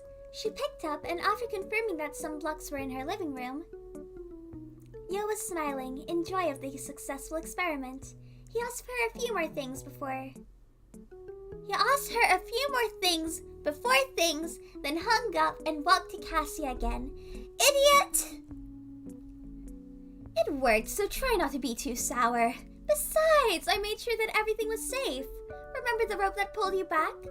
Also, if things went bad, I would have time-leaped. Cassia began pouting, and then Yo walked over and patted her on the head. Eh? I don't do this often, but I don't often show affection, but good job, Cassiatina. She smiled unintentionally. Yo knew she'd forgiven him. Now, let's figure a way to get you back to heaven. Maybe if we pool our knowledge together, we can figure something out. Then you can go back. Both said nothing. It was already time for that? They wondered. Astolfo is still asleep, and they've just proven that Cassia can travel through space. Maybe... can I stay just a little longer? Yo wanted to say yes, but he couldn't. He knew he couldn't say yes. Just then, smoke engulfed them. Huh? Yo looked around and he saw someone. A woman in a black motorcycle suit. God, that's hard to say. He ducks down and moves to grab the halo. Just then, he notices still wondering. She didn't know what happened. He grabs her, pulling her down, and then puts her hand over her mouth to stop screaming. To stop her screaming. Yo notices people moving through the smoke. He looks behind them at the test area while undoing the rope around Cassia. 10 centimeters. Good. That matches the information from Faris. He pulls Cassia and they make a run to the staircase, all the while signaling for her to stay quiet. At the staircase, he takes a moment to wait. This isn't good. What's happening? Fate. She's fighting back. What do you mean? He didn't answer. Instead, he listened. It seems they found out they were no longer on the roof.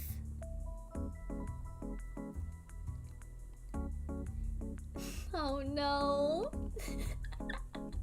I'm sure you can do it. Anyone in a 10-centimeter radius will be sucked into your wormhole. Remember that in the experiment. Tell the me of that past everything. You of the past?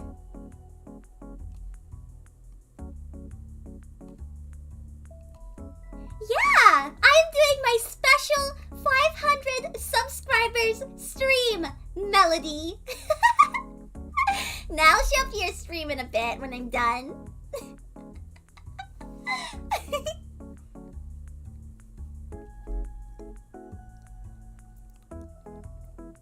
Cassia, no matter what happens, you need to run the lab. Use the time leap machine. Prevent the experimentation. Now run. What the fuck is happening here? It's called Guide to Steins Gate. At least that's what he titled the emails. She nodded and ran, but their pursuers found them. There were some outside too. They tried to run to the lab, but they were blocked off at the exit. They had to find another way. They ran as fast as they could.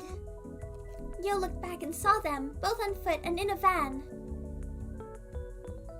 He pulled Cassia down the streets too narrow for vans to fit. They rested for a few minutes.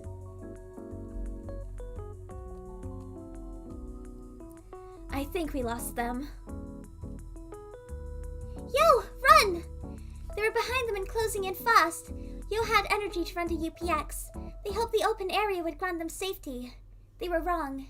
They were surrounded once again. Now, Cassia, run! But...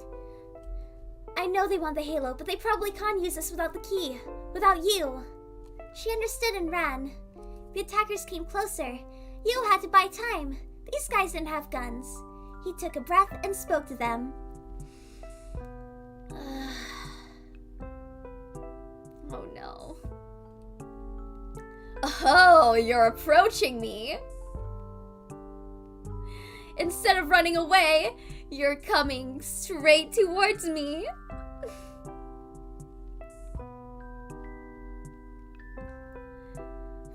The attackers looked confused. Perfect, thought Yo. You fools know not who you're fighting against. The power of my stand is too strong for you. Let me move Cassia too. Oh my god. They began getting closer. Fine. Face the wrath of my stand. Za! Part-time warrior? In an instant, one attacker was downed.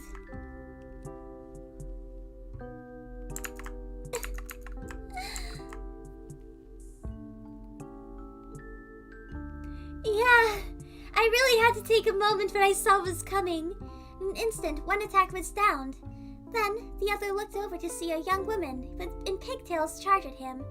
She also whacked with him before he could react. This is definitely a stand with an A in the speed branch. Suzuha! Suzuha, Suzuha, Suzuha! Ran to Yo!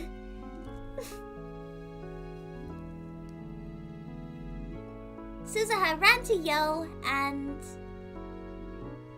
Where am I? And smiled at each other. Fancy seeing you here, Suzu-chan. I appreciate the help. Mind sticking around a little longer? I'll need you to run after the guys with guns show up, though. I'll need you to run after the guys with guns show up, though. Oh, and you'll need to take this with you while you run. Suzuha was more than capable of The reading's catching up with me, Yo. The mind worms, the bookworms. They're in my brain. Suzuha was more than capable of outrunning these guys. That should definitely help buy Cassia more time if these attackers have another target to chase down. Okay. Okie dokie! Nice, I owe you one. Yo looked at the group of people closing in on him, all armed with some kind of police baton. He gulped but felt that Suzuha's holding his. Oh god. My first waifu. I'll take it. Seems you were right, Cassia-tina. Romance, action. This episode has it all. Woo! Yo struck a pose and asked Suzuha to do the same. They looked bizarre, but it had the desired effect. The attackers paused again.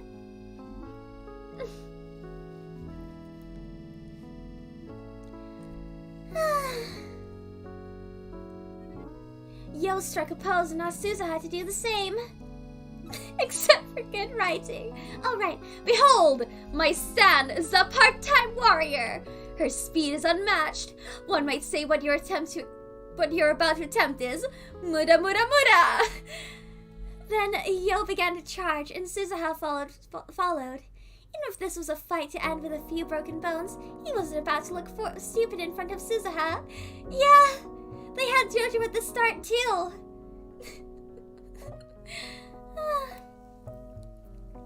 An attacker swung for him. Yu was too slow to react, but Suzuha rushed past and delivered a running knee. She moved at an incredible speed. She already moved onto another attacker. Then Yo noticed one attacker trying to attack her from behind. He ran and using all of his strength hit him. Its effects did a total of 0 points of attack damage. Ouch! Yeah, there's no episode 3. The attacker turned around and laughed at Yo. He was willing to give him a free shot to taunt him. Last mistake. Yo got out the halo and wore it on his right hand like brass knuckles. What the fuck are you doing to my halo? What are you doing to my halo? That shouldn't be a thing. I can't believe this. The disrespect. The fucking disrespect. That is my halo. He swung and the attacker let out a howl as he was sent flying back. And there's a little note. Use a JoJo stand sound for halo punch noise. Everyone paused. A few gasped. They all looked at Yo. Then Suzuha spoke. Wow, I might be falling for you. Oh no. After a slight blush from Yo, the fight picked back up. Yo and Suzuha attacked in perfect harmony. They seemed to be getting the upper hand, but it seemed like there were too many. Wave after wave kept coming. Yo knocked down as many as he could, and Suzuha used everything she had to keep Yo safe. The way she moved, the grace of her movements, and the precision of her strikes left Yo stunned. Definitely waifu material. I hate this, I hate this, I hate this, I hate this, I hate this, I hate this. One attacker caught her mid-jump. You fucking bitch. Shotaro theme plays. We need to make this a massive JoJo-themed scene. We'll need a lot of sounds to match the epic coolness of this scene. Ubu!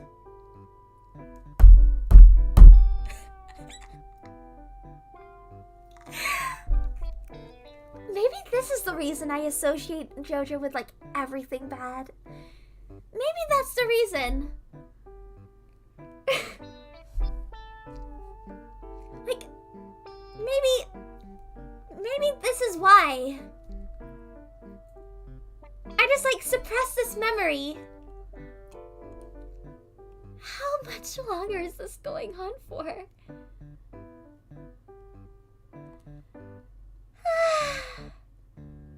A menacing aura was felt by the attacker. As he turned around, he saw a figure of a shadow. Oh no, I did like Steins Gate, but oh my god. Giving off a strong JoJo menacing vibe. Christina, if you can make a JoJo themed image of my character for this scene, it'll be 1,000 times better. So please, make one.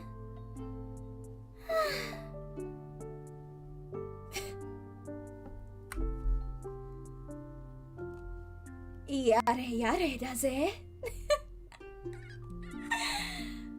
The attackers stared in awe. You guys have no honor. Calling her a bitch? I won't stand for that. Another attacker yelled how it was only justified. She did, after all, hurt his friends.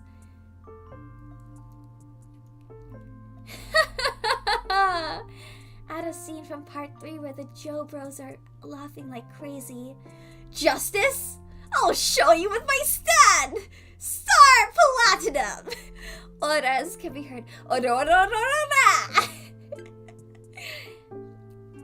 One after another, Yo sent them flying backwards, freeing Suzuha in the process.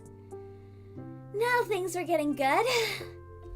Finally, the power of an anime protagonist! They kept the fight going. Now, Suzuha! He threw the halo to her, which she caught then wrapped around her hand. He really did write to see them. Oh my god.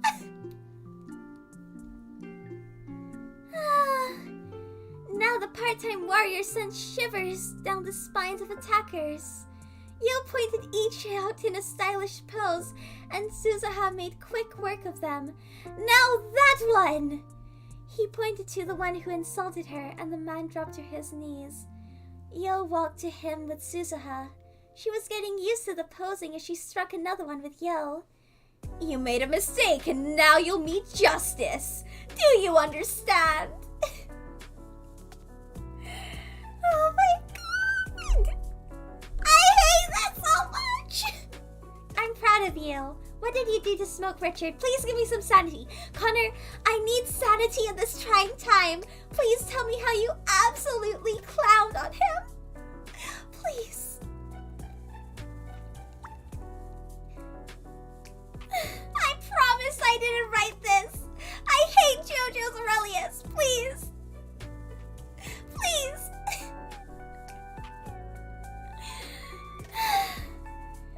The attacker nodded in fear, and then Suzuha smiled, delivering one attack after the other.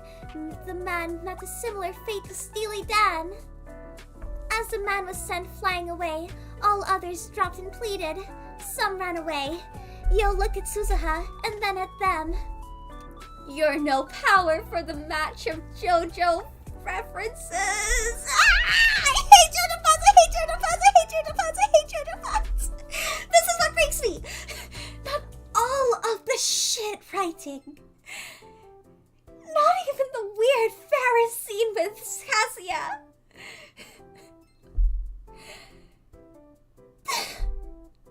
It's the JoJo references. The JoJo references break me every single time.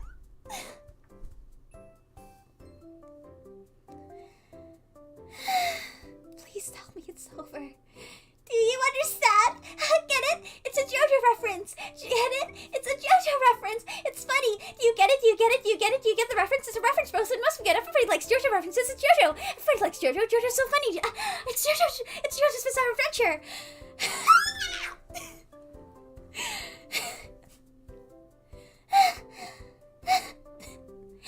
I'm going going insane. I'm actually going insane from this. Okay, let's just finish this. Let's just finish this, okay? I want this to be over. I want this to be over so I can cook some food. I'm going to make myself rice. I'm going to make myself delicious rice. I'm going to fry an egg. I'm going to put the egg on top of the rice. And it's going to be so good. Get me the fuck out. Okay. You're no match for the power of JoJo references. Now, run away. They did without a moment's delay. They all scattered to the wind. This was a battle they won. Yada yada does it. I hate having to get all serious for a fight. What's in memes? Please, make me happy. Please, get me the fuck out. Memes.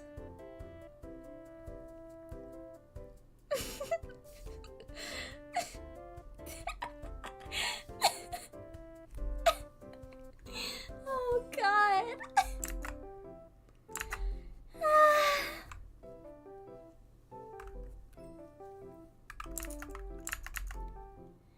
Okay.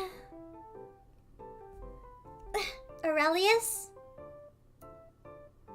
I still have some respect for you. Don't make me lose it. Okay? It's okay. Okay.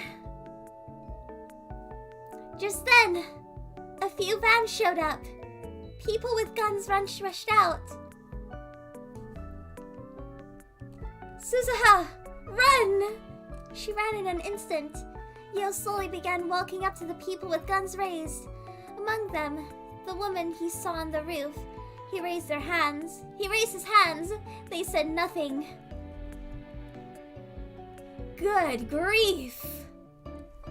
He couldn't hide the pride in his voice. Any second, the world would go back to before their encounter, and they couldn't stop it. God, I am sitting in such an uncomfortable way. Any way I sit, it's not even just... I can't even sit comfortably when reading this. Okay. He couldn't hide the pride in this voice. Any second, the world would go back to before their encounter, and they couldn't stop it. They spoke amongst themselves. They were unsure what to do with one target. 2 targets. You didn't expect that, did you? It's in my pocket. The woman approached and reached into his pocket. She took out a halo-shaped object, which was wrapped up almost like a present. One of her soldiers reported via radio. Target A, target C secured.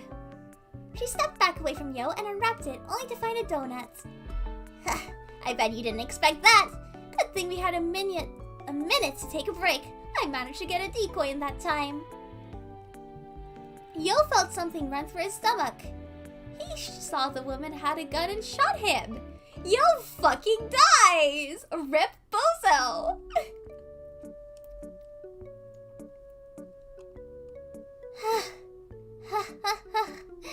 Checkmate. With that, all the men took aim, but before they could fire, the world around them became white. Too bad I won't remember this. I was pretty cool. The world around Yo became more and more white. He felt his mind becoming more blank. Good job, Cassiatina. It's the final episode! We're almost done! Can someone please tell me how long exactly the stream has been going for? Please. Let me know. Make me hurt. Clicking on episode 12 to give me 3 hours and 48 minutes. 4 hours of this. You know, this is almost the same length as a 12-core anime. I think it will be the same length as a 12-core anime by the time I'm done.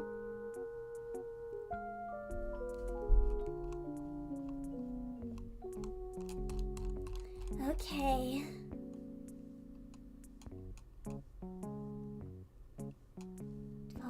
.1. What? Oh, did I not? Well, I'm going to have to improv the scenes a bit. Oh, okay. Yeah, it's fine. Oh, maybe that's what I was moving. Okay, yeah, I was wondering. Okay, that's good. Okay, it's all good. We're fine. There's nothing bad happened. I was really worried. It was going so well. Okay. Yo and Cassia. POV of Cassia. Cassia woke to the sound of her phone ringing. After she answered it, her mind underwent excruciating pain. After what seems like an eternity, the pain was subsiding. She remembered. She got up and rushed into the development room where Yo was. As she entered, she saw him finishing his paper. Cassiatina? We need to thought. We need to thought? We need to talk. Yo agreed and gestured for her to lead the way. She took him outside and they spoke on the roof for a while. She explained everything.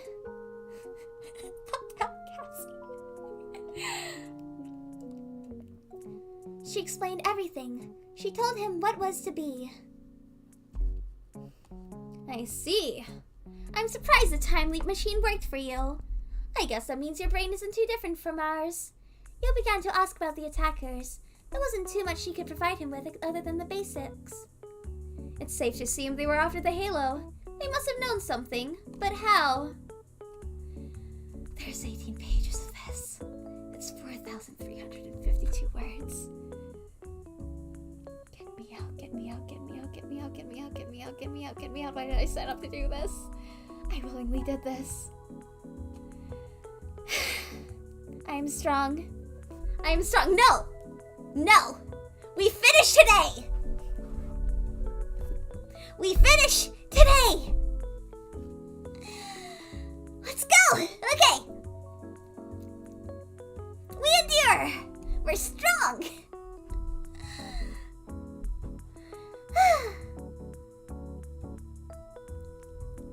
Did you tell anyone about your theory?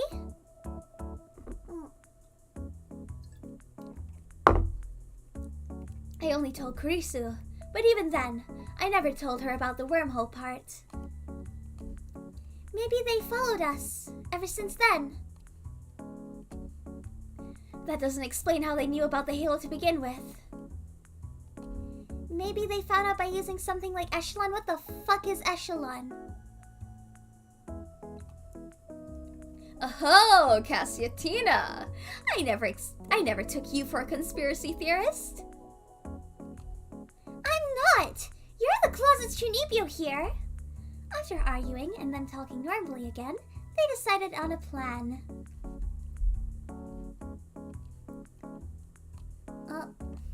Are you sure that's what you want? Yeah, it's the only way to prevent this. If I'm not here, then they can't go after you.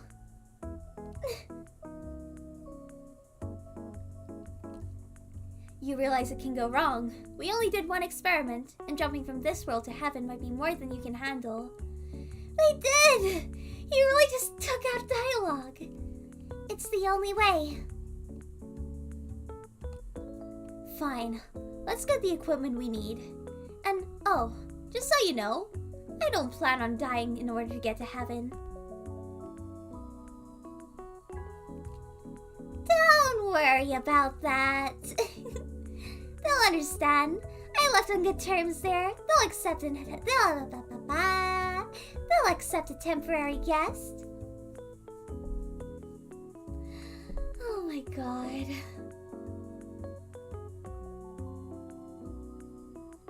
Nah, man. This man wrote 18 pages of this shit.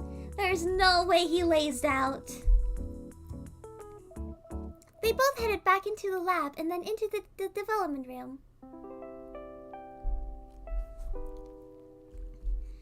Oh my god, I have no clue. We should take Astolfo with us. It's too risky. Plus, he was fine. It was just us they were after. He's still my friend. I don't like the idea of leaving. We have no choice. We'll stay here then. We'll come back once everything's fine. I insist. No, that's a Stolfo. No, I'd rather much take him than you. At least he's more civil than you, Chunibyo.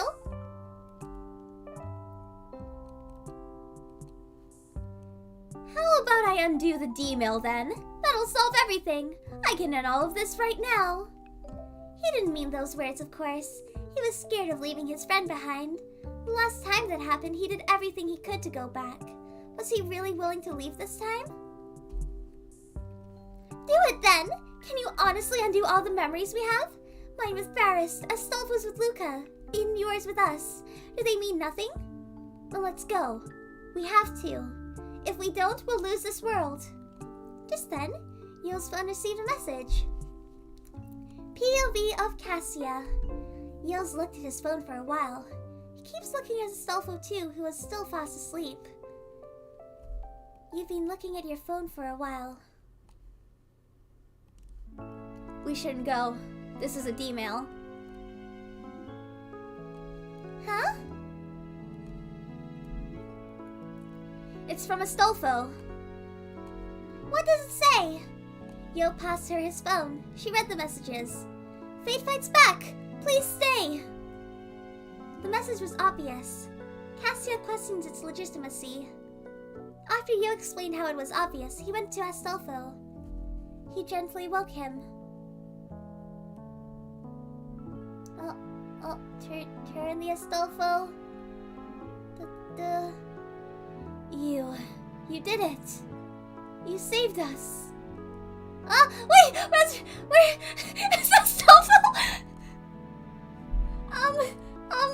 Wait, Astolfo's like, wait. Okay. There we go. Astolfo sent it. Holy shit. That was the funniest thing, and none of you could see what happened behind the scenes. He just kept on rising when I was trying to rotate him. My guy went to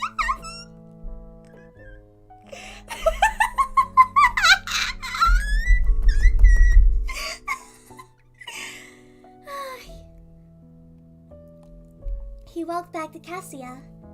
Are you sure you trust this?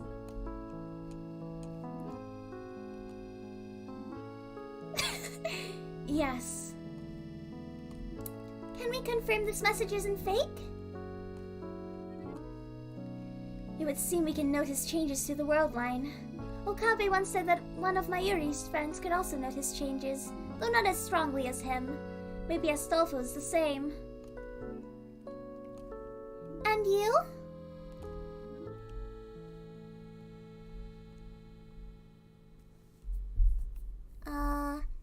I was able to realize that I jumped world lines pretty quickly, though I haven't regained any of the memories from another world line. It could be that they'll join my mind later, or maybe not at all.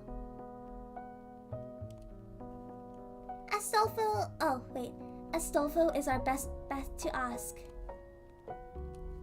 They could attack us at any minute. We should come up with a plan.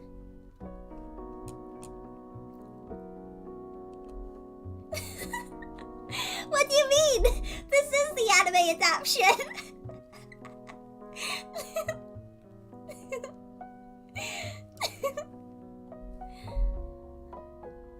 We should stay here. If they attack one of us, we'll leap back in time. But try not to worry too much. It could be they're just waiting for us to experiment, or it could even be that we provoked them to attack sooner. They attacked just before sunrise. It was still dark. She looked at the clock. It was 22:35 p.m. We have 6 hours, maybe. 6 hours from now is when the attack happened. Cassia walked over to Astolfo, who was still asleep. She gentle woke him up. Not gently, but gentle. I guess he was still asleep until this point. Hold on. No, no, come back. Come back. You're not doing that again, Astolfo. There we go. Oh my god. Astolfo wants out. He does not want to be here. She gently woke him up. He was still pretty tired, but she urged him to get up. She then got him to sit on the couch, where she began questioning him. All her questions were answered. However, nothing seemed different from her own memories. She began to doubt the legitimacy of the demon once more. Let me ask him something. What did you dream about? Huh? What were you dreaming about? Which Astolfo do I click on now? There we go. Accept you.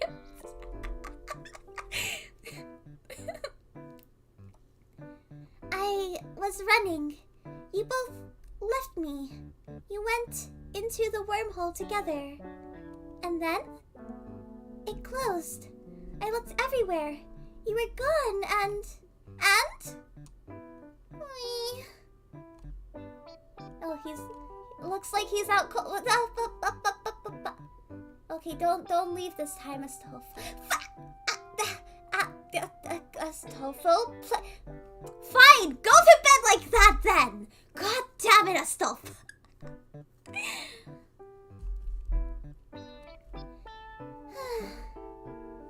I'll give him something cold.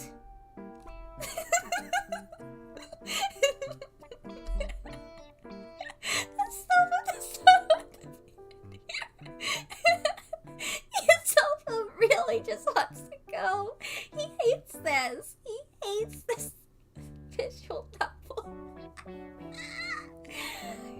Cassia got up and walked to the sink. I guess the sink's there. She filled a glass with cold water. She then returned with a glass of water for Astolfo, which she kindly splashed in his face. He shot up. Oh god, I have to rotate him again. I have to rotate Astolfo. He's going to try and escape. He played nice. Thank you, Astolfo. Ah, you're finally awake. Hey, you! You're finally awake. Caught in that Imperial ambush, were you?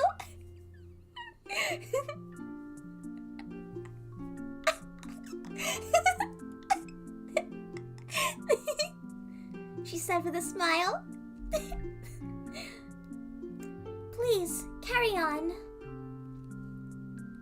I ran back to the lab, but you weren't here. There was a note, though. It was from Yo. It told me to send an email. Cassia looked at Yo, who nodded.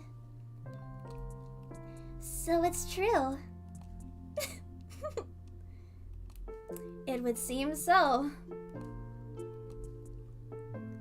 Then we're trapped. What's going on? Yo explained the situation to him. Cassia jumped in to fill the gaps in the stories. After explaining and re-explaining, Astolfo finally understood. Me too, bro. 4 pages in. We got this! Stay strong, soldiers! Today is the final day of the battle! I'm not going to go all fucking weeb mad scientist on you, I promise. Okay, where are we? Oh, please, send it to me. I love suffering for the sake of entertainment. That can be, the next time I want to suffer on stream. Oh boy. Nah, it makes it worse because I was like part of this. Like I didn't write any of it, but I was in this team.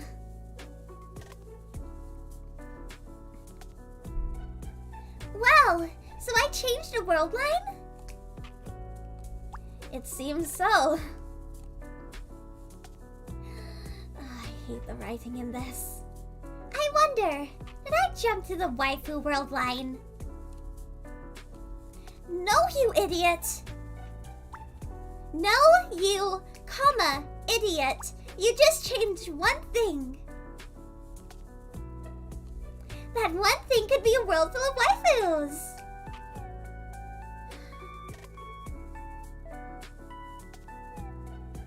I had to put up with this.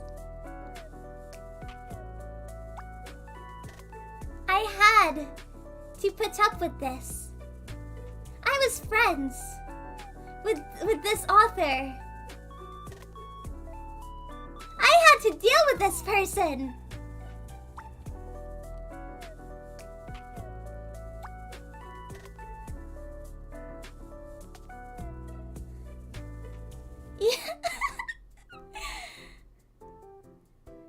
No, you idiot. You just changed one thing. That world could have been a world full of waifus. Why did I ask you guys for help? You thought we could repair your halo. It was a rhetorical question. The lab was silent. Every now and then, someone threw an idea to solve the problem. However, no one agreed to it. Cassia felt more nervous than ever. It annoyed her. Astolfo kept jumping in and out of sleep mode, and Yo just wondered silently. Suddenly, Astolfo woke up. Someone say something? I can dream of the second season. Oh my god.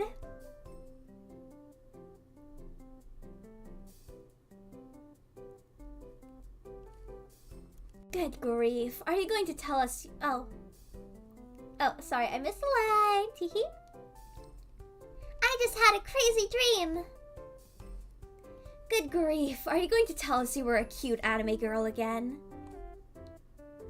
No, this was different. So in my dream, we went on a quest to find waifus and we made so many friends.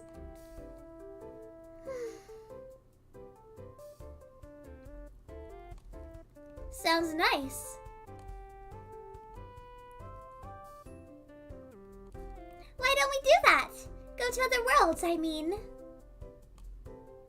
There's no evidence that anything other than heaven exists.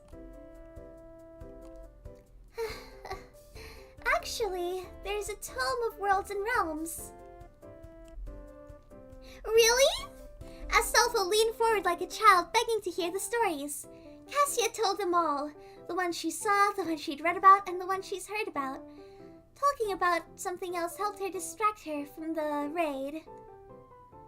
There's a lot of your mistakes in this. She and Astolfo began laughing. He was amazed at the endless possibilities. He kept asking so many questions, and at one point she realized she didn't even know all the answers. She told him the ancient legend of the Halo Forger and the tragic tale of the Lady of Worlds. For Yo, it all sounded like make-believe. Did you hear that? A world full of elves. Yo, get me in on that. Hey. There are so many worlds out there. Even a Chunipyo like Yo could find a place perfect for him. This place is fine for me. It has logic and friends. But Yo, think of all the waifu material out there. Waifus aren't real. It's just a term that people use.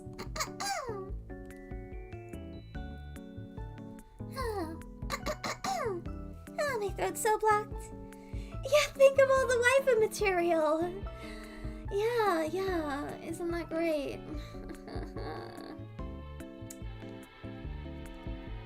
On Suzuha. Nice one, Cassia. No, I've had water. I just have, I fill up 2 bottles and I think my final bottle, my final bottle is almost done. Wooga, wooga. Where did I go to? Okay. Not helpful, Cassia. Sorry, not helpful, Cassia, Tina. And not true either.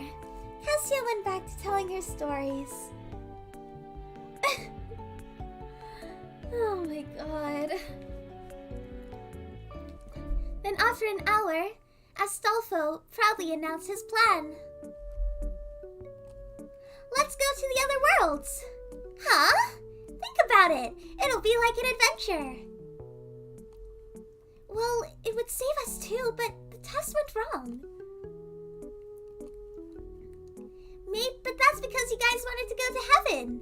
Maybe if we try another world first, it'll end differently. And we could find a way to permanently fix your halo.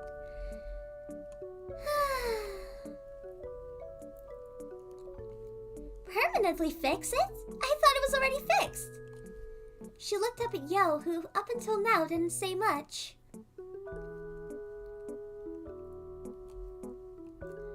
I never said it was perfectly fixed.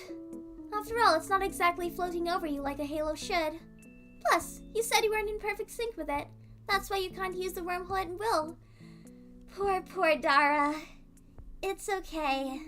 I'm sure Dara will take the time of his day to, read through all of this again. Watch through this, I mean. She knew he was right. In fact, she was almost sure that the halo couldn't be fully repaired on Earth. Not that she minded until now. She never planned on leaving.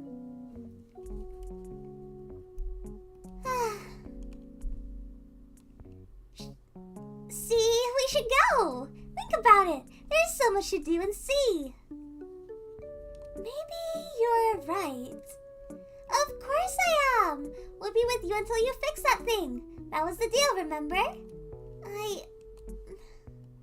This is quite the grand plan. But you aren't serious, right? Why not? 1,000 things could go wrong. Not for the D-mail. I'm more sure they will. But they might not. We aren't going. Why not?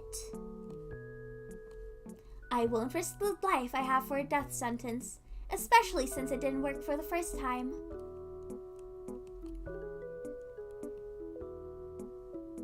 But it might have just failed because he went to a world that has a lot of magic protecting it.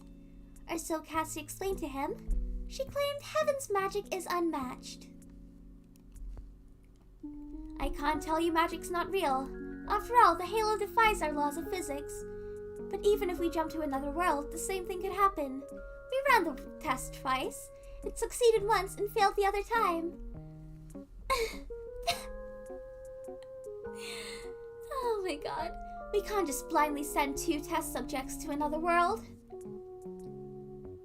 Besides, I don't plan jumping world lines again and again. We don't belong here.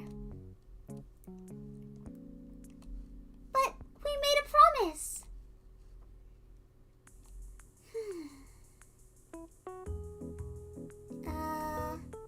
Yo, I'll help her here. They were expecting to make a second season.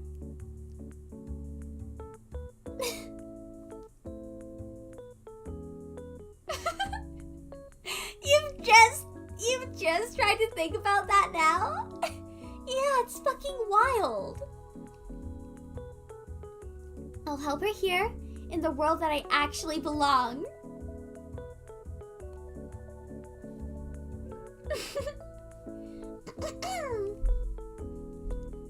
Yeah, this is definitely a work of art. Every so often, I look at the no wings, like I just forget it's there, I block it out, and I realize that it's there. And it's the funniest thing. Okay. But we aren't safe here. Then will time lead back until we fix this, without trying to figure out this wormhole thing. We're in the final episode. Without trying to figure this wormhole thing out in that time, there's no point in doing something that can go wrong, and I don't support to begin with. But nothing. I already told you, we don't belong here. Fate is just pushing back. We should go back to where we belong. Staying here and going down the path of jumping to other worlds sounds unrealistic and dangerously stupid. Yeah. And what happens to me? You know that only you and Astolfo will be free of the burden. Are you fine with running away? Yes. Yes. I'm not! This is a once-in-a-lifetime opportunity! We should help her and we should go to other worlds. You watch too many anime. Who's to say that any of that is true? What if the second we leave, we become jellymen? How can we all go? If we all die, that's it. There will be no do-overs. Then I'll go with Cassia. We'll tell you when we're on the other side. And hey, you'll be able to leave for the other world line, right? I should still be in the other one.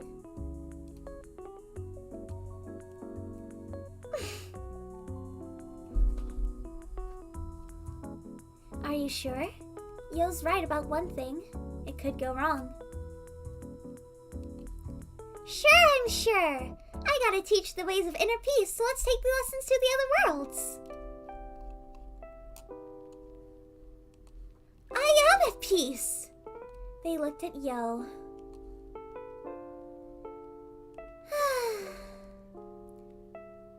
Fine, but you can go. But do you even know where you want to go? I have a few ideas in mind. Good grief. We'll come back for you when the halo gets fixed. I wouldn't want you missing out on all the waifu material. Yo smiled. They all began making light of the serious trip they were about to make. Cassia looked at the time on her phone. 20 minutes until midnight. Wait. Okay. Is there time to say our goodbyes? I'll set up everything on the roof of the radio building.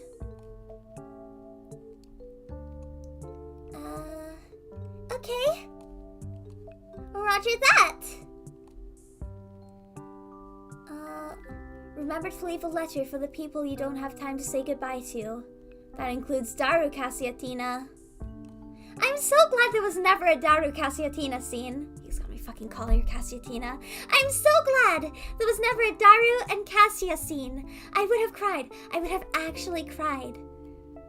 Like, I would not voice that. I would have broken right there.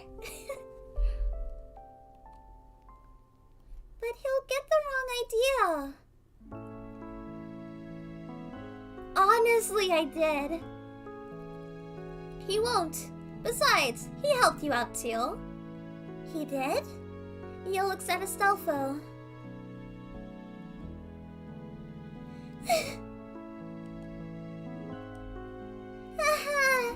Did I forget to mention that during our way to the curry place, I asked him to build you a PC? You did what?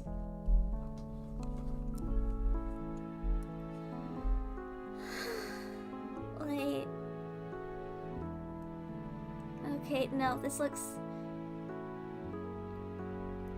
Okay, this looks promising. Okay, I don't think I jinxed it. I do not think I jinxed it. He knows his stuff.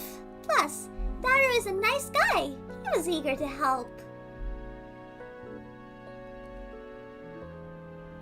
He probably thought he'd win some appreciation from you. I'm going weaker by the minute. He probably thought he'd win some appreciation from you or even Ferris. You should feel honored. Fine, I'll leave him a thank you note. With that, they all left the lab. Astolfo headed to Luca's place to say goodbye in person. Luca was saddened to hear that he had to leave, but found comfort when Astolfo promised to come back and see him someday. Astolfo shared a hug one last time, remembering the good times. Add flashback scene. Cassia headed to Ferris. Wait, I'm going to have a snack real quick because, oh my god! We're almost there! We're halfway there!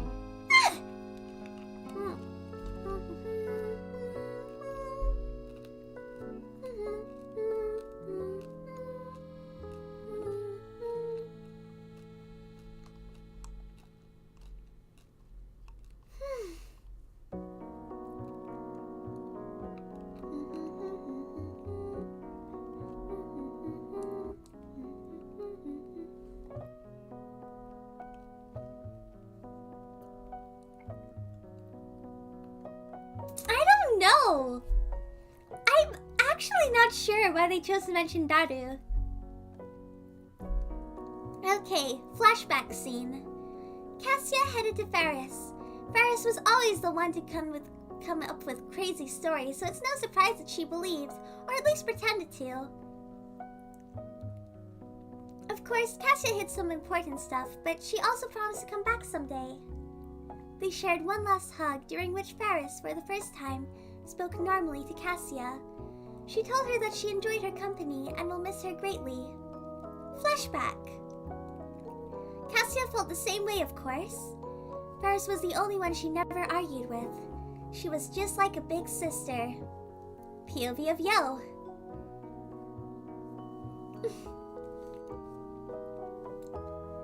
Yo spent a few moments on the UPX bridge. As he looked down, he began to wonder where everything went wrong. Was it destined to happen in this world line? Were they destined to die for having a tool of God?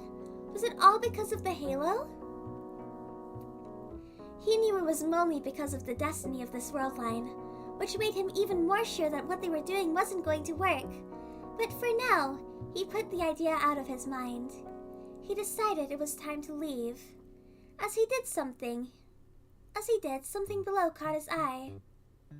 Daru with a woman. For a second, he thought it was Suzuha, but she didn't look quite like her. It looked like they were on a date. Looks like even Daru isn't hopeless. Is he cooking himself in his own?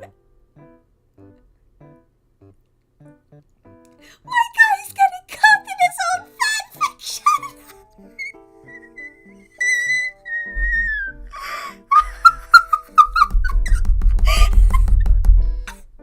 No! Then he noticed someone was following them. It was Suzuha! The part-time warrior saw Yo on the bridge, and they both gave each other a thumbs up. Then Yo, oh, okay, no, he didn't cuck himself, no. Then Yo began to walk away. I guess she's looking out for them. Funny. Okay, he didn't cuck himself. I really hoped he did. Holy shit, that would have been so funny. I swear there was a thing with Suzuha and Daru, though.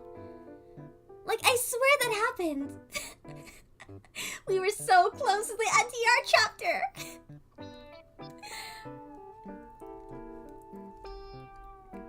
As he began walking away, he stopped.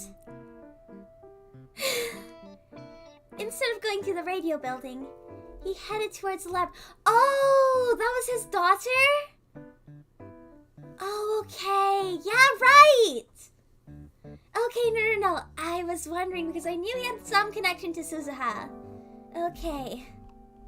Yeah, some weird timey-wimey shit, right.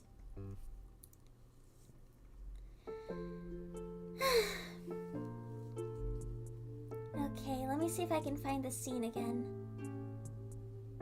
Yeah, okay. Take down Suzuha. Bring back Yo. I hope he doesn't disappear. I hope he doesn't go back into the ether. I mean, why would he want to? His fanfiction is finally becoming a reality. There we go. Okay. Yo. Cassia. And Astolfo. Name a more iconic trio. Astolfo and Cassia were on the roof waiting for Yo. No. Yo, I'm pretty sure that the guy that wrote this, Suzuha was one of his waifus. And Suzuha was the daughter of Daru in canon. So I got a little bit confused there. Okay. Okay, so I take out Yo for a bit. There we go. I can't wait to see the other worlds! Yeah. They are quite the sight. Oh my god, Bobby! You're here just in time for the grand finale! Oh, are you excited?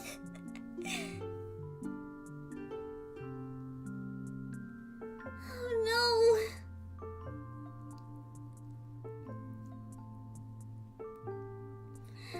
Alright, you've got no context to this, but it's fine. You're here for the ride now. Come on in. How did things go with Faris? Fine. I'll miss her, but we need to leave.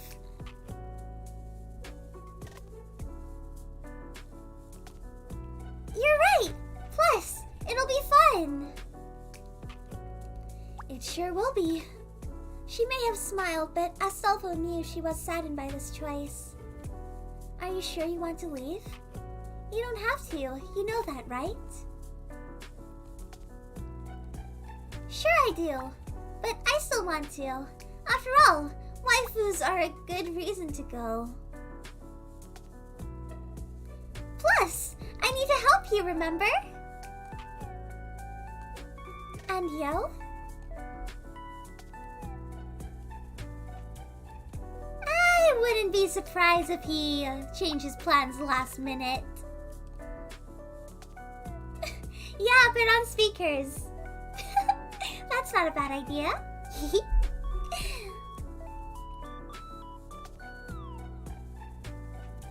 What makes you say that?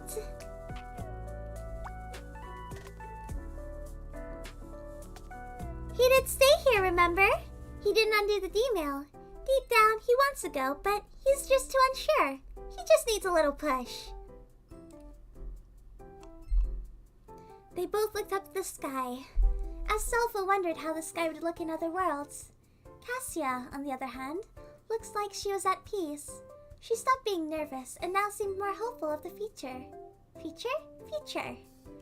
After a bit more waiting, Yo finally appeared. Oh, bye! It was nice to catch you for a bit.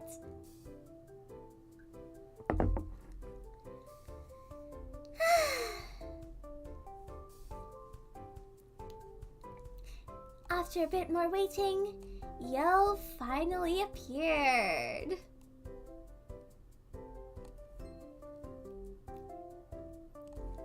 Oh, wow! Well, you're my second viewer in that time region. Wow!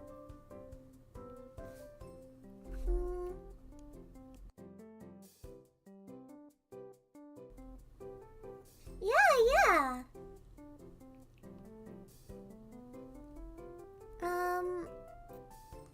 Okay. Let's continue. Yo! I won't miss that. Really? I think I'm gonna start using it more. Please don't. Yo finished setting things up on the roof. He brought a box with him and placed it down, then opened it to take out what looked like a mine. Not a chicken sandwich!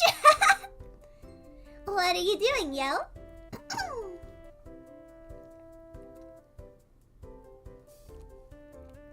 Just something that should make things safer. He placed the mine near the door and activated a string to the pin at the hinge of the door. If the door were to open, the mine would activate.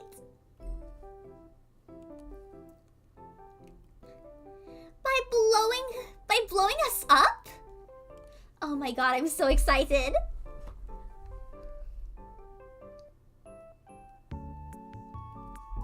Good. Good grief. This is future gadget number 4. Yeah, what is it with this guy in group suicide? Number 4, Mode Snake. This thing only releases steam. Are you sure? No. Astolfo, grab her and we'll see if this is an actual mine. What the fuck? When me and the homies decide to kill ourselves, buddy. Oh my god. Roger that. Oh no, wait, I believe you idiots.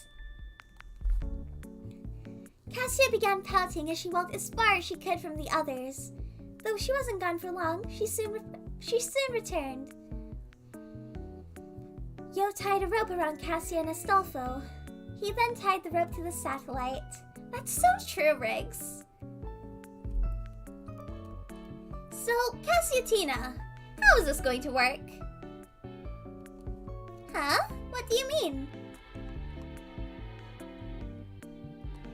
Well, didn't you say I tricked you last time? Oh, yeah,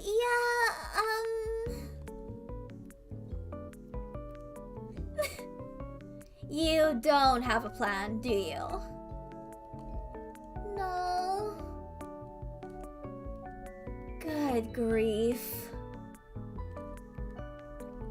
They spent a while thinking about ways to trigger the wormhole.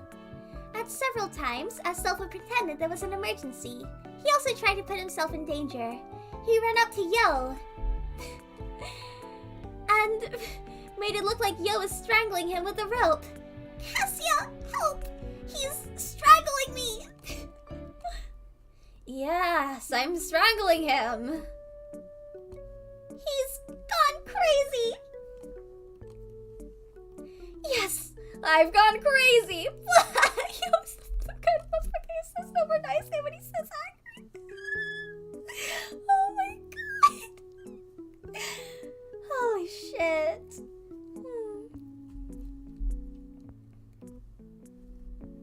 Cassia, activate the wormhole.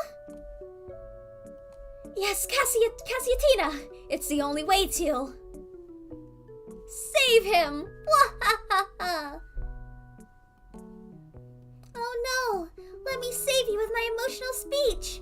You can't just hurt people. They have feelings too, you monster. Now here, accept my random declaration of friendship. What the fuck is happening? But I refuse. Then you leave me no choice. Rainbow beam! Pew! It says poor beam noises. Oopsie daisy. Ouch! I've been hit by the power of Rainbow Beam. It hurts so badly. What are we even doing?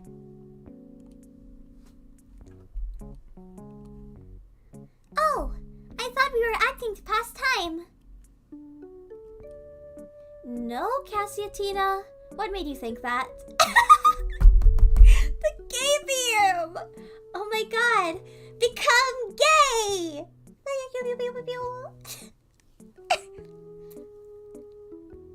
Alphabet Rangers, roll out!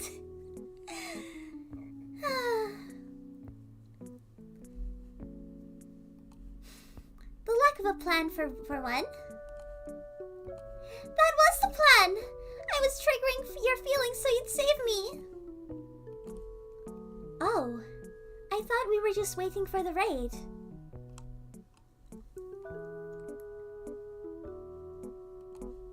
Aren't we trying to avoid the raid?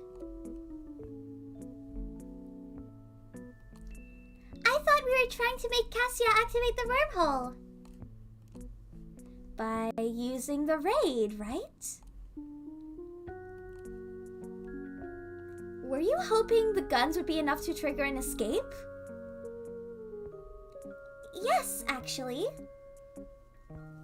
This is so true! Move down, Astolfo. They can't see you. God. Cassiatina, why would we put ourselves in that danger willingly? Because it would definitely work. Nah, as a slice of life anime enjoyer, I like the fact that it doesn't have any plus Sopo Tensor 2.0. Oh my god. But it can also go very bad. Not if I go through the wormhole. I meant for me. Oh, right. Wait, you're already Wait, you're already prepared to Wait, you're already prepared to sacrifice me? Sacrifice is a strong word. But she also means the right one. Leo stared at the sky.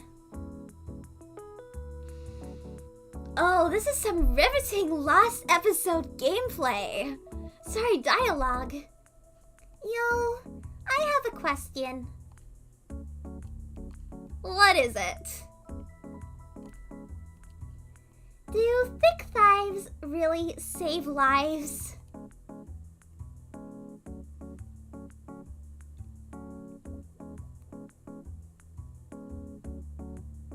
What the fuck? My brother in Christ, what the fuck?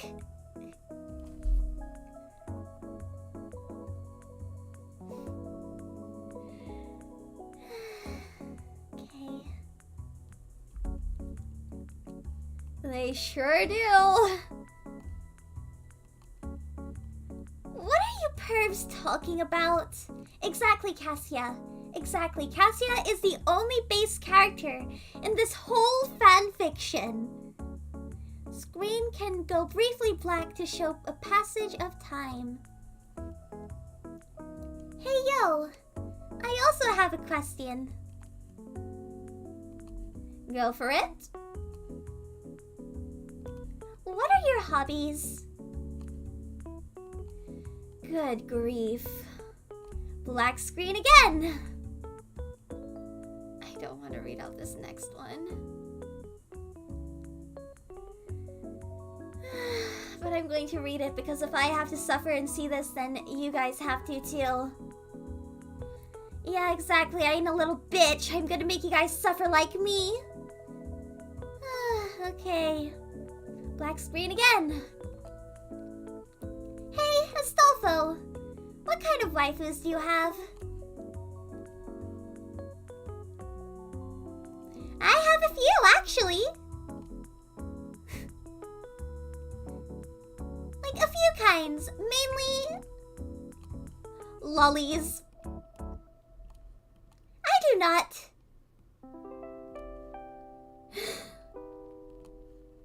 She's 14. Ah, never mind then.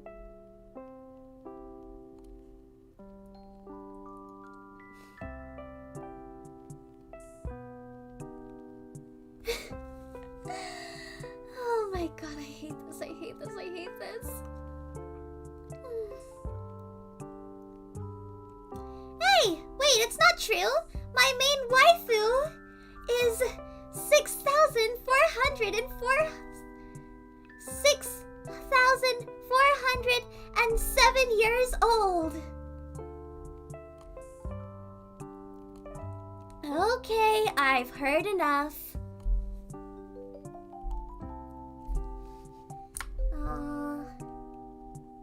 Seven. Oh no. And 7, emphasis on the 7. Yeah. Typical anime, am I right?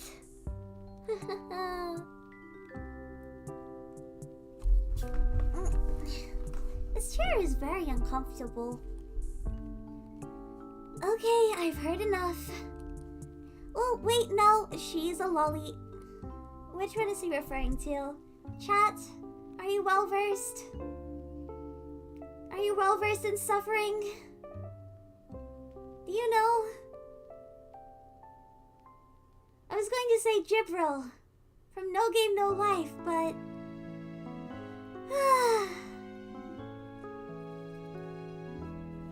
They spent a long time on that roof, talking, complaining, and eventually arguing. I'll say it again! You are a Chunibyo! Cassiatina, are all heavenly beings as useless as you? You couldn't come up with a plan, seriously? Hey guys, let's not fight, alright? You know what? Yeah, we don't deserve to call him Astolfo anymore. He is just Victor. I don't feel shame in doxing that. I feel no shame.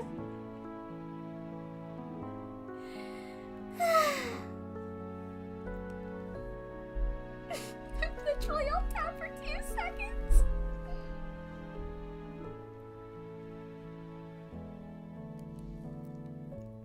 I'm sorry that you were the idiot who booby-trapped the door. Hey, booby.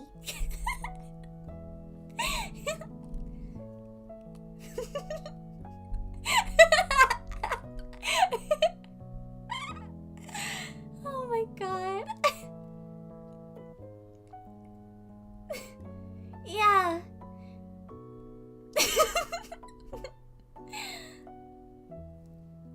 Yeah, I'm almost done. We're on page 13 of 18. 5 more pages.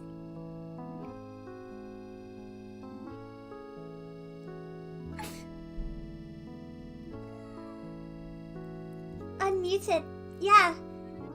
Unmuted, bitch. You won't. Yeah, let everyone on your stream hear this ending. Go on. Come on.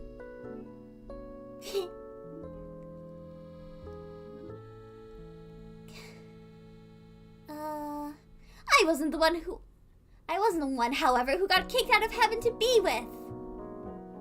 5 hours going strong. Who told you that? So I was right. I knew you were lying about the I left on good terms bit. Oh, welcome back. We're just at the ending.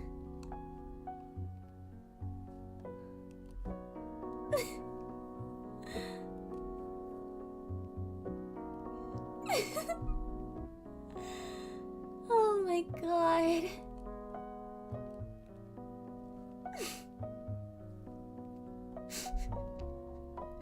Yeah. It's okay. We've got 4 more pages to go. Oh shit, I clicked on it. I clicked on another video. Okay, that one's fine. That one's fine to click on. Okay. Okay.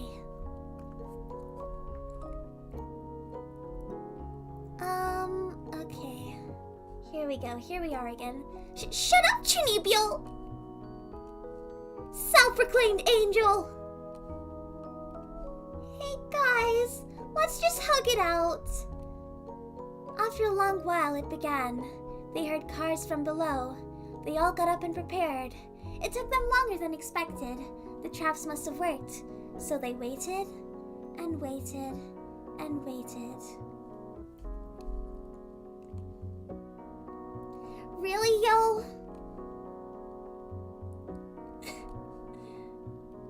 I'm sorry. I thought we wanted to avoid the big men with the big guns. They were silent for a while. Then they heard a man scream.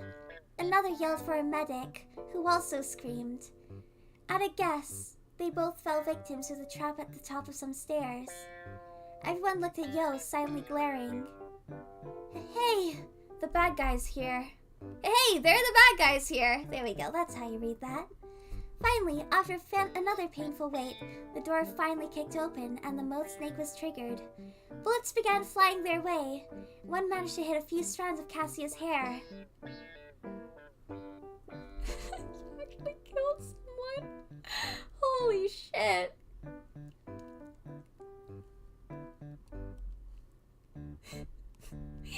Ready yet, Cassiatina? She didn't respond. Instead, a white glow emerged. Yo was blinded for a few seconds, then he was fine.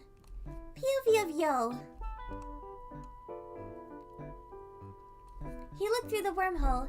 He saw they had made it to the other side. Oh wait, let me start up the wormhole. Wait, there's the one final scene where... Oh, it's broken. Hold on. I can fix her. What a wonderful ending! There we go.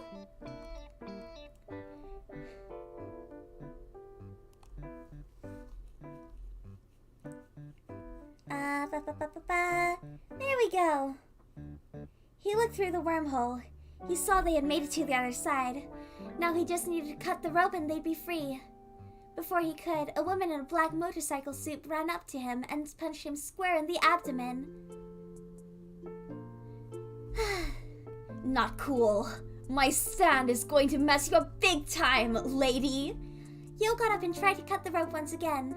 She grabbed the knife for him and tossed it behind him in the direction of the wormhole. Yo looked over and saw and it looked like the smoke was slowly dispersing.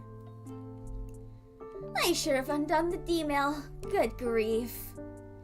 She pulled him to his feet and grabbed his top. She held him closer to his helmet. It doesn't matter what happens to me. I've won. Checkmate. I won't hit a woman, so do what you must. He dramatically threw his hands out, opening up for any attack. She loosened her grip on him and raised a fist. Then all of a sudden, a box came crashing down into her helmet and Astolfo struck her in the abdomen. I, on the other hand, am an advocate of true gender equality.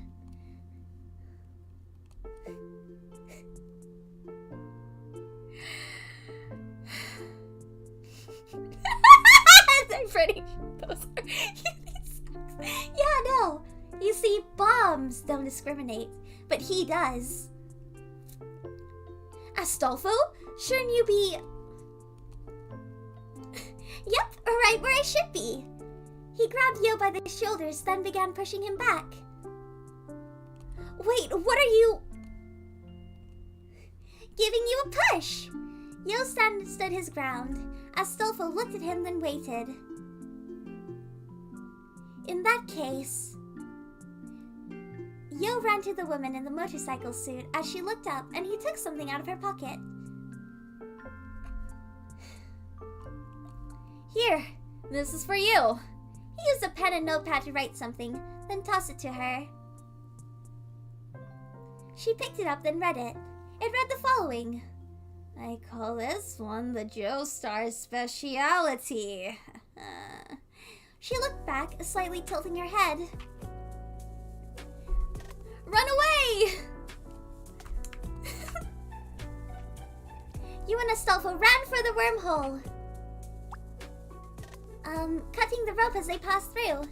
Yo didn't know why he'd do something so stupid, but maybe he felt like he should just give in. Wow, that sure was fun. It sure was. Maybe this isn't too bad. Waifus do sound appealing after all. What's the worst that can happen? Something on your mind, Yo? Nope. You didn't get to say goodbye, did you?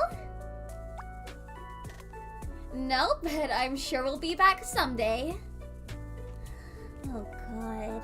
So, our isekai finally begins! Oh, my God. Okay, you're almost there. I think it began long ago. Meaning?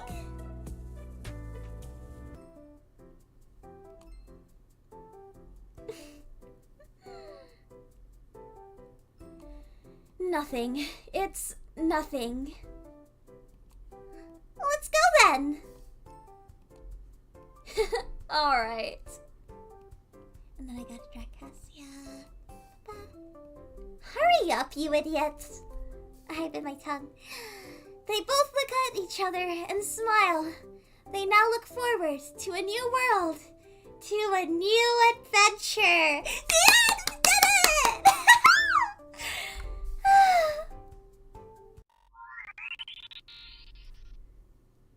So, did you guys think? Did you guys enjoy it? Did you have fun? Is OBS working? It says I'm not responding.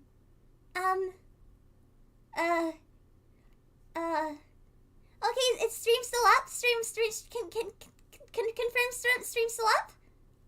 Yeah, okay. Yeah, no, because I'm getting the not responding sign on OBS. So, that was the fun tale.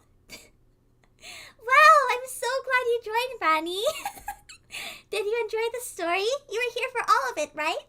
You wouldn't miss my 500 subscriber special stream, would you, Manny? Well, thank you all for coming. Yeah.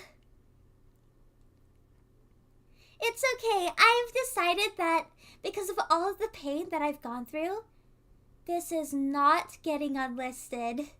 This is going up for the world to see. I listened to like 30% or else I would have died.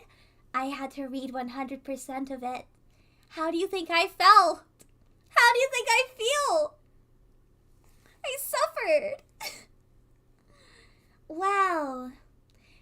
Manny, you got to avoid suffering. I am so happy for you. It's okay, Giz. It's all over now. Thank you for joining me. And please, come back to see me suffer more. I am not allowed to have dignity, no. That got taken away a long time ago. Ay. Well, regardless, that was very fun, and I'm glad I had all of you here to, suffer through with me. And with that being said, bye-bye, everyone. Have a lovely night. Join me again next time, okay?